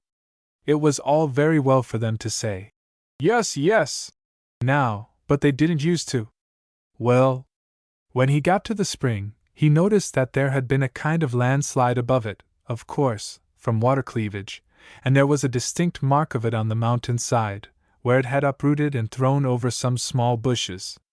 Excited as Bray was, he recognized with a hysterical sensation the track made by Eugenia in her fall, which he himself had noticed. But he had thought only of her. "When I saw that," continued Parkhurst, more rapidly and coherently, I saw that there was a crack above the hole where the water came through, as if it had been the old channel of the spring. I widened it a little with my clasp knife, and then, in a little pouch or pocket of decomposed quartz, I found that. Not only that, boys," he continued, rising with a shout, "but the whole slope above the spring is a mass of seepage underneath, as if you'd played a hydraulic hose on it, and it's ready to tumble and is just rotten with quartz." The men leaped to their feet. In another moment they had snatched picks, pans, and shovels, and the foreman leading, with a coil of rope thrown over his shoulders, were all flying down the trail to the highway. Their haste was wise. The spring was not on their claim. It was known to others. It was doubtful if Parkhurst's discovery with his knife amounted to actual work on the soil. They must take it up, with a formal notice, and get to work at once. In an hour they were scattered over the mountainside, like bees clinging to the fragrant slope of laurel and myrtle above the spring. An excavation was made beside it, and the ledge broadened by a dozen feet. Even the spring itself was utilized to wash the hastily filled prospecting pans. And when the pioneer coach slowly toiled up the road that afternoon, the passengers stared at the scarcely dry notice of location, pinned to the pine by the road bank, whence Eugenia had fallen 2 days before. Eagerly and anxiously as Edward Bray worked with his companions, it was with more conflicting feelings. There was a certain sense of desecration in their act. How her proud lip would have curled had she seen him, he who but a few hours before would have searched the whole slope for the treasure of a ribbon, a handkerchief, or a bough from her dress, now delving and picking the hillside for that fortune her accident had so mysteriously disclosed. Mysteriously he believed, for he had not fully accepted Parkhurst's story. That gentle misogynist had never been an active prospector. An inclination to theorize without practice and to combat his partner's experience were all against his alleged process of discovery, although the gold was actually there, and his conduct that afternoon was certainly peculiar. He did but little of the real work, but wandered from man to man, with suggestions, advice, and exhortations, and the air of a superior patron. This might have been characteristic, but mingled with it was a certain nervous anxiety and watchfulness. He was continually scanning the stage road and the trail, staring eagerly at any wayfarer in the distance, and at times falling into fits of strange abstraction. At other times he would draw near to one of his fellow partners, as if for confidential disclosure, and then check himself and wander aimlessly away. And it was not until evening came that the mystery was solved. The prospecting pans had been duly washed and examined, the slope above and below had been fully explored and tested, with a result and promise that outran their most sanguine hopes. There was no mistaking the fact that they had made a big strike. That singular gravity and reticence, so often observed in miners at these crises, had come over them as they sat that night for the last time around their old campfire on the Eureka ledge, when Parkhurst turned impulsively to Bray. "Roll over here," he said in a whisper. "I want to tell you suthin'." Bray rolled, beyond the squatting circle, and the two men gradually edged themselves out of hearing of the others. In the silent abstraction that prevailed nobody noticed them. "It's got suthin' to do with this discovery," said Parkhurst in a low, mysterious tone. "But as far as the gold goes, and our equal rights to it as partners, it don't affect them. If I," he continued in a slightly patronizing, paternal tone, "choose to make you and the other boys sharers in what seems to be a special providence to me, I reckon we won't quarrel on it. It's a mighty curious, singular thing. It's one of those things you read about in books and don't take any stock in. But we've got the gold, and I've got the black and white to prove it, even if it ain't exactly human." His voice sank so low, his manner was so impressive, that despite his known exaggeration, Bray felt a slight thrill of superstition. Meantime Parkhurst wiped his brow, took a folded slip of paper and a sprig of laurel from his pocket, and drew a long breath. "When I got to the spring this afternoon," he went on, in a nervous, tremulous, and scarcely audible voice, "I saw this bit o' paper, folded note-wise, lyin' on the ledge before it. On top of it was this sprig of laurel, to catch the eye. I ain't the man to pry into other folks' secrets, or read what ain't mine. But on the back o' this note was written to Jack. It's a common enough name, But it's a singular thing, if you'll recollect, there ain't another Jack in this company, not on the whole ridge betwixt this and the summit, except myself. So I opened it, and this is what it read. He held the paper sideways toward the leaping light of the still near campfire, and read slowly, with the emphasis of having read it many times before. I want you to believe that I, at least, respect and honor your honest, manly calling, and when you strike it rich, as you surely will, I hope you will sometimes think of Jill. In the thrill of joy, hope, and fear that came over Bray, he could see that Parkhurst had not only failed to detect his secret, but had not even connected the two names with their obvious suggestion. But do you know anybody named Jill? He asked breathlessly. It's no name, said Parkhurst in a somber voice. It's a thing. A thing? Repeated Bray, bewildered. Yes, a measure, you know, 2 fingers of whiskey. Oh, a gill, said Bray. That's what I said, young man, returned Parkhurst gravely. Bray choked back a hysterical laugh. Spelling was notoriously not one of Parkhurst's strong points. But what has a gill got to do with it? He asked quickly. It's one of them Sphinx things, don't you see? A sort of riddle or rebus, you know. You've got to study it out, as them old chaps did. But I fetched it. What comes after gills, eh? Pints, I suppose, said Bray. And after pints? Quarts. Quarts, and there you are. So I looked about me for quarts, and sure enough struck at the first pop. Bray cast a quick look at Parkhurst's grave face. The man was evidently impressed and sincere. Have you told this to anyone? He asked quickly. No. Then don't. Or you'll spoil the charm, and bring us ill luck. That's the rule, you know. I really don't know that you ought to have told me, added the artful Bray, dissembling his intense joy at this proof of Eugenia's remembrance. But, said Parkhurst blankly, you see, old man, you'd been the last man at the spring, and I kinder thought. Don't think, said Bray promptly. And above all, don't talk, not a word to the boys of this. Stay! Give me the paper and the sprig. I've got to go to San Francisco next week, and I'll take care of it and think it out. He knew that Parkhurst might be tempted to talk, but without the paper his story would be treated lightly. Parkhurst handed him the paper, and the 2 men returned to the campfire. That night Bray slept but little. The superstition of the lover is no less keen than that of the gambler, and Bray, while laughing at Parkhurst's extravagant fancy, I am afraid was equally inclined to believe that their good fortune came through Eugenia's influence. At least he should tell her so, and her precious note became now an invitation as well as an excuse for seeking her. The only fear that possessed him was that she might have expected some acknowledgment of her note before she left that afternoon. The only thing he could not understand was how she had managed to convey the note to the spring, for she could not have taken it herself. But this would doubtless be explained by her in San Francisco, whither he intended to seek her. His affairs, the purchasing of machinery for their new claim, would no doubt give him easy access to her father. But it was one thing to imagine this while procuring a new and fashionable outfit in San Francisco, and quite another to stand before the palatial residence of the Neuwirths on Rincon Hill, with the consciousness of no other introduction than the memory of the Neuwirths' discourtesy on the mountain, and, even in his fine feathers, Bray hesitated. At this moment a carriage rolled up to the door, and Eugenia, an adorable vision of laces and silks, alighted. Forgetting everything else, he advanced toward her with outstretched hand. He saw her start, a faint color come into her face. He knew he was recognized.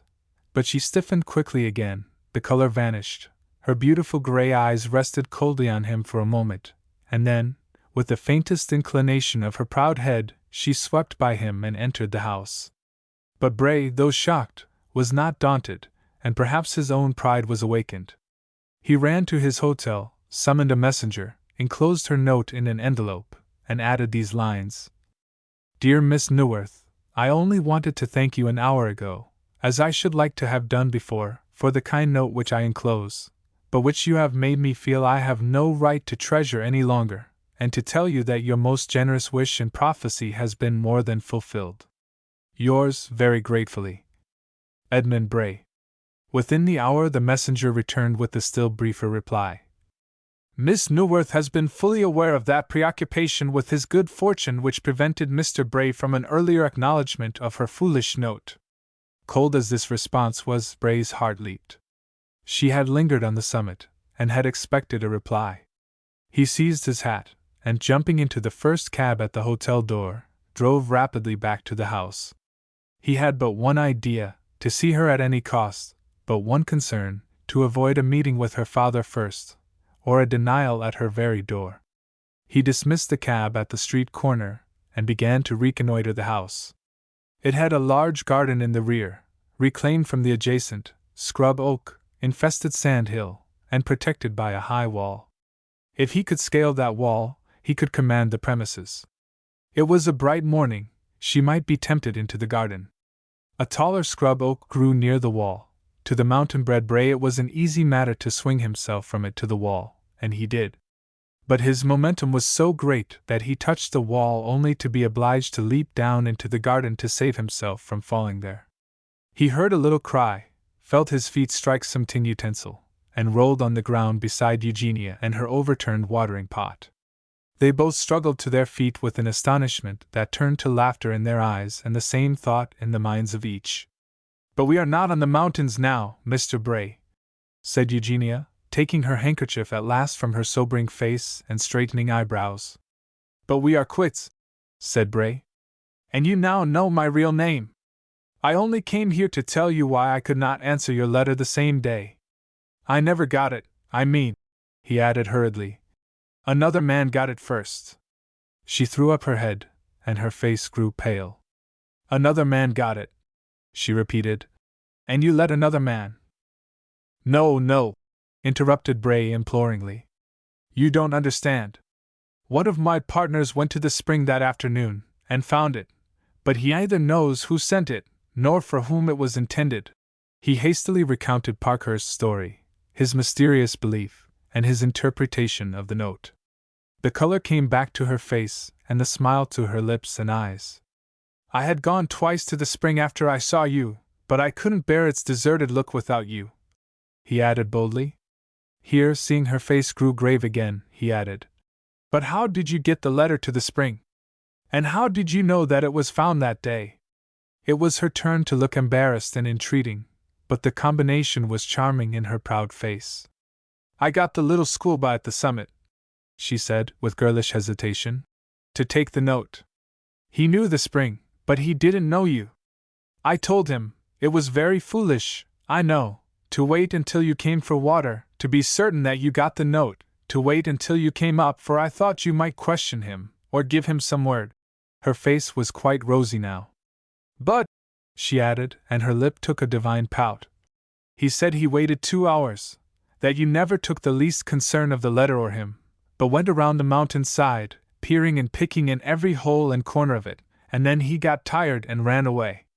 Of course I understand it now, it wasn't you, but oh, please, I beg you, Mr. Bray, don't—" Bray released the little hand which he had impulsively caught, and which had allowed itself to be detained for a blissful moment. "And now don't you think, Mr. Bray," she added demurely, "that you had better let me fill my pail again while you go round to the front door and call upon me properly? But your father—" "My father, as a well-known investor, regrets exceedingly that he did not make your acquaintance more thoroughly in his late brief interview.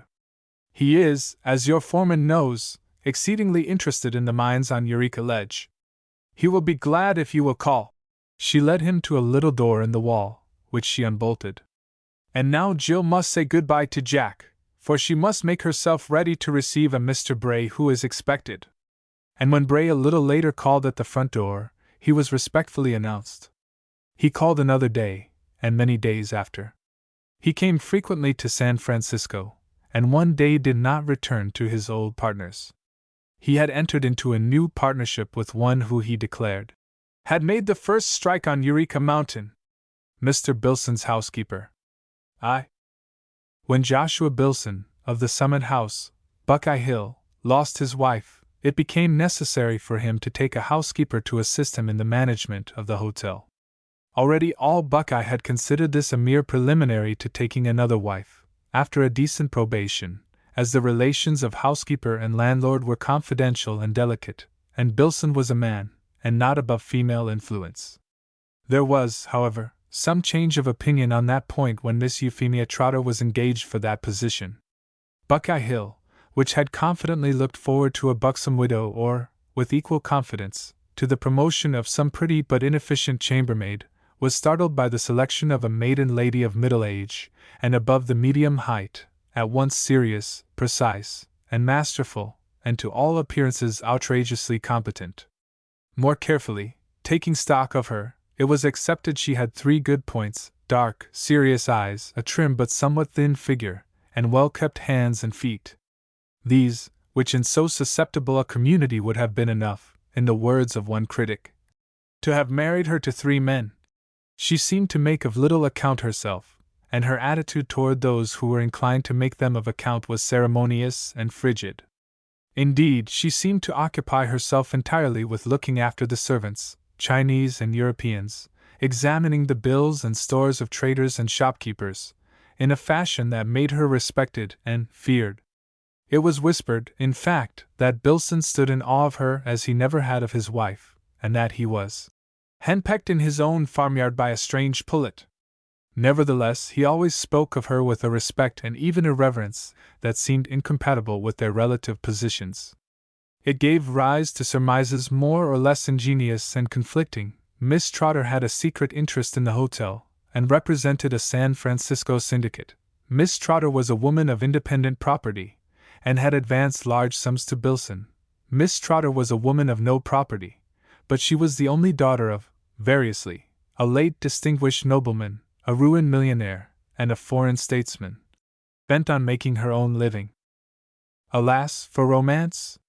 Miss Euphemia Trotter, or Miss E. Trotter, as she preferred to sign herself, loathing her sentimental prefix, was really a poor girl who had been educated in an Eastern seminary, where she eventually became a teacher. She had survived her parents and a neglected childhood, and had worked hard for her living since she was 14. She had been a nurse in a hospital, an assistant in a reformatory, had observed men and women under conditions of pain and weakness, and had known the body only as a tabernacle of helplessness and suffering, yet had brought out of her experience a hard philosophy which she used equally to herself as to others. That she had ever indulged in any romance of human existence, I greatly doubt. The lanky girl teacher at the Vermont Academy had enough to do to push herself forward without entangling girl friendships or confidences, and so became a prematurely hard duenna, paid to look out for, restrain, and report, if necessary, any vagrant flirtation or small intrigue of her companions. A pronounced old maid, at 15, she had nothing to forget or forgive in others, and still less to learn from them. It was spring, and down the long slopes of Buckeye Hill the flowers were already effacing the last dented footprints of the winter rains, and the winds no longer brought their monotonous patter. In the pine woods there were the song and flash of birds, and the quickening stimulus of the stirring aromatic sap. Miners and tunnelmen were already forsaking the direct road for a ramble through the woodland trail and its sylvan charms, and occasionally breaking into shouts and horseplay like great boys. The schoolchildren were disporting there. There were some older couples sentimentally gathering flowers side by side. Miss Trotter was also there, but making a short cut from the bank and express office, and by no means disturbed by any gentle reminiscence of her girlhood, or any other instinctive participation in the wanton season. Spring came, she knew, regularly every year, and brought spring cleaning, and other necessary changes and rehabilitations. This year it had brought also a considerable increase in the sum she was putting by, and she was, perhaps, satisfied in a practical way, if not with the blind instinctiveness of others. She was walking leisurely, holding her gray skirt well over her slim ankles and smartly booted feet, and clear of the brushing of daisies and buttercups, when suddenly she stopped. A few paces before her, partly concealed by a myrtle, a young woman, startled at her approach, had just withdrawn herself from the embrace of a young man and slipped into the shadow. Nevertheless, in that moment, Miss Trotter's keen eyes had recognized her as a very pretty Swedish girl, one of her chambermaids at the hotel. Miss Trotter passed without a word, but gravely. She was not shocked nor surprised, but it struck her practical mind at once that if this were an affair with impending matrimony, it meant the loss of a valuable and attractive servant; if otherwise, a serious disturbance of that servant's duties. She must look out for another girl to take the place of Frida Pauline Jansen, that was all. It is possible, therefore, that Miss Jansen's criticism of Miss Trotter to her companion as a spying, jealous old cat was unfair. This companion Miss Trotter had noticed, only to observe that his face and figure were unfamiliar to her. His red shirt and heavy boots gave no indication of his social condition in that locality. He seemed more startled and disturbed at her intrusion than the girl had been, but that was more a condition of sex than of degree, she also knew. In such circumstances it is the woman always who is the most composed and self-possessed. A few days after this, Miss Trotter was summoned in some haste to the office. Chris Calton, a young man of 26, partner in the Roanoke Ledge, had fractured his arm and collarbone by a fall, and had been brought to the hotel for that rest and attention, under medical advice, which he could not procure in the Roanoke Company's cabin. She had a retired, quiet room made ready. When he was installed there by the doctor, she went to see him, and found a good-looking, curly-headed young fellow, even boyish in appearance and manner, who received her with that air of deference and timidity which she was accustomed to excite in the masculine breast, when it was not accompanied with distrust. It struck her that he was somewhat emotional, and had the expression of one who had been spoiled and petted by women, a rather unusual circumstance among the men of the locality. Perhaps it would be unfair to her to say that a disposition to show him that he could expect no such nonsense there sprang up in her heart at that moment, for she never had understood any tolerance of such weakness, but a certain precision and dryness of manner was the only result of her observation. She adjusted his pillow, asked him if there was anything that he wanted, but took her directions from the doctor, rather than from himself, with a practical insight and minuteness that was as appalling to the patient as it was an unexpected delight to Dr. Duchesne. "I see you quite understand me, Miss Trotter," he said with great relief. "I ought to," responded the lady dryly. "I had a dozen such cases, some of them with complications, while I was assistant at the Sacramento hospital." "Ah, then," returned the doctor, dropping gladly into purely professional detail, "you'll see this is very simple, not a comminuted fracture, constitution and blood healthy. All you've to do is to see that he eats properly, keeps free from excitement and worry, but does not get despondent. A little company, his partners and some of the boys from the ledge will drop in occasionally, not too much of them, you know, and of course, absolute immobility of the injured parts." The lady nodded. The patient lifted his blue eyes for an instant to hers with a look of tentative appeal, but it slipped off Miss Trotter's dark pupils, which were as abstractedly critical as the doctor's, without being absorbed by them. When the door closed behind her, the doctor exclaimed, "By Jove! You're in luck, Chris! That's a splendid woman! Just the one to look after you." The patient groaned slightly. "Do what she says, and we'll pull you through in no time. Why, she's able to adjust those bandages herself." This, indeed, she did a week later, when the surgeon had failed to call, unveiling his neck and arm with professional coolness, and supporting him in her slim arms against her stiff, erect buckram breast, while she replaced the splints with masculine firmness of touch and serene and sexless indifference. His stammered embarrassed thanks at the relief, for he had been in considerable pain, she accepted with a certain pride as a tribute to her skill, a tribute which Dr. Duchesne himself afterward fully endorsed. On re-entering his room the third or fourth morning after his advent at the Summit House, she noticed with some concern that there was a slight flush on his cheek and a certain exultation which she at first thought presaged fever. But an examination of his pulse and temperature dispelled that fear, and his talkativeness and good spirits convinced her that it was only his youthful vigor at last overcoming his despondency. A few days later, this cheerfulness not being continued, Dr. Duchesne followed Miss Trotter into the hall. "We must try to keep our patient from moping in his confinement, you know," he began, with a slight smile. "And he seems to be somewhat of an emotional nature, accustomed to be amused and petted. His friends were here yesterday," returned Miss Trotter dryly. but I did not interfere with them until I thought they had stayed long enough to suit your wishes.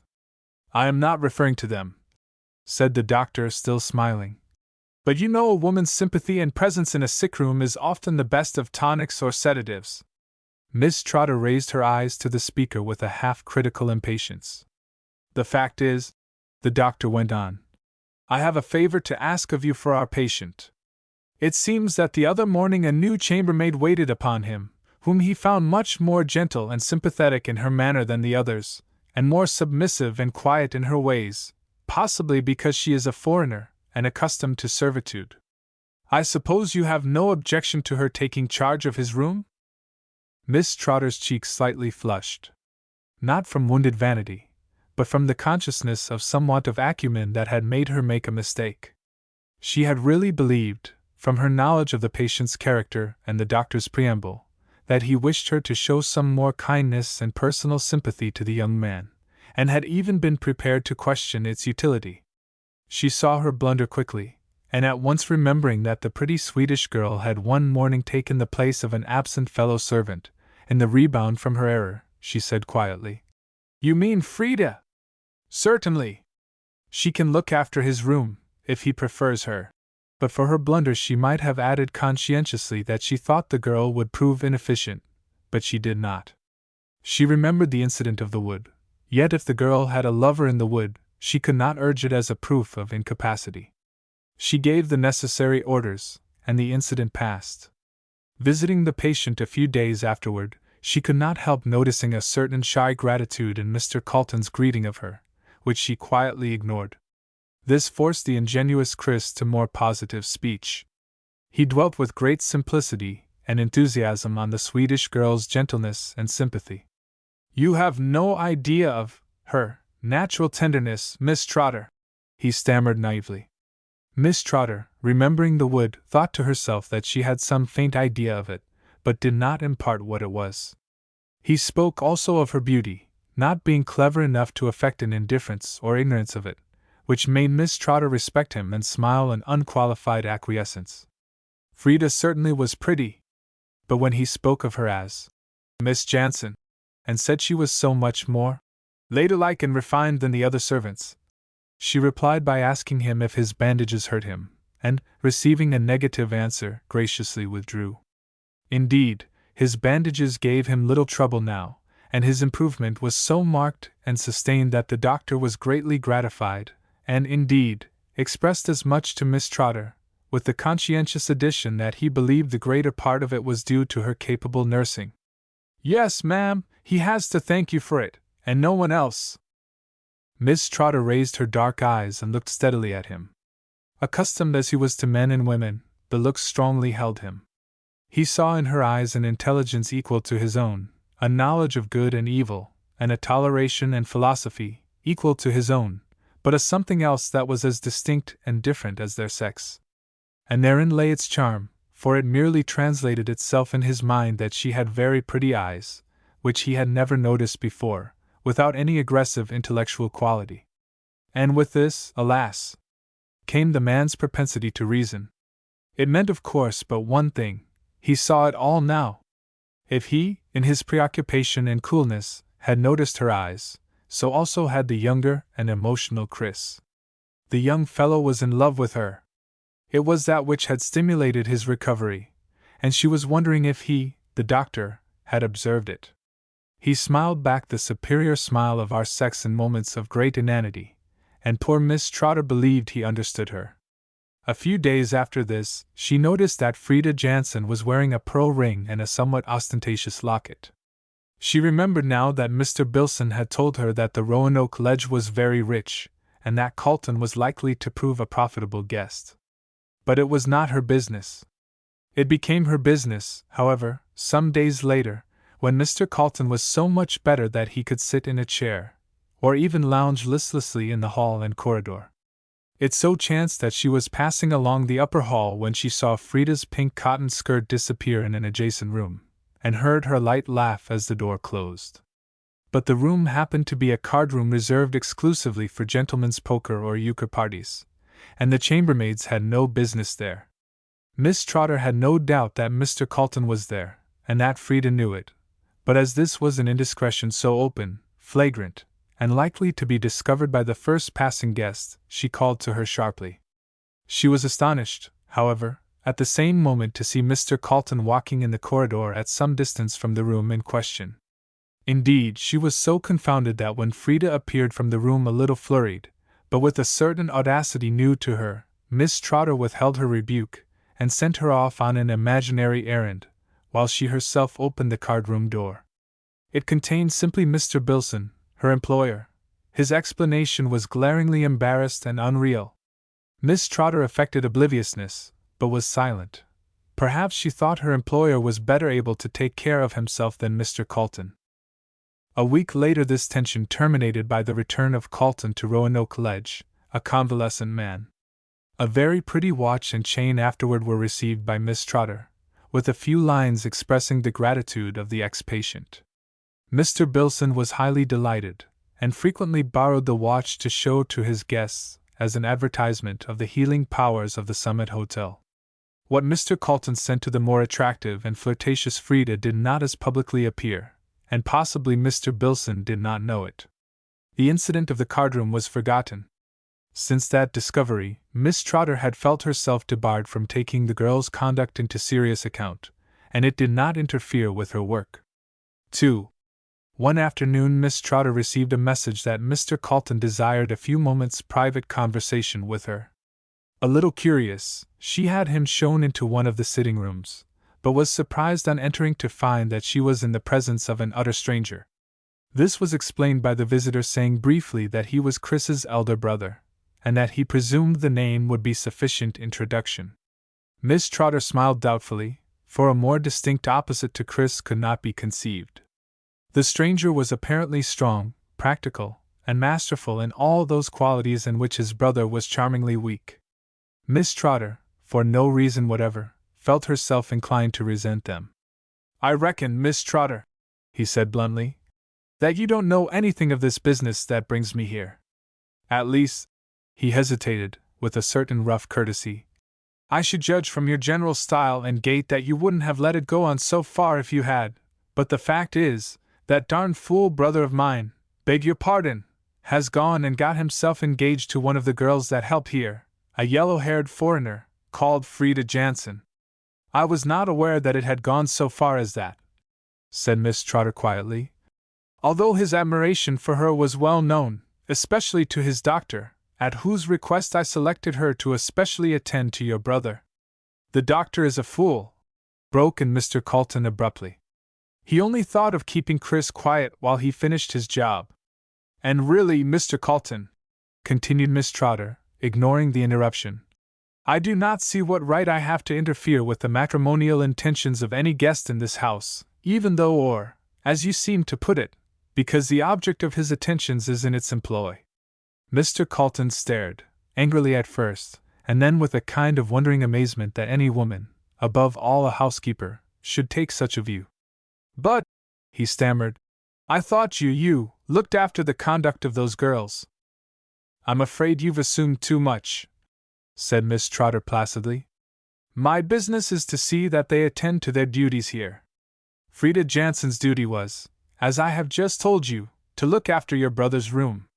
And as far as I understand you, you are not here to complain of her inattention to that duty, but of its resulting in an attachment on your brother's part, and, as you tell me, an intention as to her future, which is really the one thing that would make my looking after her conduct an impertinence and interference. If you had come to tell me that he did not intend to marry her, but was hurting her reputation, I could have understood and respected your motives." Mr. Carlton felt his face grow red and himself discomfited. He had come there with the firm belief that he would convict Miss Trotter of a grave fault, and that in her penitence she would be glad to assist him in breaking off the match. On the contrary, to find himself arraigned and put on his defense by this tall, slim woman, erect and smartly buckrammed in logic and whalebone, was preposterous. But it had the effect of subduing his tone. "You don't understand," he said awkwardly yet pleadingly. "My brother is a fool, and any woman could wind him round her finger. She knows it. She knows he is rich and a partner in the Roanoke Ledge. That's all she wants. She is not a fit match for him. I've said he was a fool, but hang it all! That's no reason why he should marry an ignorant girl, a foreigner and a servant, when he could do better elsewhere. This would seem to be a matter between you and your brother, and not between myself and my servant," said Miss Trotter coldly. "If you cannot convince him, your own brother, I do not see how you expect me to convince her, a servant, over whom I have no control except as a mistress of her work, when, on your own showing, she has everything to gain by the marriage. If you wish Mr. Bilson, the proprietor, to threaten her with dismissal unless she gives up your brother." Miss Trotter smiled inwardly at the thought of the card-room incident. "It seems to me you might only precipitate the marriage." Mr. Colton looked utterly blank and hopeless. His reason told him that she was right. More than that, a certain admiration for her clear-sightedness began to possess him, with the feeling that he would like to have shown up a little better than he had in this interview. If Chris had fallen in love with her, but Chris was a fool and wouldn't have appreciated her. "But you might talk with her, Miss Trotter," he said, now completely subdued. "Even if you could not reason her out of it, you might find out what she expects from this marriage. If you would talk to her as sensibly as you have to me, it is not likely that she will seek my assistance as you have," said Miss Trotter, with a faint smile which Mr. Colton thought quite pretty. "But I will see about it." Whatever Miss Trotter intended to do did not transpire. She certainly was in no hurry about it, as she did not say anything to Frida that day, and the next afternoon it so chanced that business took her to the bank and post office. Her way home again lay through the Summit woods. It recalled to her the memorable occasion when she was first a witness to Frida's flirtations. Neither that nor Mr. Bilson's presumed gallantries, however, seemed inconsistent, in Miss Trotter's knowledge of the world, with a serious engagement with young Colton. She was neither shocked nor horrified by it, and for that reason she had not thought it necessary to speak of it to the elder Mr. Colton. Her path wound through a thicket fragrant with syringa and southernwood. The faint perfume was reminiscent of Atlantic hillsides, where, long ago, a girl teacher, she had walked with the girl pupils of the Vermont Academy, and kept them from the shy advances of the local swains. She smiled, a little sadly, as the thought occurred to her that after this interval of years it was again her business to restrain the callow affections. Should she never have the matchmaking instincts of her sex, never become the trusted confidant of youthful passion? Young Colton had not confessed his passion to her, nor had Frida revealed her secret. Only the elder brother had appealed to her hard, practical common sense against such sentiment. Was there something in her manner that forbade it? She wondered if it was some uneasy consciousness of this quality which had impelled her to snub the elder Colton, and rebelled against it. It was quite warm. She had been walking a little faster than her usual deliberate gait, and checked herself, halting in the warm breath of the syringas. Here she heard her name called in a voice that she recognized, but in tones so faint and subdued that it seemed to her part of her thoughts. She turned quickly and beheld Chris Colton a few feet from her, panting, partly from running and partly from some nervous embarrassment. His handsome but weak mouth was expanded in an apologetic smile. His blue eyes shone with a kind of youthful appeal so inconsistent with his long brown mustache and broad shoulders that she was divided between a laugh and serious concern. "I saw you go into the wood, but I lost you," he said, breathing quickly. "And then when I did see you again, you were walking so fast I had to run after you. I wanted to speak to you, if you'll let me. I won't detain you, I can walk your way." Miss Trotter was a little softened, but not so much as to help him out with his explanation. She drew her neat skirts aside, and made way for him on the path beside her. "You see," he went on nervously, taking long strides to her shorter ones, and occasionally changing sides in his embarrassment, "my brother Jim has been talking to you about my engagement to Frida, and trying to put you against her and me. He said as much to me, and added you half promised to help him. But I didn't believe him, Miss Trotter. I know you wouldn't do it, you haven't got it in your heart to hurt a poor girl. He says he has every confidence in you, that you're worth a dozen such girls as she is, and that I'm a big fool or I'd see it. I don't say you're not all he says, Miss Trotter, but I'm not such a fool as he thinks, for I know your goodness too. I know how you tended me when I was ill, and how you sent Frida to comfort me. You know, too, for you're a woman yourself, that all you could say, or anybody could, wouldn't separate two people who loved each other." Miss Trotter for the first time felt embarrassed, and this made her a little angry. "I don't think I gave your brother any right to speak for me or of me in this matter," she said icily. "And if you are quite satisfied, as you say you are, of your own affection and Frida's, I do not see why you should care for anybody's interference. Now you are angry with me," he said in a doleful voice which at any other time would have excited her mirth. "And I've just done it. Oh, Miss Trotter, don't. Please forgive me. I didn't mean to say your talk was no good. I didn't mean to say you couldn't help us. Please don't be mad at me." He reached out his hand, grasped her slim fingers in his own, and pressed them, holding them and even arresting her passage. The act was without familiarity or boldness, and she felt that to snatch her hand away would be an imputation of that meaning, instead of the boyish impulse that prompted it. She gently withdrew her hand as if to continue her walk, and said, with a smile, "Then you confess you need help. In what way?" "With her." Miss Trotter stared. "With her," she repeated. This was a new idea. Was it possible that this common, ignorant girl was playing and trifling with her golden opportunity? "Then you are not quite sure of her?" she said a little coldly. "She's so high-spirited, you know," he said humbly, "and so attractive, and if she thought my friends objected and were saying unkind things of her, well—" he threw out his hands with a suggestion of hopeless despair. "There's no knowing what she might do." Miss Trotter's obvious thought was that Frida knew on which side her bread was buttered, but remembering that the proprietor was a widower, it occurred to her that the young woman might also have it buttered on both sides. Her momentary fancy of uniting two lovers somehow weakened at this suggestion, and there was a hardening of her face as she said, "Well, if you can't trust her, perhaps your brother may be right." "I don't say that, Miss Trotter," said Chris pleadingly, yet with a slight wincing at her words. "You could convince her, if you would only try. Only let her see that she has some other friends beside myself. Look, Miss Trotter, I'll leave it all to you, there. If you will only help me, I will promise not to see her, not to go near her again, until you have talked with her. There! Even my brother would not object to that. And if he has every confidence in you, I'm showing you I've more, don't you see? Come now, promise, won't you, dear Miss Trotter?" He again took her hand, and this time pressed a kiss upon her slim fingers. And this time she did not withdraw them. Indeed, it seemed to her, in the quick recurrence of her previous sympathy, as if a hand had been put into her loveless past, grasping and seeking hers in its loneliness. None of her school friends had ever appealed to her like this simple, weak, and loving young man. Perhaps it was because they were of her own sex, and she distrusted them. Nevertheless, this momentary weakness did not disturb her good common sense.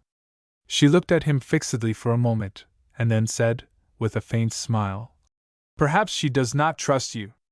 Perhaps you cannot trust yourself." He felt himself reddening with a strange embarrassment. It was not so much the question that disturbed him as the eyes of Miss Trotter, eyes that he had never before noticed as being so beautiful in their color, clearness, and half-tender insight.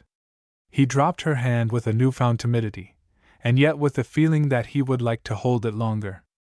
"I mean," she said, stopping short in the trail at a point where a fringe of almost impenetrable buckeyes marked the extreme edge of the woods, "I mean that you are still very young, and as Frida is nearly your own age."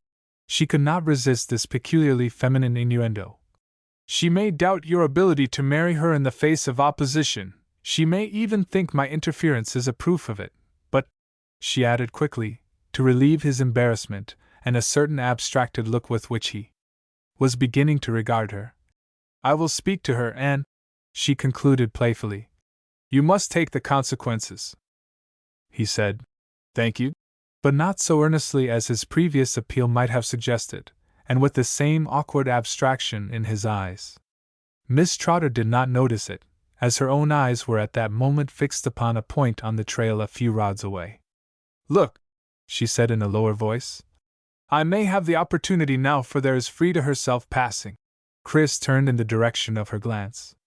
It was indeed the young girl walking leisurely ahead of them. There was no mistaking the smart pink calico gown in which Frida was wont to array her rather generous figure, nor the long yellow braids that hung Marguerite-wise down her back. With the consciousness of good looks which she always carried, there was, in spite of her affected ease, a slight furtiveness in the occasional swift turn of her head, as if evading or seeking observation. "I will overtake her and speak to her now," continued Miss Trotter. "I may not have so good a chance again to see her alone. You can wait here for my return if you like." Chris started out of his abstraction. "Stay," he stammered, with a faint, tentative smile. "Perhaps, don't you think, I had better go first and tell her you want to see her? I can send her here. You see, she might." He stopped. Miss Trotter smiled. "It was part of your promise, you know, that you were not to see her again until I had spoken. But no matter. Have it as you wish. I will wait here. Only be quick. She has just gone into the grove." Without another word the young man turned away, and she presently saw him walking toward the pine grove into which Frida had disappeared. Then she cleared a space among the matted moss and chickweed, and gathering her skirts about her, sat down to wait. The unwonted attitude, the whole situation, and the part that she seemed destined to take in this sentimental comedy affected her like some quaint child's play out of her lost youth, and she smiled, albeit with a little heightening of color and lively brightening of her eyes. Indeed, as she sat there listlessly probing the roots of the mosses with the point of her parasol, the casual passer-by might have taken herself for the heroine of some love tryst.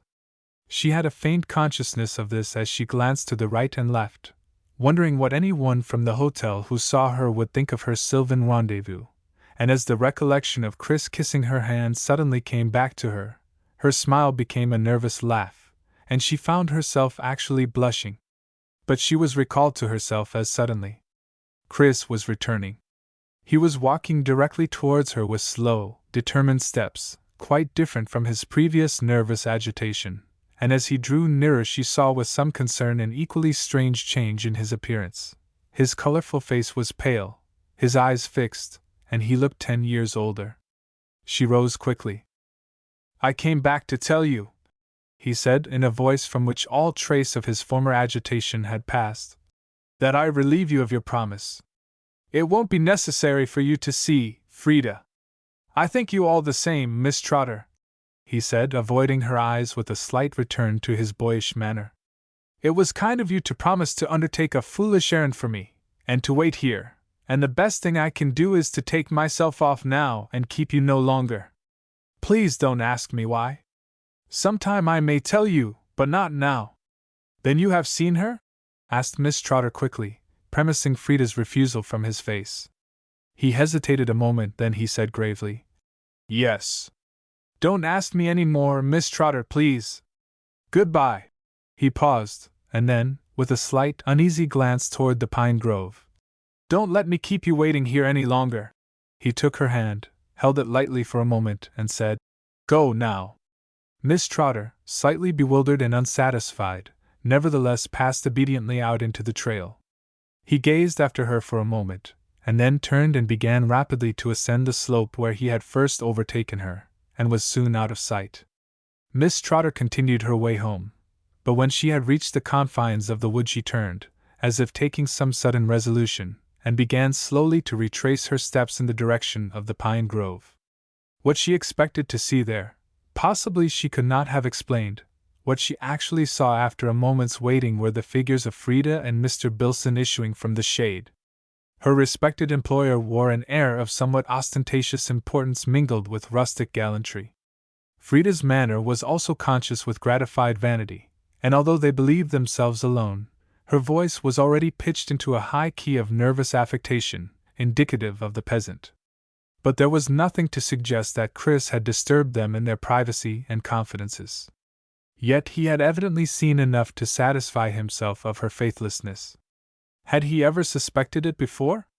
Miss Trotter waited only until they had well preceded her, and then took a shorter cut home.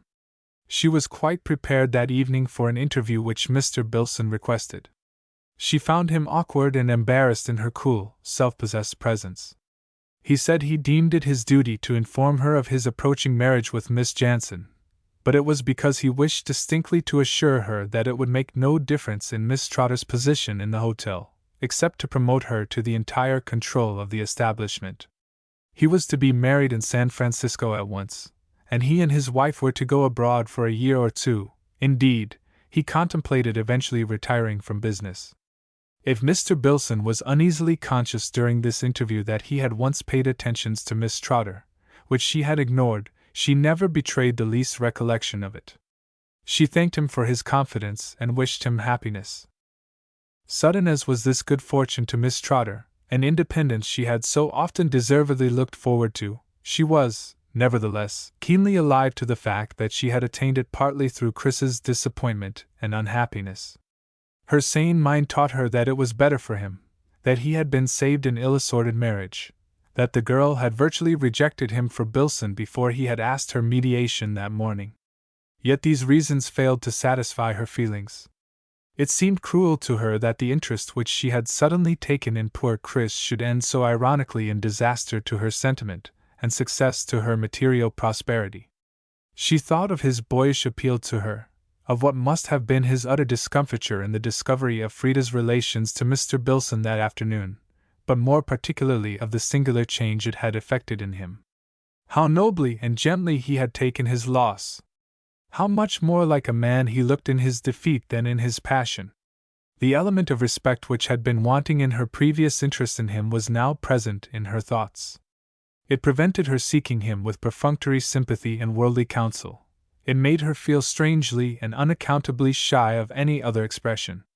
As Mr. Bilson evidently desired to avoid local gossip until after his marriage, he had enjoined secrecy upon her, and she was also debarred from any news of Chris through his brother, who, had he known of Frida's engagement, would have naturally come to her for explanation. It also convinced her that Chris himself had not revealed anything to his brother. 3. When the news of the marriage reached Buckeye Hill, it did not, however, make much scandal, owing, possibly, to the scant number of the sex who are apt to disseminate it, and to many the name of Miss Jansen was unknown. The intelligence that Mr. Bilson would be absent for a year, and that the superior control of the Summit Hotel would devolve upon Miss Trotter, did, however, create a stir in that practical business community. No one doubted the wisdom of the selection. Every one knew that to Miss Trotter's tact and intellect the success of the hotel had been mainly due. Possibly, the satisfaction of Buckeye Hill was due to something else. Slowly and insensibly Miss Trotter had achieved a social distinction. The wives and daughters of the banker, the lawyer, and the pastor had made much of her, and now, as an independent woman of means, she stood first in the district.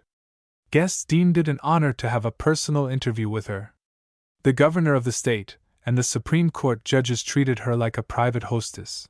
Middle-aged Miss Trotter was considered as eligible a match as the proudest heiress in California. The old romantic fiction of her past was revived again. They had known she was a real lady from the first. She received these attentions, as became her sane intellect and cool temperament, without pride, affectation, or hesitation. Only her dark eyes brightened on the day when Mr. Bilson's marriage was made known, and she was called upon by James Colton. "I did you a great injustice," he said with a smile. "I don't understand you," she replied a little coldly. "Why, this woman and her marriage," he said. "You must have known something of it all the time, and perhaps helped it along to save Chris." "You are mistaken," returned Miss Trotter truthfully. "I knew nothing of Mr. Bilson's intentions." "Then I have wronged you still more," he said briskly, "for I thought at first that you were inclined to help Chris in his foolishness. Now I see it was your persuasions that changed him. Let me tell you once for all, Mr. Colton," she returned with an impulsive heat which she regretted, "that I did not interfere in any way with your brother's suit. He spoke to me of it, and I promised to see Frida, but he afterwards asked me not to. I know nothing of the matter." "Well," laughed Mr. Colton, "whatever you did, it was most efficacious, and you did it so graciously and tactfully that it has not altered his high opinion of you, if, indeed, he hasn't really transferred his affections to you." Luckily, Miss Trotter had her face turned from him at the beginning of the sentence, or he would have noticed the quick flush that suddenly came to her cheek and eyes. Yet for an instant this calm, collected woman trembled, not at what Mr. Carlton might have noticed, but at what she had noticed in herself. Mr. Carlton, construing her silence and averted head into some resentment of his familiar speech, continued hurriedly. "I mean, don't you see, that I believe no other woman could have influenced my brother as you have?" "You mean, I think, that he has taken his broken heart very lightly," said Miss Trotter, with a bitter little laugh, so unlike herself that Mr. Carlton was quite concerned at it. "No," he said gravely. "I can't say that. He's regularly cut up, you know. And changed, you'd hardly know him. More like a gloomy crank than the easy fool he used to be," he went on, with brotherly directness. "It wouldn't be a bad thing, you know, if you could manage to see him, Miss Trotter. In fact, as he's off his feed, and has some trouble with his arm again, owing to all this, I reckon, I've been thinking of advising him to come up to the hotel once more till he's better. So long as she's gone it would be all right, you know." By this time Miss Trotter was herself again. She reasoned, or thought she did, that this was a question of the business of the hotel, and it was clearly her duty to assent to Chris's coming. The strange yet pleasurable timidity which possessed her at the thought she ignored completely. He came the next day. Luckily, she was so much shocked by the change in his appearance that it left no room for any other embarrassment in the meeting. His face had lost its fresh color and round outline. The lines of his mouth were drawn with pain and accented by his drooping mustache. His eyes, which had sought hers with a singular seriousness, no longer wore the look of sympathetic appeal which had once so exasperated her, but were filled with an older experience. Indeed, he seemed to have approximated so near to her own age that, by one of those paradoxes of the emotions, she felt herself much younger, and in smile and eye showed it, at which he colored faintly. But she kept her sympathy and inquiries limited to his physical health, and made no allusion to his past experiences, indeed, ignoring any connection between the two. He had been shockingly careless in his convalescence, had had a relapse in consequence, and deserved a good scolding. His relapse was a reflection upon the efficacy of the hotel as a perfect cure. She should treat him more severely now, and allow him no indulgences. I do not know that Miss Trotter intended anything covert, but their eyes met and he colored again. Ignoring this also, and promising to look after him occasionally, she quietly withdrew. But about this time it was noticed that a change took place in Miss Trotter.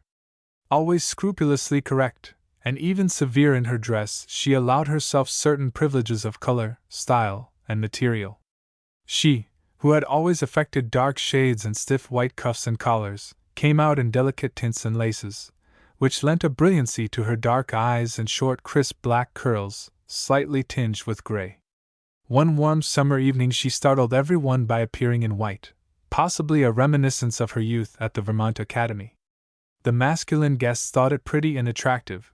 Even the women forgave her what they believed a natural expression of her prosperity and new condition, but regretted a taste so inconsistent with her age. For all that, Miss Trotter had never looked so charming, and the faint autumnal glow in her face made no one regret her passing summer. One evening she found Chris so much better that he was sitting on the balcony, but still so depressed that she was compelled so far to overcome the singular timidity she had felt in his presence as to ask him to come into her own little drawing-room, ostensibly to avoid the cool night air. It was the former card-room of the hotel, but now fitted with feminine taste and prettiness. She arranged a seat for him on the sofa, which he took with a certain brusque boyish surliness, the last vestige of his youth. "It's very kind of you to invite me in here," he began bitterly, "when you are so run after by everyone, and to leave Judge Fletcher just now to talk to me, but I suppose you are simply pitying me for being a fool. I thought you were imprudent in exposing yourself to the night air on the balcony, and I think Judge Fletcher is old enough to take care of himself," she returned, with the faintest touch of coquetry, and a smile which was quite as much an amused recognition of that quality in herself as anything else. "And I'm a baby who can't," he said angrily. After a pause he burst out abruptly. Miss Trotter, will you answer me one question? Go on, she said smilingly. Did you know that woman was engaged to Billson when I spoke to you in the wood? No, she answered quickly, but without the sharp resentment she had shown at his brother's suggestion. I only knew it when Mr. Billson told me the same evening. And I only knew it when news came of their marriage, he said bitterly. But you must have suspected something when you saw them together in the wood, she responded. When I saw them together in the wood? He repeated dazedly. Miss Trotter was startled, and stopped short. Was it possible he had not seen them together?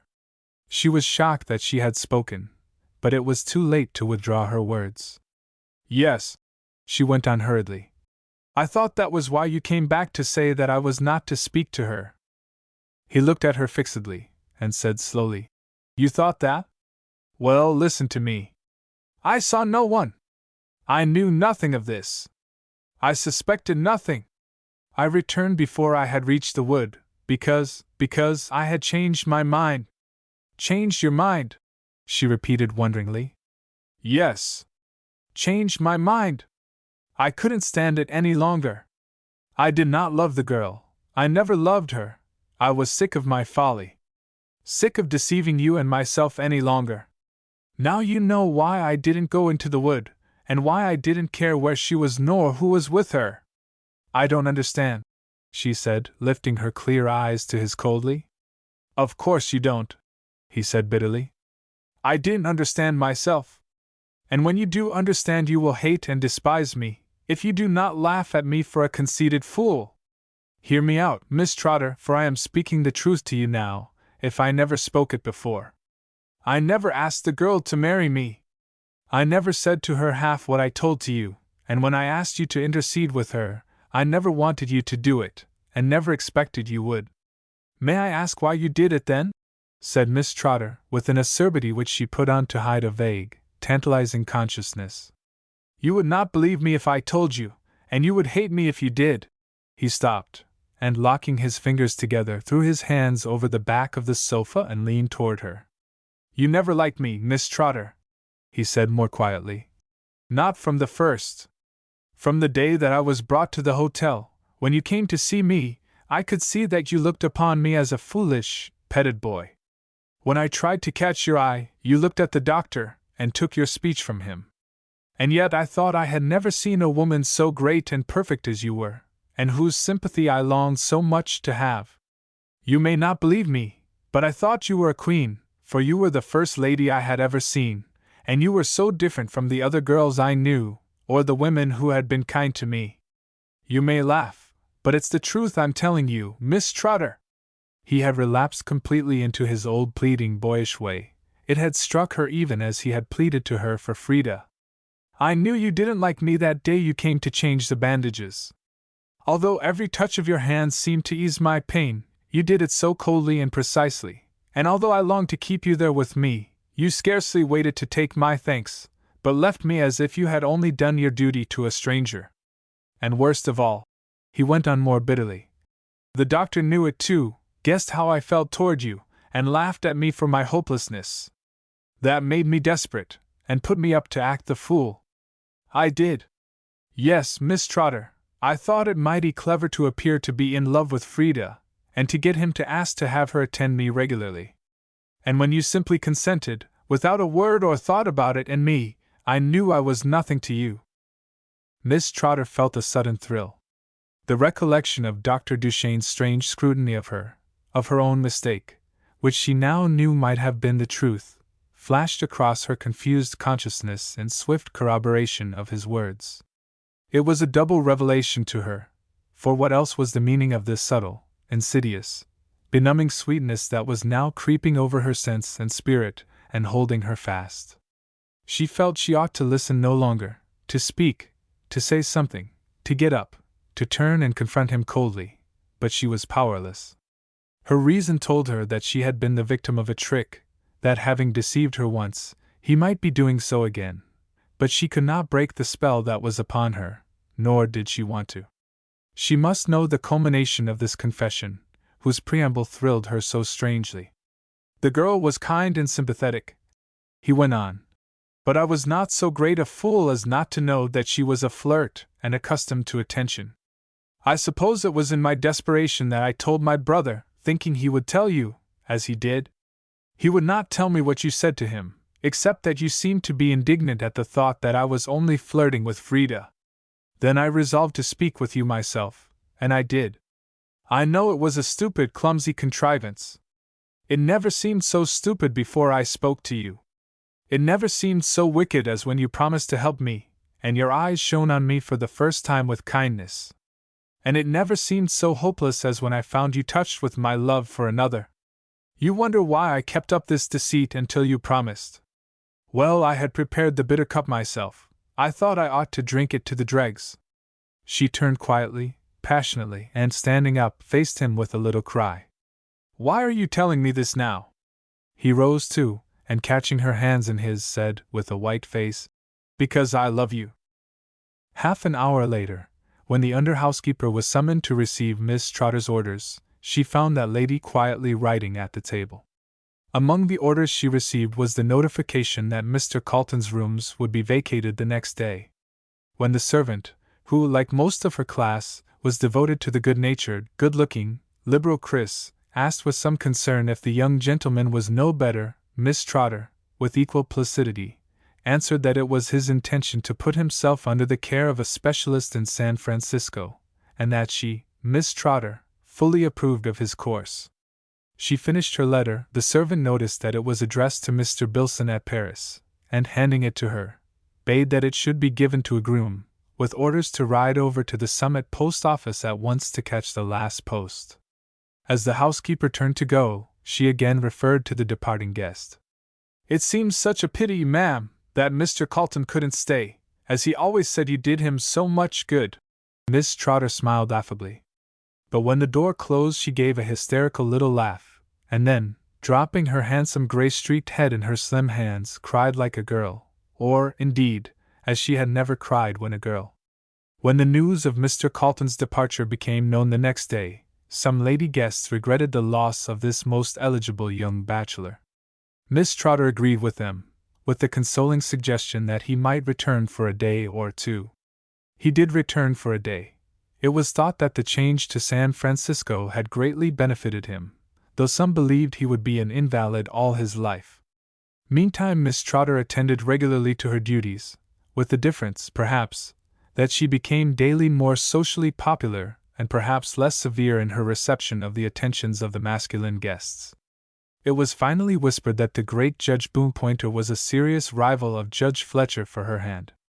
When, 3 months later, some excitement was caused by the intelligence that Mr. Bilson was returning to take charge of his hotel, owing to the resignation of Miss Trotter, who needed a complete change, everybody knew what that meant. A few were ready to name the day when she would become Mrs. Boompointer. Others had seen the engagement ring of Judge Fletcher on her slim finger. Nevertheless, Miss Trotter married neither, and by the time Mr. and Mrs. Bilson had returned she had taken her holiday, and the Summit House knew her no more. 3 years later, and at a foreign spa, thousands of miles distant from the scene of her former triumphs, Miss Trotter reappeared as a handsome, stately, gray-haired stranger, whose aristocratic bearing deeply impressed a few of her own countrymen who witnessed her arrival, and believed her to be a grand duchess at the least. They were still more convinced of her superiority when they saw her welcomed by the well-known Baroness X, and afterwards engaged in a very confidential conversation with that lady. But they would have been still more surprised had they known the tenor of that conversation. "I am afraid you will find the spa very empty just now," said the Baroness critically. "But there are a few of your compatriots here, however, and they are always amusing. You see that somewhat faded blonde sitting quite alone in that arbor? That is her position day after day, while her husband openly flirts or is flirted with by half the women here. Quite the opposite experience one has of American women, where it's all the other way, is it not? And there is an odd story about her which may account for, if it does not excuse, her husband's neglect. They're very rich, but they say she was originally a mere servant in a hotel. You forget that I told you I was once only a housekeeper in one," said Miss Trotter, smiling. "Nonsense. I mean that this woman was a mere peasant, and frightfully ignorant at that. Miss Trotter put up her eyeglass, and after a moment's scrutiny said gently, I think you are a little severe. I know her, it's a Mrs. Bilson. No, my dear. You are quite wrong. That was the name of her first husband. I am told she was a widow who married again, quite a fascinating young man, and evidently her superior. That is what is so funny. She is a Mrs. Calton, Mrs. Chris Calton, as she calls herself. Is her husband, Mr. Calton, here? Said Miss Trotter after a pause, in a still gentler voice. Naturally not. He has gone on an excursion with a party of ladies to the Schwartzburg. He returns tomorrow. You will find her very stupid, but he is very jolly, though a little spoiled by women. Why do we always spoil them? Miss Trotter smiled, and presently turned the subject. But the Baroness was greatly disappointed to find the next day that an unexpected telegram had obliged Miss Trotter to leave the spa without meeting the Caltons.